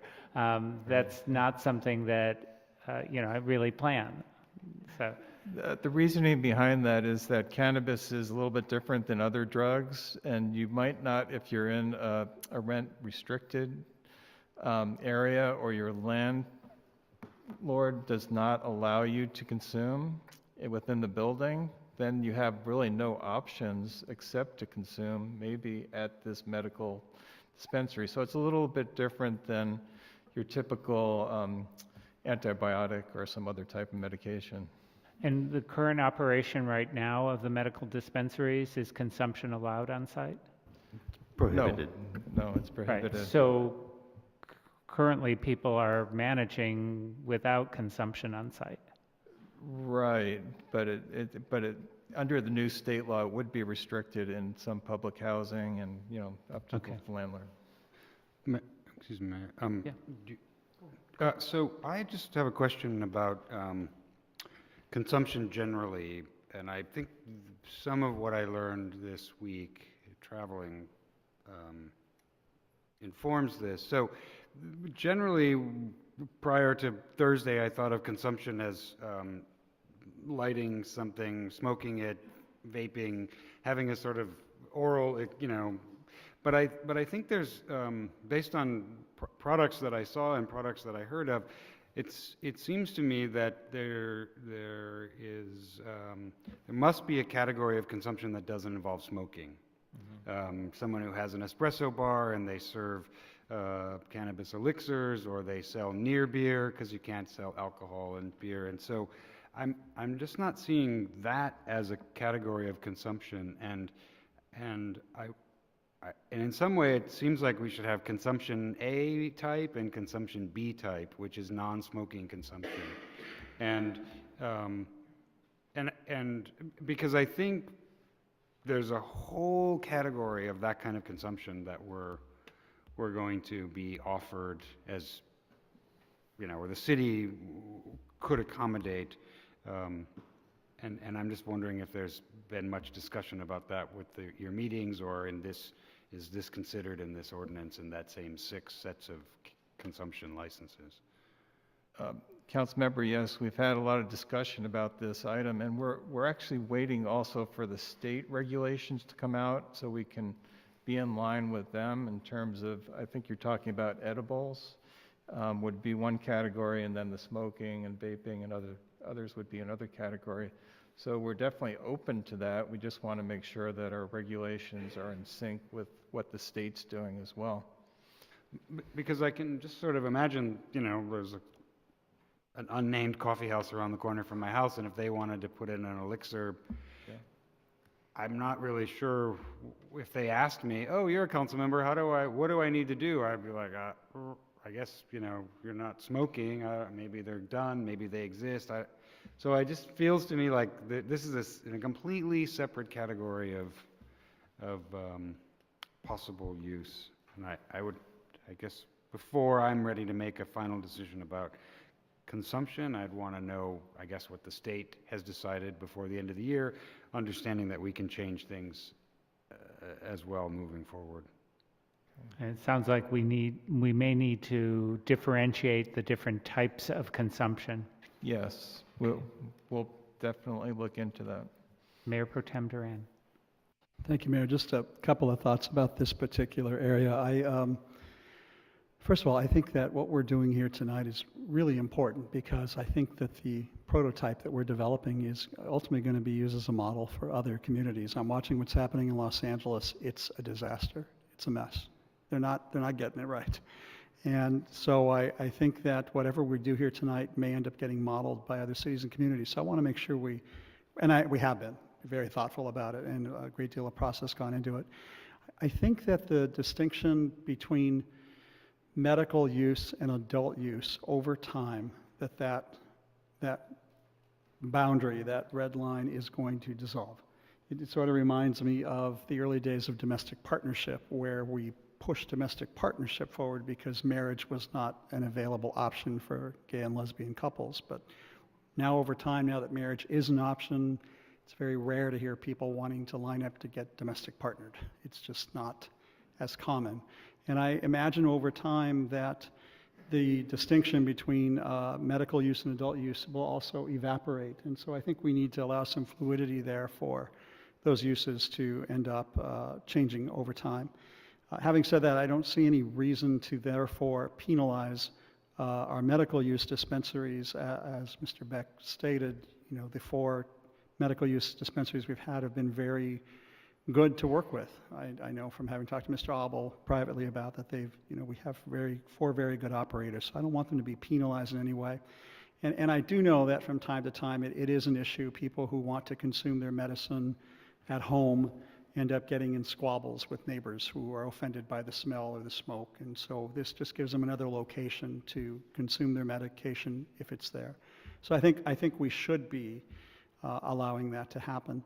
The last big issue to me is I can foresee some of our hotels, those that are currently in place or those in development, wanting to possibly have a consumption lounge on site. I mean, the Rock and Roll Hyatt has kind of been a consumption lounge historically anyway. I mean, that's how televisions get thrown off balconies down onto the Strip. But now if the hotels are looking at possibly creating a consumption lounge as part of their business model, I wouldn't want them to take away from another possible model where somebody would just set up an individual site for consumption where you could have your brownies or your elixirs or your vaping or your smoking and maybe ice cream and cookies. I don't know what they're going to come up with, but I wouldn't want to have the hotels grab all 4 of the potential uses to the exclusion of smaller entrepreneurs who want to do something that's not attached to an existing hotel use, for example. So I don't know if we need to consider a separate licensing or operation for the big hotels. Obviously, the big hotels would probably do better on a merit-based scoring because they're going to have the resources and the capital and the history with the community that I'd hate to see them take all the consumption license to the exclusion of individual entrepreneurs who might want to try something a little smaller scale. So I don't know how we address that per se, but I want to see if we can have some flexibility on that so that we can encourage either of those models in the future. You're getting a little ahead of us because we're going to deal with the number when we get to pages 6 and 7. We do want to just say that one of the issues that we're still having to deal with is if you have an alcohol license, you're not allowed to have a cannabis license under the state. And so the hotels, we still have to figure that out because some of the hotels, the license is in the hotel name. So we have to figure out, can somebody else locate in the hotel and have a cannabis license? So that's not quite clear yet, but we're trying to follow up on that. Councilmember, Jeff? And I also might like to add that the current smoking laws, state smoking laws, come into effect when it comes to actually smoking marijuana or cannabis. Vaping, edibles, that's not covered, but if you light any type of weed with an ignition, that is not allowed in a workplace. So any indoor smoking is prohibited. Outdoor lounges, outdoor air smoking areas possibly would be allowed. So a hotel rooftop or a hotel patio might be a possibility. Correct. But actually, if the medical dispensary currently had wanted to allow smoking inside, they would not be able to do that. They would only be able to have vaping because the current smoking laws go into effect there. Councilmember Meister. Yeah, so on that note, I was just going to ask if consumption should be held to the same standards as we have our smoking tobacco. Yes, if you want to have a license for smoking tobacco, you'd have to have the outdoor area, and then you have to be a nightclub and all of those other things. So it's just something to think about. So that dealt with cannabis consumption, cannabis delivery services. Any comments or questions on this? I have a question on enforcement. So I guess it's for Mr. Abel. I'm sorry, was somebody else's hand up? Sorry. We're on number 4. All right. On the issue of enforcement, because we're 1.9 square miles surrounded by Beverly Hills and Los Angeles, I don't know how we would regulate or enforce the licensing of people who are driving through the city of West Hollywood. So I'm just curious how we would do out-of-city monitor or checking to make sure that delivery services or drivers are actually licensed in the city. Driving through the city, we would not be able to actually license. We would only be able to regulate for the destination, the final destination is within the city of West Hollywood. So if somebody's double parked on Havenhurst in West Hollywood, then we'd have a code enforcement officer just go up to make sure that that delivery person actually has a license to be delivering? Correct. We would actually look at, obviously we First can't. cite them for double parking and then we tow check their it. vehicle. Well, that's the reason we spoke about having 2 people in the vehicle. One could make the delivery go inside, one could move the vehicle and wait until they come back out. So, but we would be able to enforce it. Obviously, we can't be everywhere at once, but we will be able to enforce it when we do see it, say that's a no-no. And is there any contemplation about having, because of the impact of traffic and parking, would the tax just be the general sales tax, or would there be a fee or a tax on the distribution? Or have we even got to that part yet? We've not gotten there yet. Okay. Other comments on delivery? I agree with Mayor Pro Tem Duran in terms of the ability to enforce. I have questions around that. I think it's sort of potentially like short-term rentals where we have so much happening online that we can't control. But that does concern me. And I mean, I can appreciate a medical, someone who's homebound due to medical circumstances needing a delivery service. And so potentially our medical use dispensaries having delivery services first, if we're going to pilot something, that makes sense to me. But I don't know that we're going to have the ability to enforce, so it might be a moot question. But that to me is where the need is for delivery. Councilmember Durant, Mayor Pro Tem. I'm sorry, I have another question on delivery and distribution. So, Capital Drugs delivers my pharmaceuticals to my home because, not that I'm homebound, I'm just too lazy to go there. So I just like to have them delivered to my home. But they don't require a signature. They just slide my medicine under the door. Are we contemplating that if there's delivery, there has to be someone over 21 there to receive it? Or can it just be dropped off with the building manager? Or if the person isn't home, can a neighbor accept it? Or are those the sort of things we need to flesh out a bit? If it were medical marijuana, it would be 18 or even younger if it's they have a prescription and the parents have permission. Delivery for recreational is 21 and over. So I think it's just like alcohol delivery. It would be incumbent upon the driver, the delivery person, to check the ID of the individual that's receiving the. So there has to be somebody there to receive it. It cannot just be dropped off at a home. That's correct. I think the more pressing question you have for us is, do we want to allow delivery? Then the details of the regulation we can get into later. I think delivery makes sense. I'm not opposed to it. I had a question about why would we allow Los Angeles businesses to deliver in West Hollywood, but given the fact that most people don't know our borders, I understand. But I would like to make sure they're licensed, even if it is difficult to enforce. At least then we can say, here are the regulations that you have to follow when you're delivering cannabis in the city of West Hollywood, whether you're a West Hollywood-based business or you're located someplace else. These are the requirements that we impose on delivery services. Cannabis cultivation. Before we get into the discussion, I had one question. What you're prohibiting here is commercial outdoor cultivation. So presumably, Wesley, if he were to use his enclosed patio area, which he assures us that he is not doing, if he were to use it, it would presumably be for his own personal use and not for commercial consumption. That's correct. Okay. I just wanted to clarify that. All right. questions or comments about this section?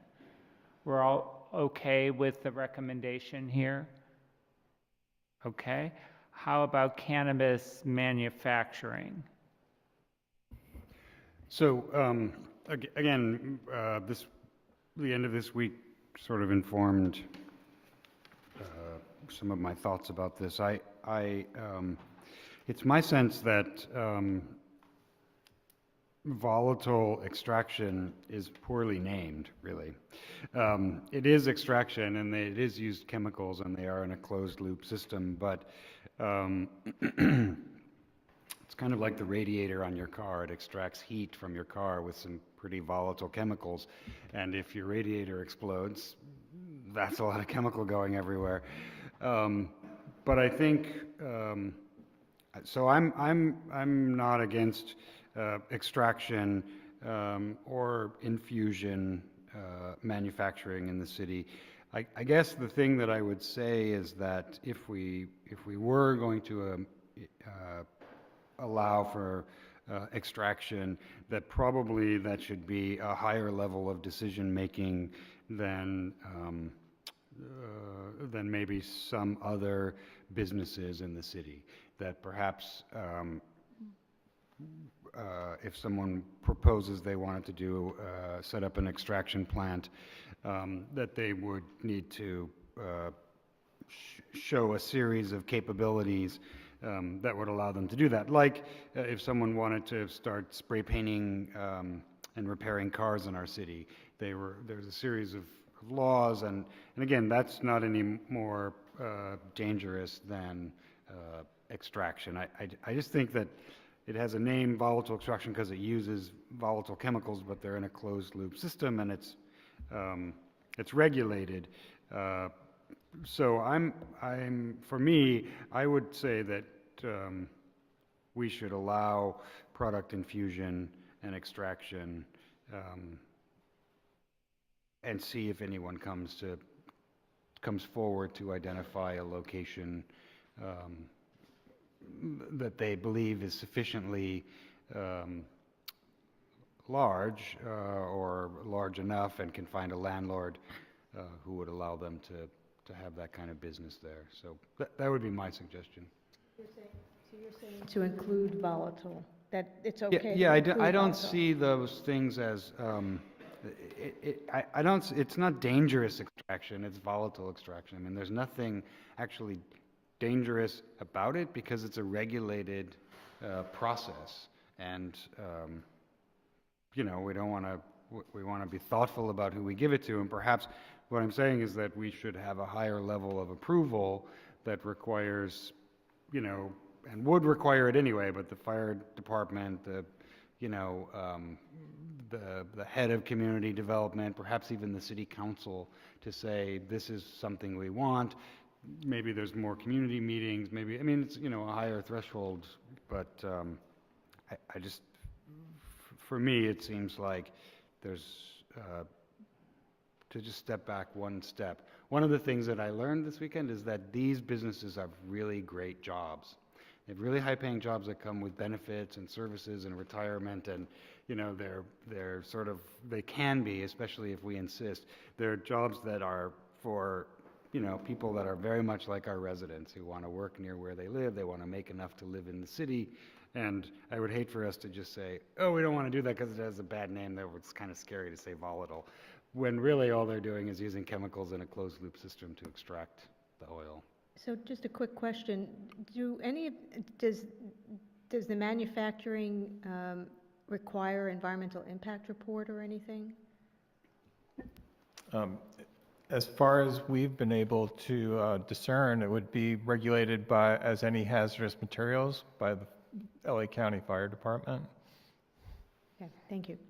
Mayor Pro Tem? That was I need a little more information from County Fire about how they regulate this area. Yeah, we're meeting with them next week, Okay. and the Sheriff's Department So as well. I'm open to it, I guess I need more assurance from County Fire it's going to be okay. Yeah. I did speak to someone from County Fire, and they did say that they are somewhat endorsing it because they have a problem with people doing this process in their homes illegally, and then you have explosions in your home, and it's a big problem for the county fire department right now. I guess my take on it is a little different. You said hazardous materials. For me, that is, whether it's a closed loop system or any other system, why would we want those in the city of West Hollywood? Yes, people may be doing it illegally, but this would legitimize it, and I don't want it in the city of West Hollywood. So I think they will, but they use butane and propane. So we fill propane tanks at the gas stations in a closed loop system in our, in our city, and so and we have, butane, propane tanks on barbecue grills all over town. I mean, that's the same thing. It is. And they scare me. So that's why I don't want them here. Yes, and big dogs scare me, but that doesn't mean I don't want them here either. But I think ultimately, I just want to say that when I think about this sort of complex set of things, I think it just has a bad name. It is extraction. It does require chemical abuse and lots of regulation, but it also has the potential to be a big job creator should someone want to do that in our city. We disagree. All right, cannabis testing laboratories. Can I ask one clarification? So we had indicated that this was an ancillary use, and so am I hearing that the council's open to it as being a primary use? Because one of the concerns of having it be the primary use, that kind of conflicts with our urban design standards of having buildings that are open to the street and that type of thing, if it's the full building as a manufacturing. So I just wanted clarification. We were indicating this manufacturing is ancillary and part of like a retail establishment or something, or if it just 100% manufacturing. I have to say, we don't really have a lot of manufacturing in the city of West Hollywood. We don't even have, I think, very limited manufacturing zones in the city of West Hollywood. Why would we want this versus other types of manufacturing? I guess I have no problem with it as ancillary, but as a standalone, it doesn't seem to make sense. But I don't know what my colleagues think. Okay, I just wanted clarification on that. I would agree too, like the post office, they have a counter, and that's what, 10-15% of their space, and then there's 85% of it is sorting mail, and I would think if we had a retail outlet as a part of a extraction or infusion location, that would make sense. Okay. Cannabis testing laboratories, you're recommending them, prohibiting them in C1, and we have that same discussion probably? Okay. Anyone in opposition to this?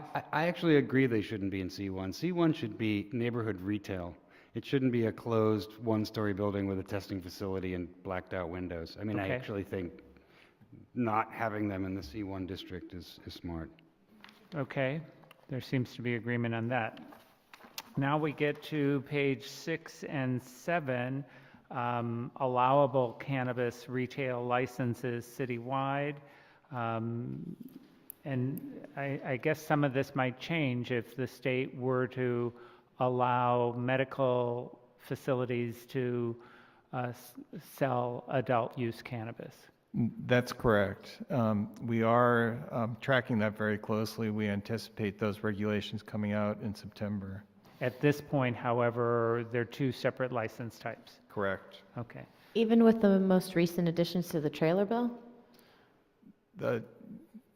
Well, I think the trailer bill is still being looked at the state, so it hasn't been approved. So we're anticipating that this will be allowed, but I don't think it's official yet. So. Okay, so your recommendation is that there be a continuation of the 4 medical-only licenses, that there be 6 adult-use licenses for sale and consumption, 4 consumption licenses, and removing the 1,000-foot distance requirement. That's something you explained earlier. Correct. Okay. reactions? Yeah, I think this change is coming, and we can move forward with this recommendation if we're just looking this far ahead in the future.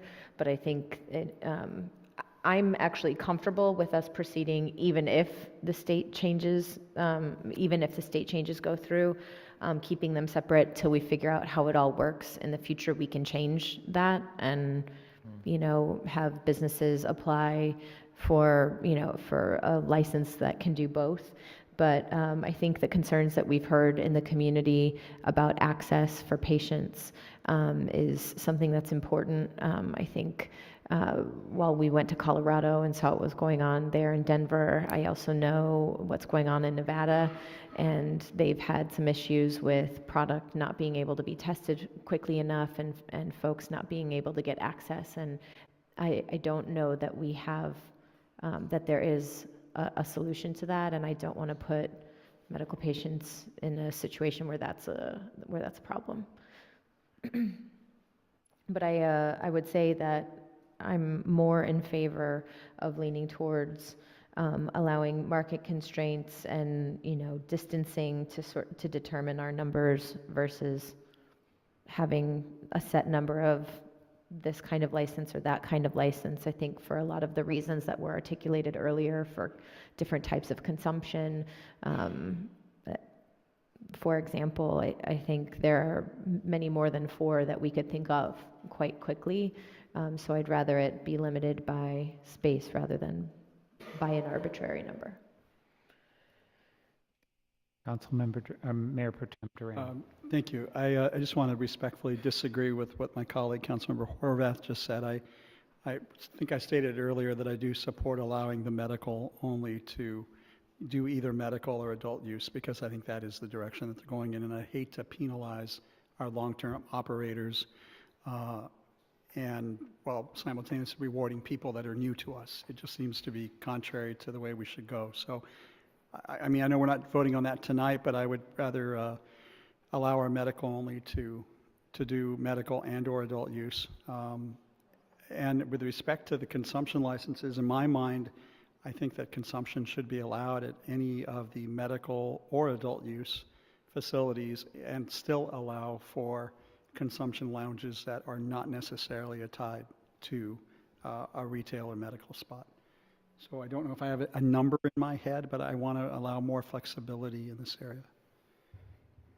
Councilmember D'Amico. So I just have a question about the definition. So on page 7 of 13, it says item 1.3i.4, consumption licenses, adult consumption of cannabis allowed, and then it says, parentheses, only sales for on-site consumption would be allowed, 1 location per license. So you're suggesting that at that consumption location, they would sell marijuana for consumption? But what is the amount? What is that amount? I'm not being silly. Like, if you said, this is a cigarette smoking lounge, you can buy a cigarette, and then you smoke one, and then I'm gonna have another cigarette, and you buy a second cigarette, but you've only finished half of it, and you put it out. Can you take it with you? Is that your cigarette half to take with you? Buy a candy bar, and you have 2 bites, but you. Yeah, again, we're tracking the state regulations carefully because they'll be looking at that, but for each person, you can only consume 8 grams of an edible and smoke up to an ounce or have that on your possession. But in terms of monitoring how much people are consuming at these lounges, that's what we're going to be talking to the Sheriff's Department about, because it's the same kind of issue as cutting somebody off at a bar if they're consuming too much. So it's not like a liquor store versus a bar. A liquor store, you buy a bottle of liquor and you drink it in the alley or you go home. And a bar, you buy a drink and you either finish your drink or not and leave. Right. So this would be a consumption location in which the proprietors are preparing cannabis in joints or in some kind of edible or some kind of drinkable, and then it would be sold in increments, segments. Okay, so basically we're saying like, I'm gonna make four consumption coffee houses or 4 consumption lounges. So and now I really do understand this completely, and I guess what I would say is that I think that I would like it if there were no limit on the number of consumption licenses, and we would very quickly find out how many we need, or that there was, yeah, or that maybe there were 2 kinds of consumption licenses, one in which nothing is sold but it can be consumed, and one in which it is sold and consumed. Yeah, I think you're making a distinction between retail and consumption, so we'd have to come up with the regulations for that. On the one that you say where nothing is sold, are you saying that you would bring it with you to that location? Yes. That you would, or you might have it at home? Or you Yes, bought like it you from bring a someplace bottle else? of wine to a restaurant and they have a It's the only they have a thing, corkage fee. they so- basically are allowing you to come here to eat it or smoke it Right. in that location, but they don't provide it. Right, they play music or whatever, show movies, and, I mean, I don't know, but, you know. Okay. That doesn't seem like a business that's going to make sense, because where are they going to make their money? Charge you an entrance fee of $1,000? I mean, it just, They I'm would not sell sure. lots of Doritos and Mountain Dew. Councilmember Finally, I got to Meister. use that joke, too. Well, on the consumption licenses, I think that, you know, we're just talking about the possibility of hotels having, you know, salons or, you know, some kind of area for consumption. So I would like to, whatever number we come up with, I would say that the hotels should be separate. And maybe we don't have a number on the hotels, because that is kind of a, you know, a unique situation where you have people coming in and then they're tourists and they're going to, you know, and they're going to go to their room afterwards. So it just might make sense to not include the hotel or have just a separate, you know, license for hotels. Mayor Pro Tem Duran. On the issue of the sheriffs and talking to the sheriffs, I know from my criminal law practice that it is very difficult to win and prove a driving under the influence case on marijuana because we don't have the technology. The technology doesn't exist to dictate what is over the line, like a breathalyzer or a blood test where you're checking for alcohol. And so we keep using alcohol as the analogy, and I guess that's the closest thing we have. There are different proof levels in alcohol, like the amount of alcohol in a beer or a glass of wine is very different from 80 proof vodka or gin. And the same is true. There's a great deal of variance in not only THC, but other forms of cannabinoids, some of which have mind-altering effects and some of which do not, but maybe they relieve pain. And so I think, I hate to make it more complex than it already is, but it is going to require some thought about, you know, the over-serving issue. If we don't have the technology to dictate that, I'm not sure how you can on the spot say that somebody has been over-served marijuana. So to me, I don't have the answer. I'm just not sure we can even ask that question and figure out a way to regulate in that area on the issue of consumption, at least with the technology that exists today. But the state limits the amount that a person can individually consume on site or purchase, rather, correct? That's right. It's 28 grams for loose marijuana or cannabis and 8 grams for an edible or something that could be ingested. Okay. But someone's prescription might be stronger than that. And so depending on what we're dealing, I think those limits are put in place understandably for adult use, perhaps, but it might be that someone has a prescription to consume more, and so figuring out how we deal with that with an on-site consumption facility is going to be a question. I think the other thing we experienced when we went to Denver is when we signed in at our hotel, we figured out and we signed a form that on the back of it with lots of yellow highlighter made sure we understood that we would be charged $1,000 if we did anything related to cannabis in our hotel room. So I think we're talking about consumption at hotel sites. And I'm sure there is some interest. In fact, I know there is some interest in that, but I also think we need to be mindful of the fact that some type of consumption might not be welcome at hotels. And so, you know, we're thinking that it's going to be a certain kind of destination, and it might not be. So I had a few thoughts here about the number of cannabis retail licenses and consumption licenses. I understand your recommendation. I agree with it. I'm a little bit concerned about some of the comments, because what we have proposed and what we all agreed to was a merit-based system. And if we're suddenly going to say, well, let's just let the market decide, well, there goes the merit-based system, right? Because the only way a merit-based system works is if you have some limitations. If we're just going to allow the market and anyone to open up whatever the heck they want, that's not a merit-based system. So in my mind, we do have to have limitations on the types of licenses. In terms of the medical and whether they can sell for adult use, currently the state doesn't allow it. That may change, but we don't know. My view is those medical providers didn't go through a merit-based system. If they want to continue with medical use, I think we should grandfather them in and allow them to continue, because that was the system that was in effect.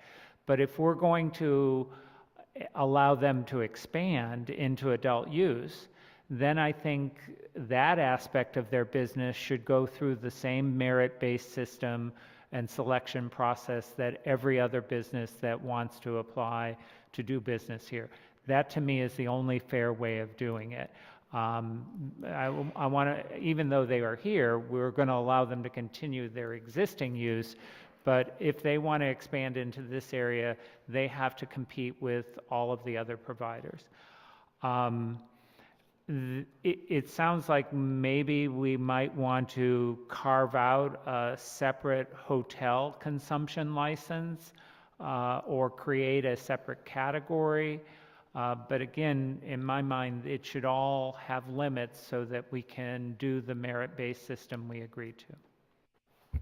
John? Mayor, maybe there should be an SSP license, so the Sunset Specific Plan area, and number of licenses that are merit-based for that, if it's not hotels. Because I can also understand that maybe a hotel, like John Kehoe said, has an alcohol license. They certainly don't want to put that in any risk. But, you know, maybe they would find someone who would open up next door or 2 doors down, and it would sort of have some synergy with them. So I think maybe it's an SSP question. It may not be. And I have to say, I think you make a very good point about the merit-based system in terms of the number, and we can always expand the number. So maybe the consumption locations.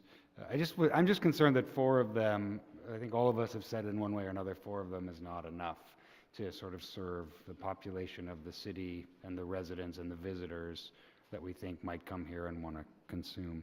The criteria, since we sort of moved into the criteria for licenses, the one item on page 9, there's 7 criteria. I think one criteria that's in my mind, I think the minds of many people is really critical, is that the proposed facade and interior design of the location and the integration with the adjacent business community. I think if we're going to have a merit-based system, we need to really focus on what that looks like. I mean, if we had sort of an Amsterdam hash den open on Robertson, I mean, we'd all get, you know, drawn and quartered. And so I think they might be the best operators in town, but if they don't have a design for their facade and a design for their interior that is consistent with our sort of local idea about this city as sort of curating its businesses, I think that would be a terrible loss. And the other thing is that... Can I stop you for... My understanding is they won't have a location at the time they're getting the license. That they would get a license and then they'd have to go and get a location, so we wouldn't know that. But they could have an aesthetic and they could show this is the kind of thing we're going to be producing in your city, and then it would be part of the record. And then when they did go forward with the design, they couldn't just say, oh, you know what, forget that, we're going to put bars in the window and paint the front and says marijuana exclamation point. Okay. You know what I mean? We don't want that. I think we want them, that would be, so maybe you can, and then on the business license approval process, item number 2, most qualified applicants, that's on page 10, most points will be selected by staff and blah, blah, blah. Then it sort of says they'll go off and start a business. But, so here's what we know about West Hollywood. There's a lot of trading on West Hollywood. So I think we have to be really clear that they have to open this store within a year or they lose their license, and that it's not transferable. Because I think we see that people get permission to do stuff and then they don't do anything with it, and then they sell it for some increased value, and then we sit around and wait, and then the new person has it and they say, oh, well, I need to have this happen, and then they sell it, and then the new person. So I think that's got to be, we need to have them open within a year, and that it cannot be transferred or sold. If they want to not be in that business, then they need to shut it down and someone else can open. Councilmember Horvath. Thank you, Mayor.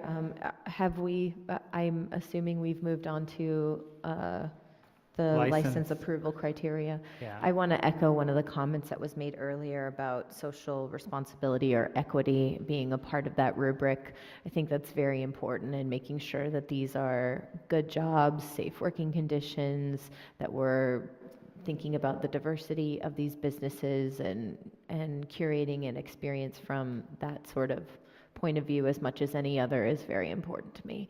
The kinds of jobs that we're creating are important to our economy, and making sure that we're thinking about those people being able to live in this city and everything that comes along with that. I think so can we also, and maybe this is consistent with what you were talking about, kind of their consistency with the West Hollywood brand and the West Hollywood image, their community orientation. Okay. Other comments about license criteria and license approval process? Councilmember Durant. Yes, Mayor, just a couple of comments to add to this. So I understand the reason why we're creating this criteria is because we want to make sure that we end up with people who are going to be good neighborhood businesses and not trouble. And we're trying to, in essence, manage risk in advance to avoid any possible exposure or having me put in the position of having to shut somebody down because they're not being good neighborly businesses. So I think given that, the 4 existing medical cannabis collectors, I believe that the points that are awarded to them, assuming they have no violations and a good record, then we already know how they've been operating for 13 years. That's got to be worth something.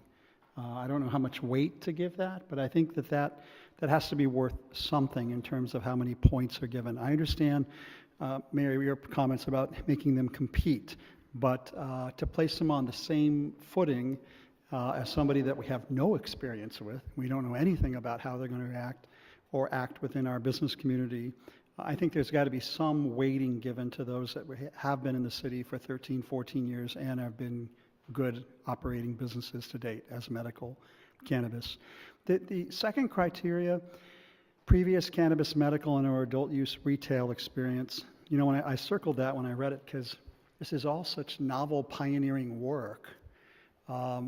I'm not sure who gets included in that. It either means people who've been operating in violation of the law or people who've got other facilities operating in other places other than West Hollywood.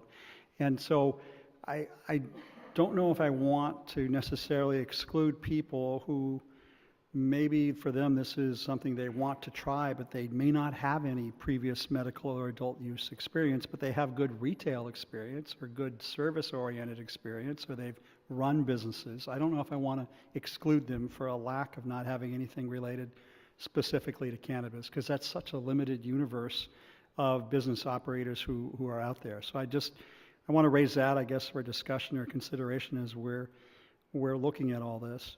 And then currently on the city's cannabis license waiting list, how many people do we have on the current waiting list? Last check, I believe it was 36. 36, okay. But we were actually discussing sending a letter out to the individuals on the list and requesting that they get back to us so they can maintain their place on the list. Okay, all right. And then I just want to maybe reiterate one of our city core values in all this, and that is that as a government, we don't discriminate on the basis of race, ethnicity, gender, sexual orientation in either direction. So I understand the idea about social equity, but I would hate to think that we're going to start looking for, the gay operator and maybe the person of color operator or some sort of affirmative action program when I'm not sure that's appropriate here. I want to be just also respectful of that we don't discriminate on any of those bases at the same time. So I'm okay with us trying to balance this out and try to get some diversity. I understand that, but hopefully not too far in one direction. Councilmember Horvath. I just wanted to respond to a couple of those things. First, I think the list was created under a different set of circumstances, and so what may have applied when folks applied for those licenses might no longer apply given what the new state regulations are going to be, and we might be looking for different things. I also think there are new businesses that are going to be coming online that didn't contemplate being in business before. And so I appreciate that we have existing businesses, and I think to the mayor's earlier point, we're allowing them to continue without going through whatever the new RFP and rubric system is going to be. And I think that's important. And if they want to change the kind of license that they want to have, going through that process is important because that's kind of the new standard that we're setting. And I'm not saying that they won't meet that standard, but there might be other businesses that can. And if we're limiting the number of licenses, we have to be mindful of that. I tend to agree with that. I think our goal is, and our stated goal, and I think our community's goal is to get the absolute best businesses here. In my mind, item 7 currently on the waiting list is completely irrelevant to whether we're going to get somebody who applied for a license a year ago or 2 years. That has no basis for determining who's the best operator.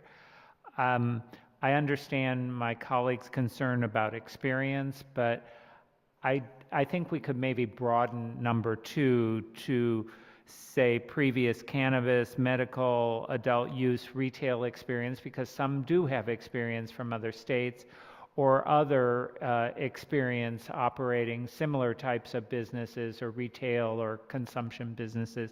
So I think we could expand that, but as we're evaluating, sure, prior experience is something that I think is significant and it should be weighed.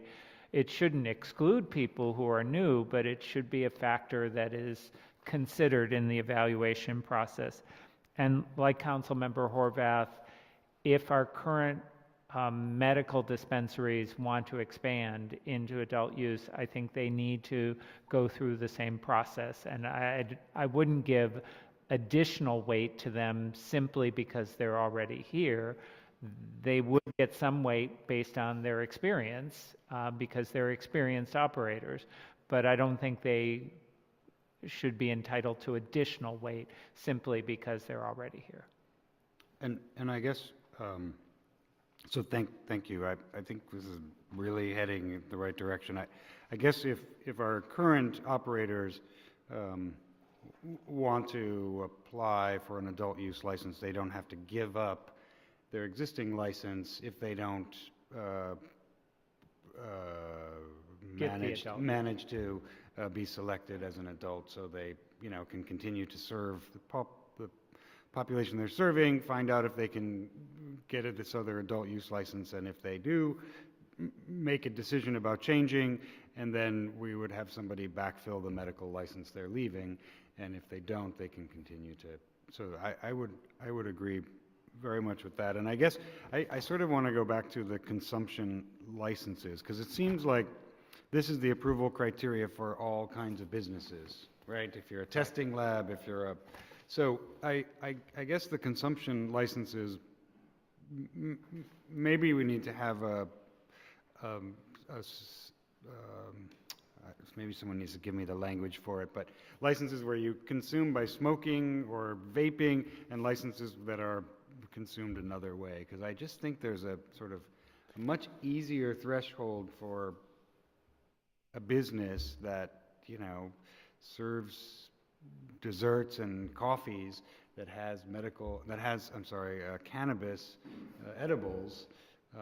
That's just a different thing than a lounge where people are smoking and has to be outdoor and has to be, you know, this employee and that employee, and so maybe there needs to be different numbers for those as well as where they're located in the city. The last thing is the license approval process, and there have already been some comments on it, not requiring them to actually operate within a certain limited period of time. They would not be transferable, which I think is already the case. I just want to make sure that as we go through this process, that we try to depoliticize it as much as possible, kind of like we did with our trash franchise selection process. Having independent experts maybe involved in the decision making, if there are any out there, people who really can review a business plan and make sense of it, and that may not be our current commissioners. We may need to bring in some expertise, and I don't know if we want to look at the same kind of language we had when we went through the trash franchise process, which was, you know, during that process, no one is allowed to communicate with the council and lobby the council, that it is a process that is divorced from politics.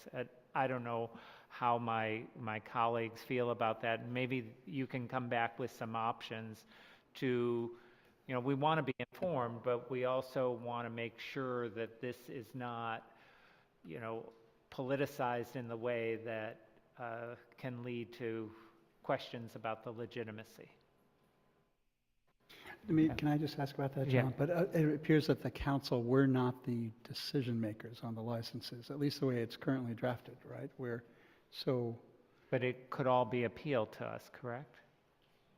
Oh, it could be appealed to us. Yeah. I mean, I just want to make sure that there's a way for us to get information too, though. Exactly. So, because this is such a novel and pioneering area, I don't want to be cut off from getting information.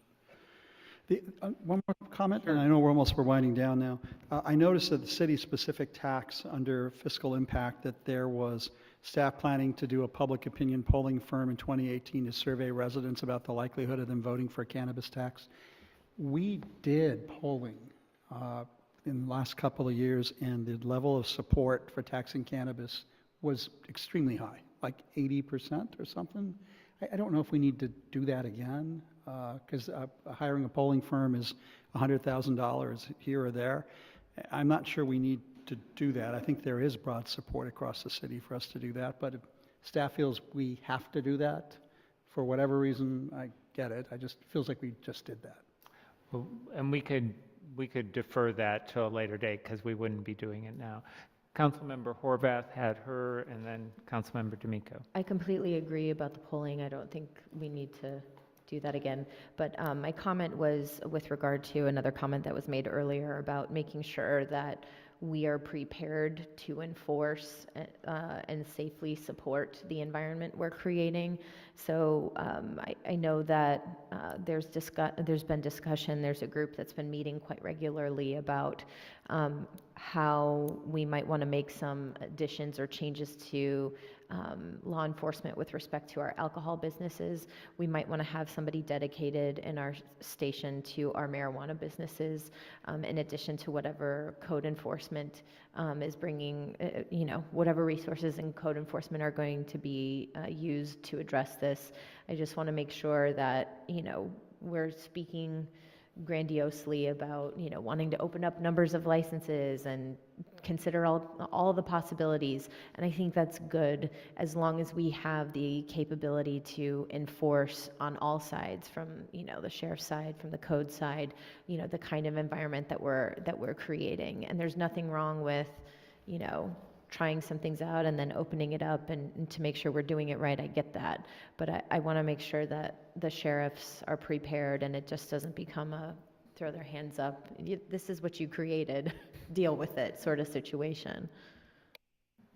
And finally, I didn't see anything about the cost of licenses. Are they all the same? Every business license costs the same? And do you have a sort of plan for the cost of these licenses? Typically, a regular license that doesn't require a public hearing is $300 for a new license and $200 for renewal on an annual basis. Businesses, license types that have a public hearing requirement, you have to take into consideration the mailing, the labels, cost of mailing, noticing, things like that, staff time to prepare the staff report and everything. So it does go higher. I believe that the license fee for gun dealers, $3,300. We don't have any, but it's like $3,300. I want to say medical marijuana currently is $2,700 off the top of my head, or $2,200, something like that. Okay. Also, on the planning side, there would be a zone clearance if they can just move into a location, which is a relatively inexpensive fee. If they need to do a remodel or something like that of the building, then the fees might go up because of the changes to the building they're proposing. Councilmember Meister had a quick question. Yeah, I was just going to ask about security. Is that part of, are there requirements about what kind of security they need to have on site or around the business? Currently, the medical marijuana facilities have a requirement to have a post-certified security guard, and no weapons are allowed, no tasers, no firearms. We could require a part like a security operations plan like we do with our alcohol serving businesses for any cannabis-related business to also. So before we close this, first of all, I want to echo what has been said by the public. Thank you so much for all of your work on this. We know we're under a tight deadline, and you've done a really good job of pulling together a lot of information and giving us good recommendations, so thank you for that. We didn't answer all of the questions here. Do you have sufficient guidance to move forward? We know that there are still some decisions left to be made, but can you move forward with what we gave you tonight? Yes, I'd like to thank you, the mayor and council, for a good direction. I think we're also tracking what's going on at the state very carefully. So it's kind of merging. It's like a horse race getting to the finish, and we'll get there, though. Yeah, there are a lot of moving pieces. Yes. Thank you very much. Thank you. All right, so it's almost 11. By my count, I think we have 5 more items to do, or 4 more items. Okay, 4D, we almost moved this to consent. Thank you, everyone, for your comments. 4D, we almost moved to consent. It's all your fault, Lauren. So it seemed like everyone was okay with the item that's been presented, but you wanted to add something that caused a little bit of concern. So I just wanted to add, if I could ask people if they're leaving to do so quietly so we can get through the rest of the business. Thank you.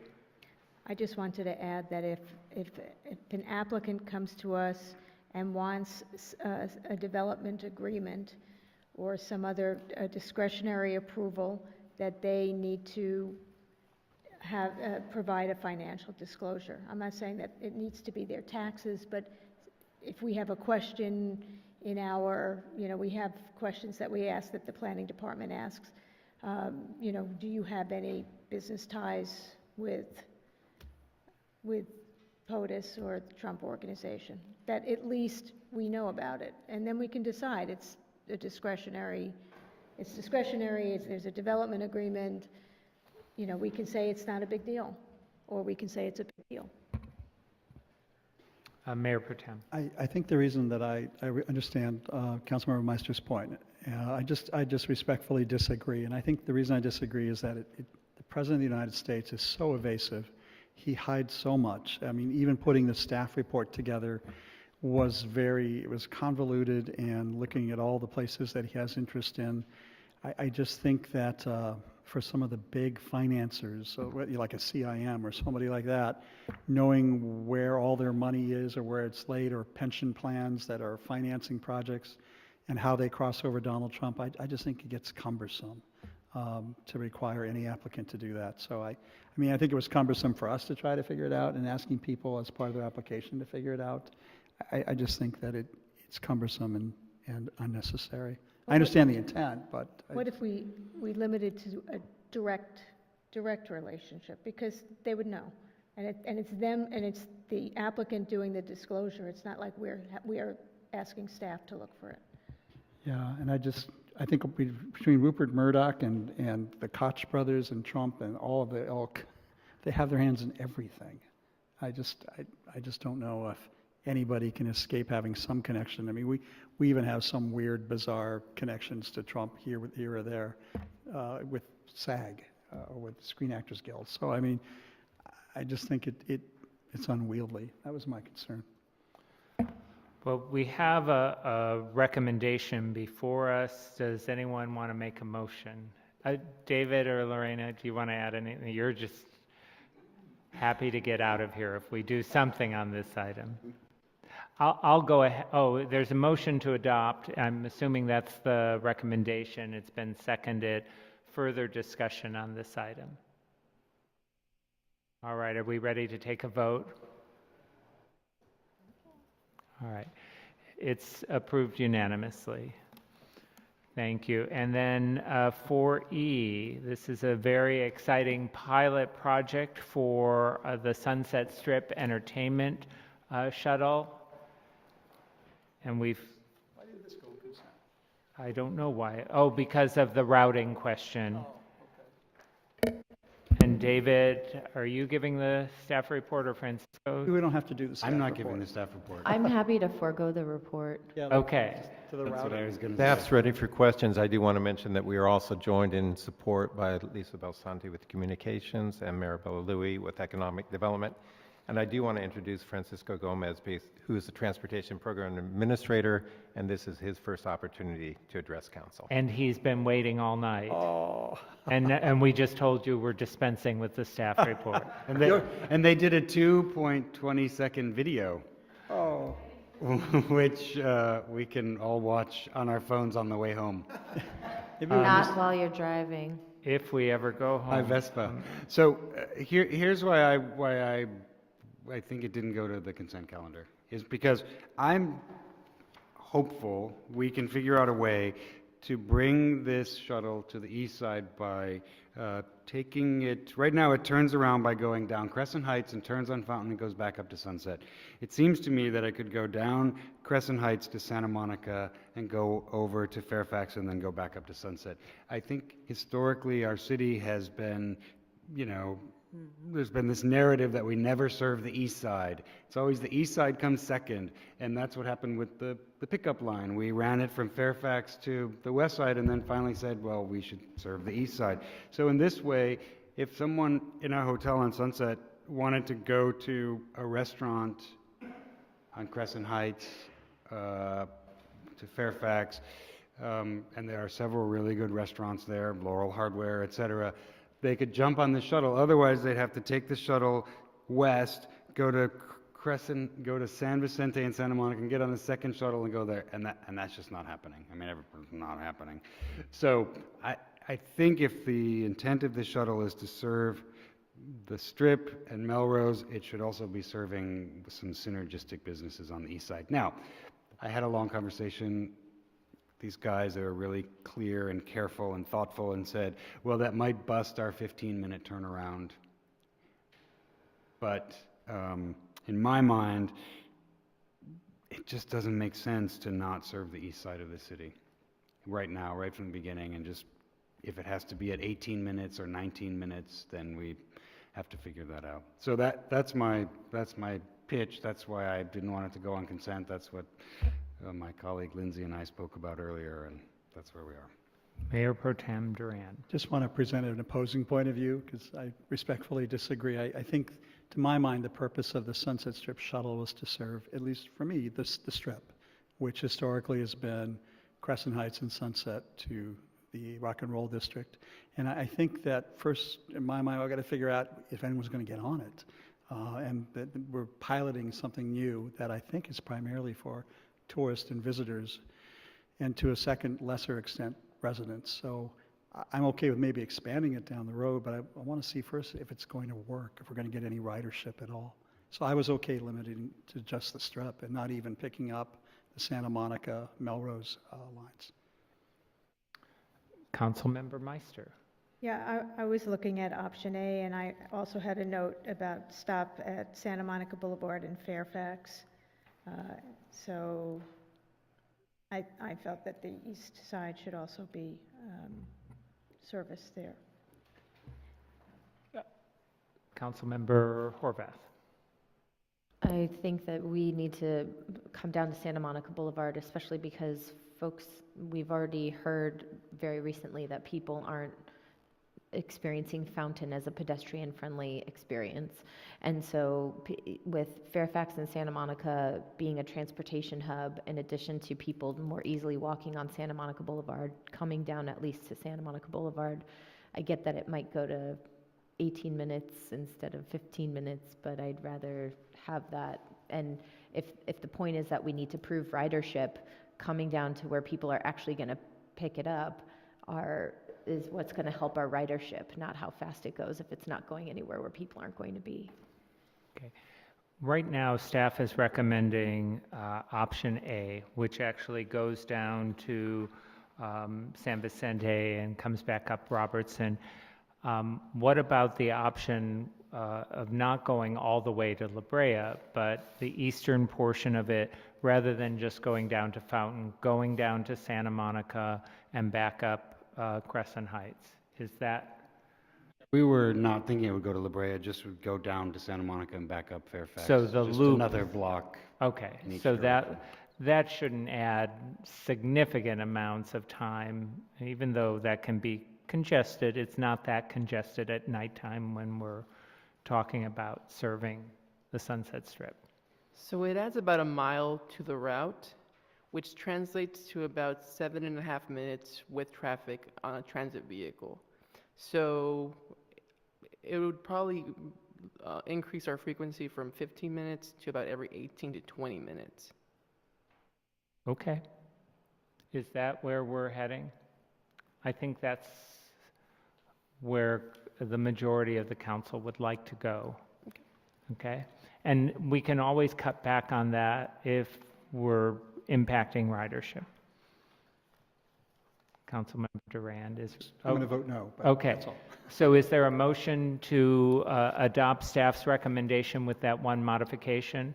Could we ask one clarifying question? Yes. Right now, if we do the extension from Fountain down to Santa Monica, right now from Santa Monica to Fairfax, there are no stops. So are you asking us to add an additional stop? I would recommend that rather than having stop one at Fountain and Fairfax, that stop one be at Santa Monica and Fairfax, and stop 23 that you have on Fountain would be moved down to Santa Monica as well, or somewhere in that.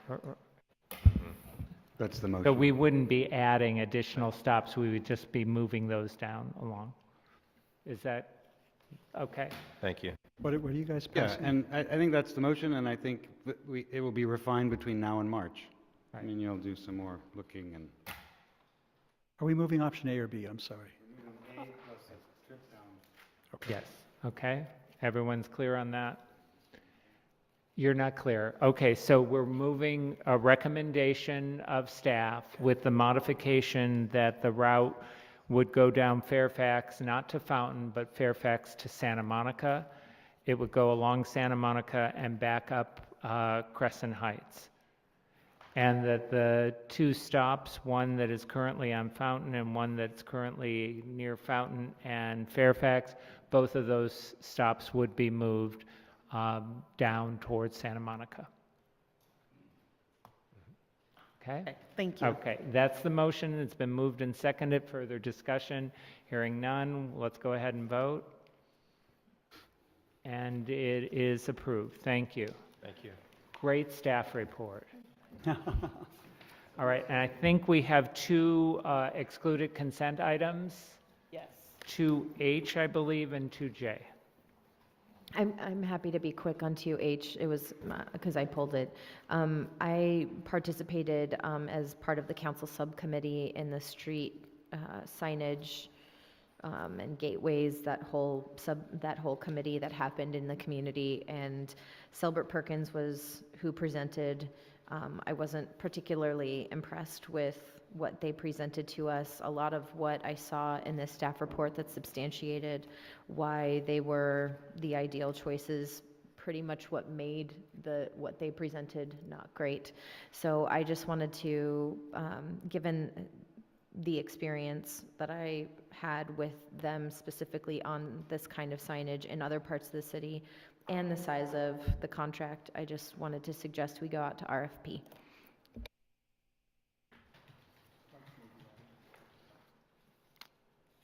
It's been moved and seconded. Is there further discussion on this?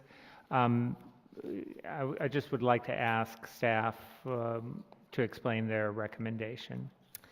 Sure. So, Joanna Hinkhammer, and I'm actually joined by Christina Sarkis, who is the Public Works counterpoint for the Capital Projects Program.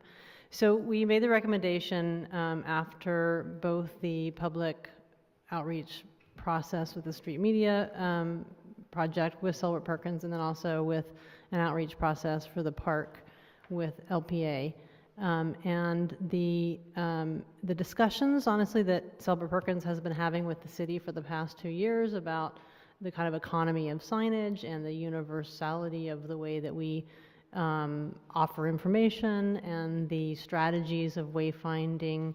It's been a rich discussion, and I hear you that there is some dissatisfaction with the designs that came out of the street media or with the process, but staff believes that the richness of that discussion and their understanding of the city and our goals at the end of that long process will actually add quite a bit of value to taking a look at West Hollywood Park as a campus once Phase 2 is complete, to really help people when they arrive to, whether it's the library or the council chambers or the park, and regardless of which parking garage they arrive to, that there's a really clear understanding of where you are and where to go, and after you visit, how to go back and find your car or find the street that you're trying to find.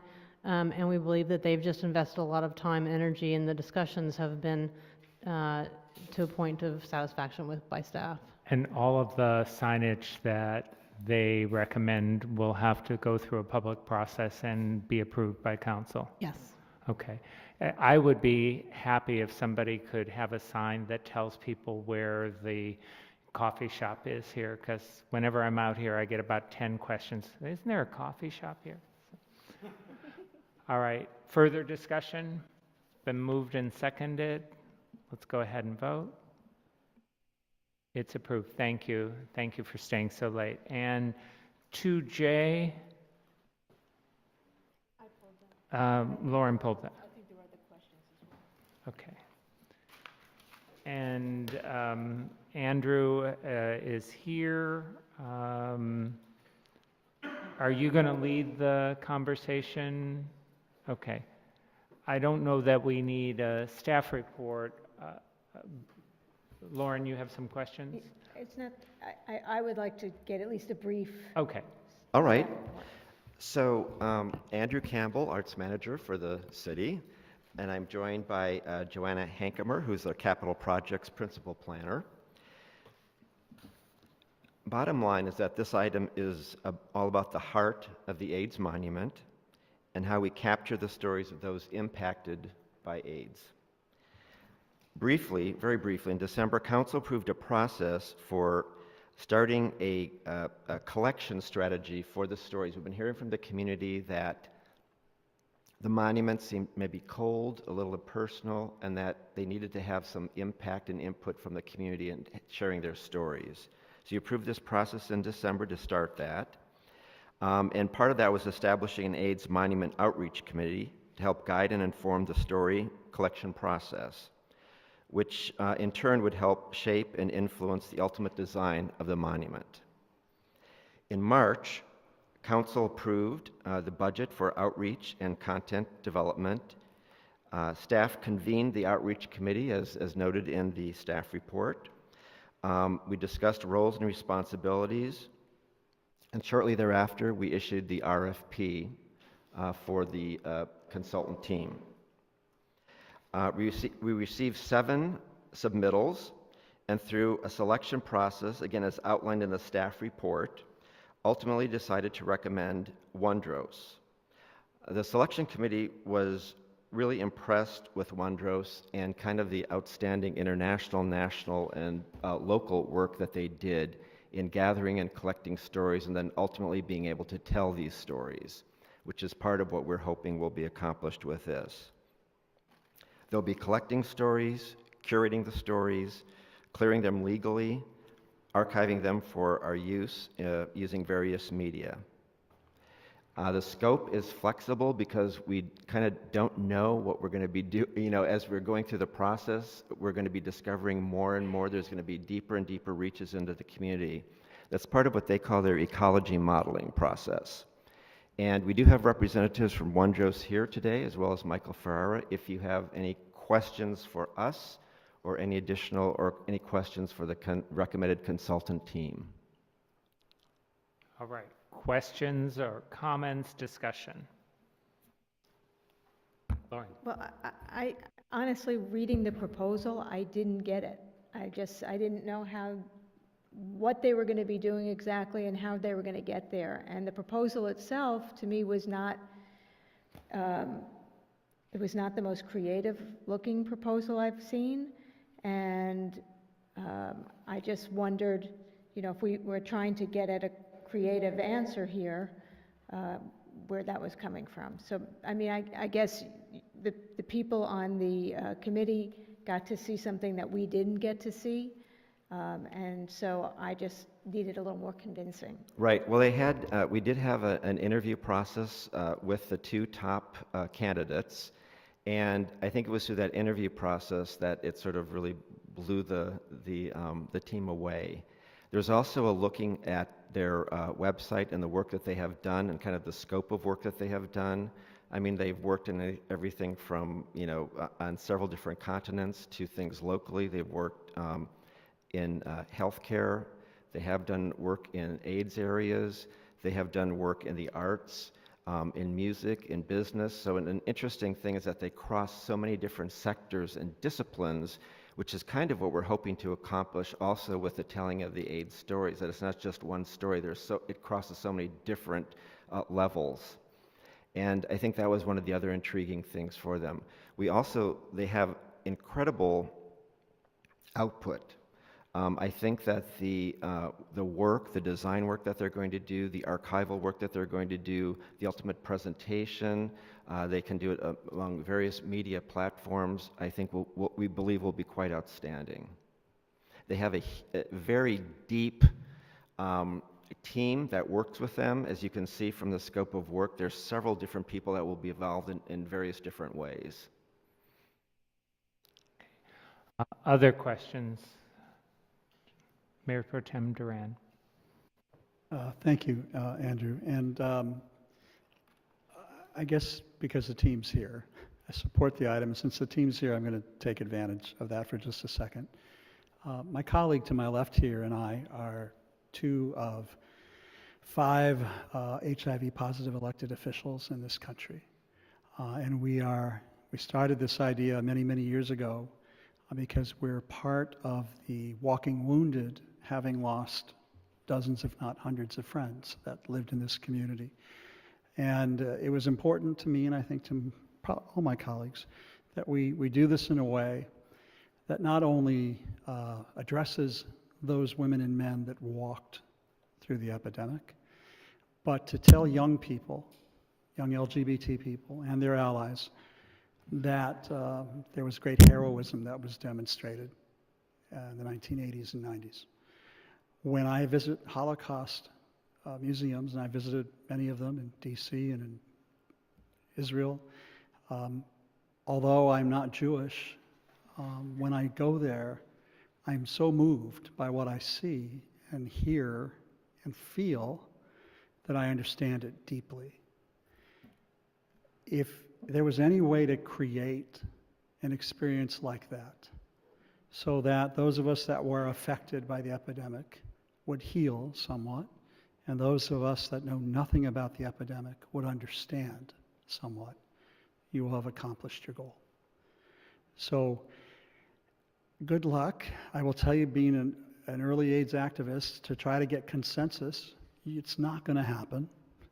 You will have 100 different variations of what it was like and what happened and what it's like now. And there will be difficulty in trying to corral all these cats. But at the end of the day, when this thing finally happens and it opens, it's going to be really important, I think, to all of us up here and the people of this community that we reach that goal. So we're entrusting you with our baby. We're entrusting you with something that's very dear to us. It's for a generation of gay men here in West Hollywood. It's our legacy gift to future generations, and we hold it as such. And I think if you treat it as such, great likelihood that you'll achieve what I hope it is that we're going to do. So, thank you. Councilmember D'Amico. Thank you, and I am particularly interested in the part in which you're going to work with Terry Smith to assist with outreach. I think Terry is an incredible resource, and I think you're wise to work with him, and of course Terry Wolverton and Karen Oakham as well, but I'm particularly pleased to see Terry's name there. I think you'll be amazed, as I always am, at how incredible he is. And finally, I just want to add to what my colleague said, that the original staff report that happened sort of like this at 11 o'clock at night 500 years ago was about this monument that was supposed to be about protest and memory and education. And I think we need to not forget the history of protest. And certainly this administration reminds us of that history. So, 6 years ago, 5 years ago, 4 years ago, protest. Why would we protest? The president's amazing. Everything's happy. We love our world. And now we see that protest is such an important part of our world. So please be sure to gather information about protest, memory, and education. So I'm happy to make a motion for this, and maybe my colleague will second it.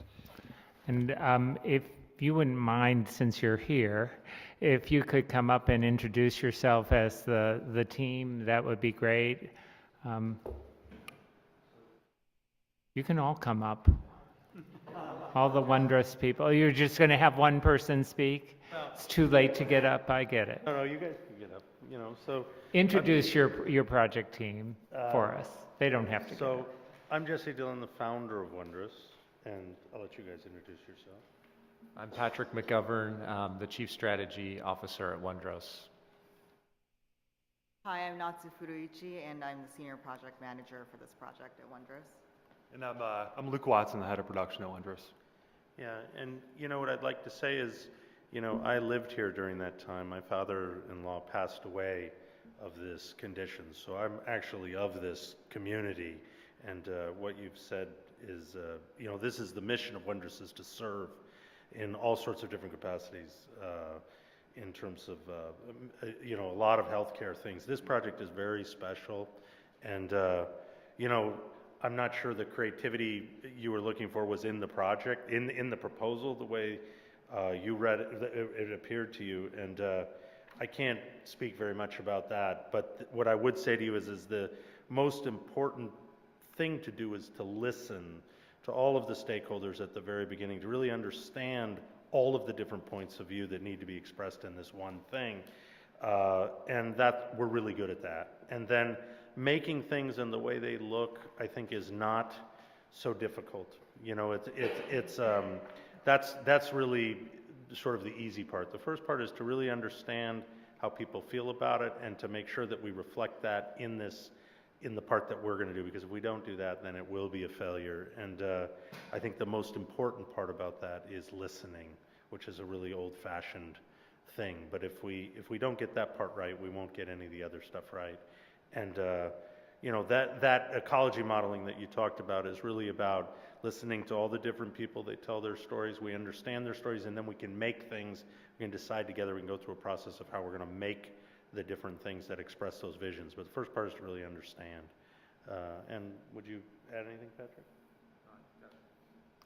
Great, thank you. Okay. Thank you very much for staying so late, and thank you for being willing to take on this project. This is very near and dear to my own heart and the people who work at Wondrous. Wondrous is a values-based organization. The people who gravitate to it are there because they want to help tell these stories. And this is as important as any project that we're ever going to work on. So thank you. Thank you for entrusting it to us.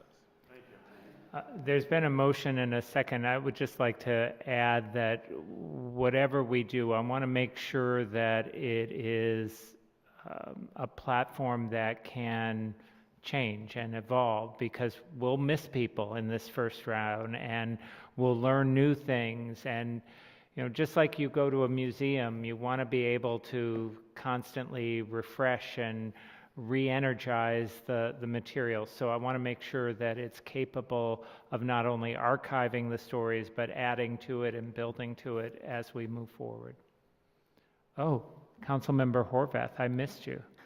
I just wanted to add, as someone who didn't live here during that time, I think one thing that's important, especially to future generations, is being able to know the stories and also know the facts. And sometimes people's stories are so clear in their minds that they're certain it's fact and it's not. And so making sure that we're able to both tell stories and make sure people understand what actually happened, I think is very helpful. I think that's some of the conflict that I've heard just as a witness listening to, that was the word that resonated with me when you spoke, is, you know, people hearing stories told that, well, I don't remember it quite that way. And so making sure that there's space for that, but also we want to know our history. And so making sure that we're able to know both of those things, I think, is very important. Thank you. Councilmember Meister. Yeah, I just want to follow up. I really appreciate you coming here and speaking, because the passion that you had here was not reflected in the proposal. And so that's why I felt like I needed to see who you were. So thank you. Great. I appreciate it. All right, there's a motion and a second. Any further discussion? All right, let's go ahead and vote. And it's approved. Thank you. Thank you for shepherding this. Thank you. Welcome to our community. Any other community comments? Any further council member comments? Oh, wait a minute, we have one. I just want to wish Jean Dobrin a happy birthday this week. I think it's Jean's birthday this week. All right. Yes, All happy right. birthday, Jean. Happy birthday. We are now adjourned. Thank you, Yvonne.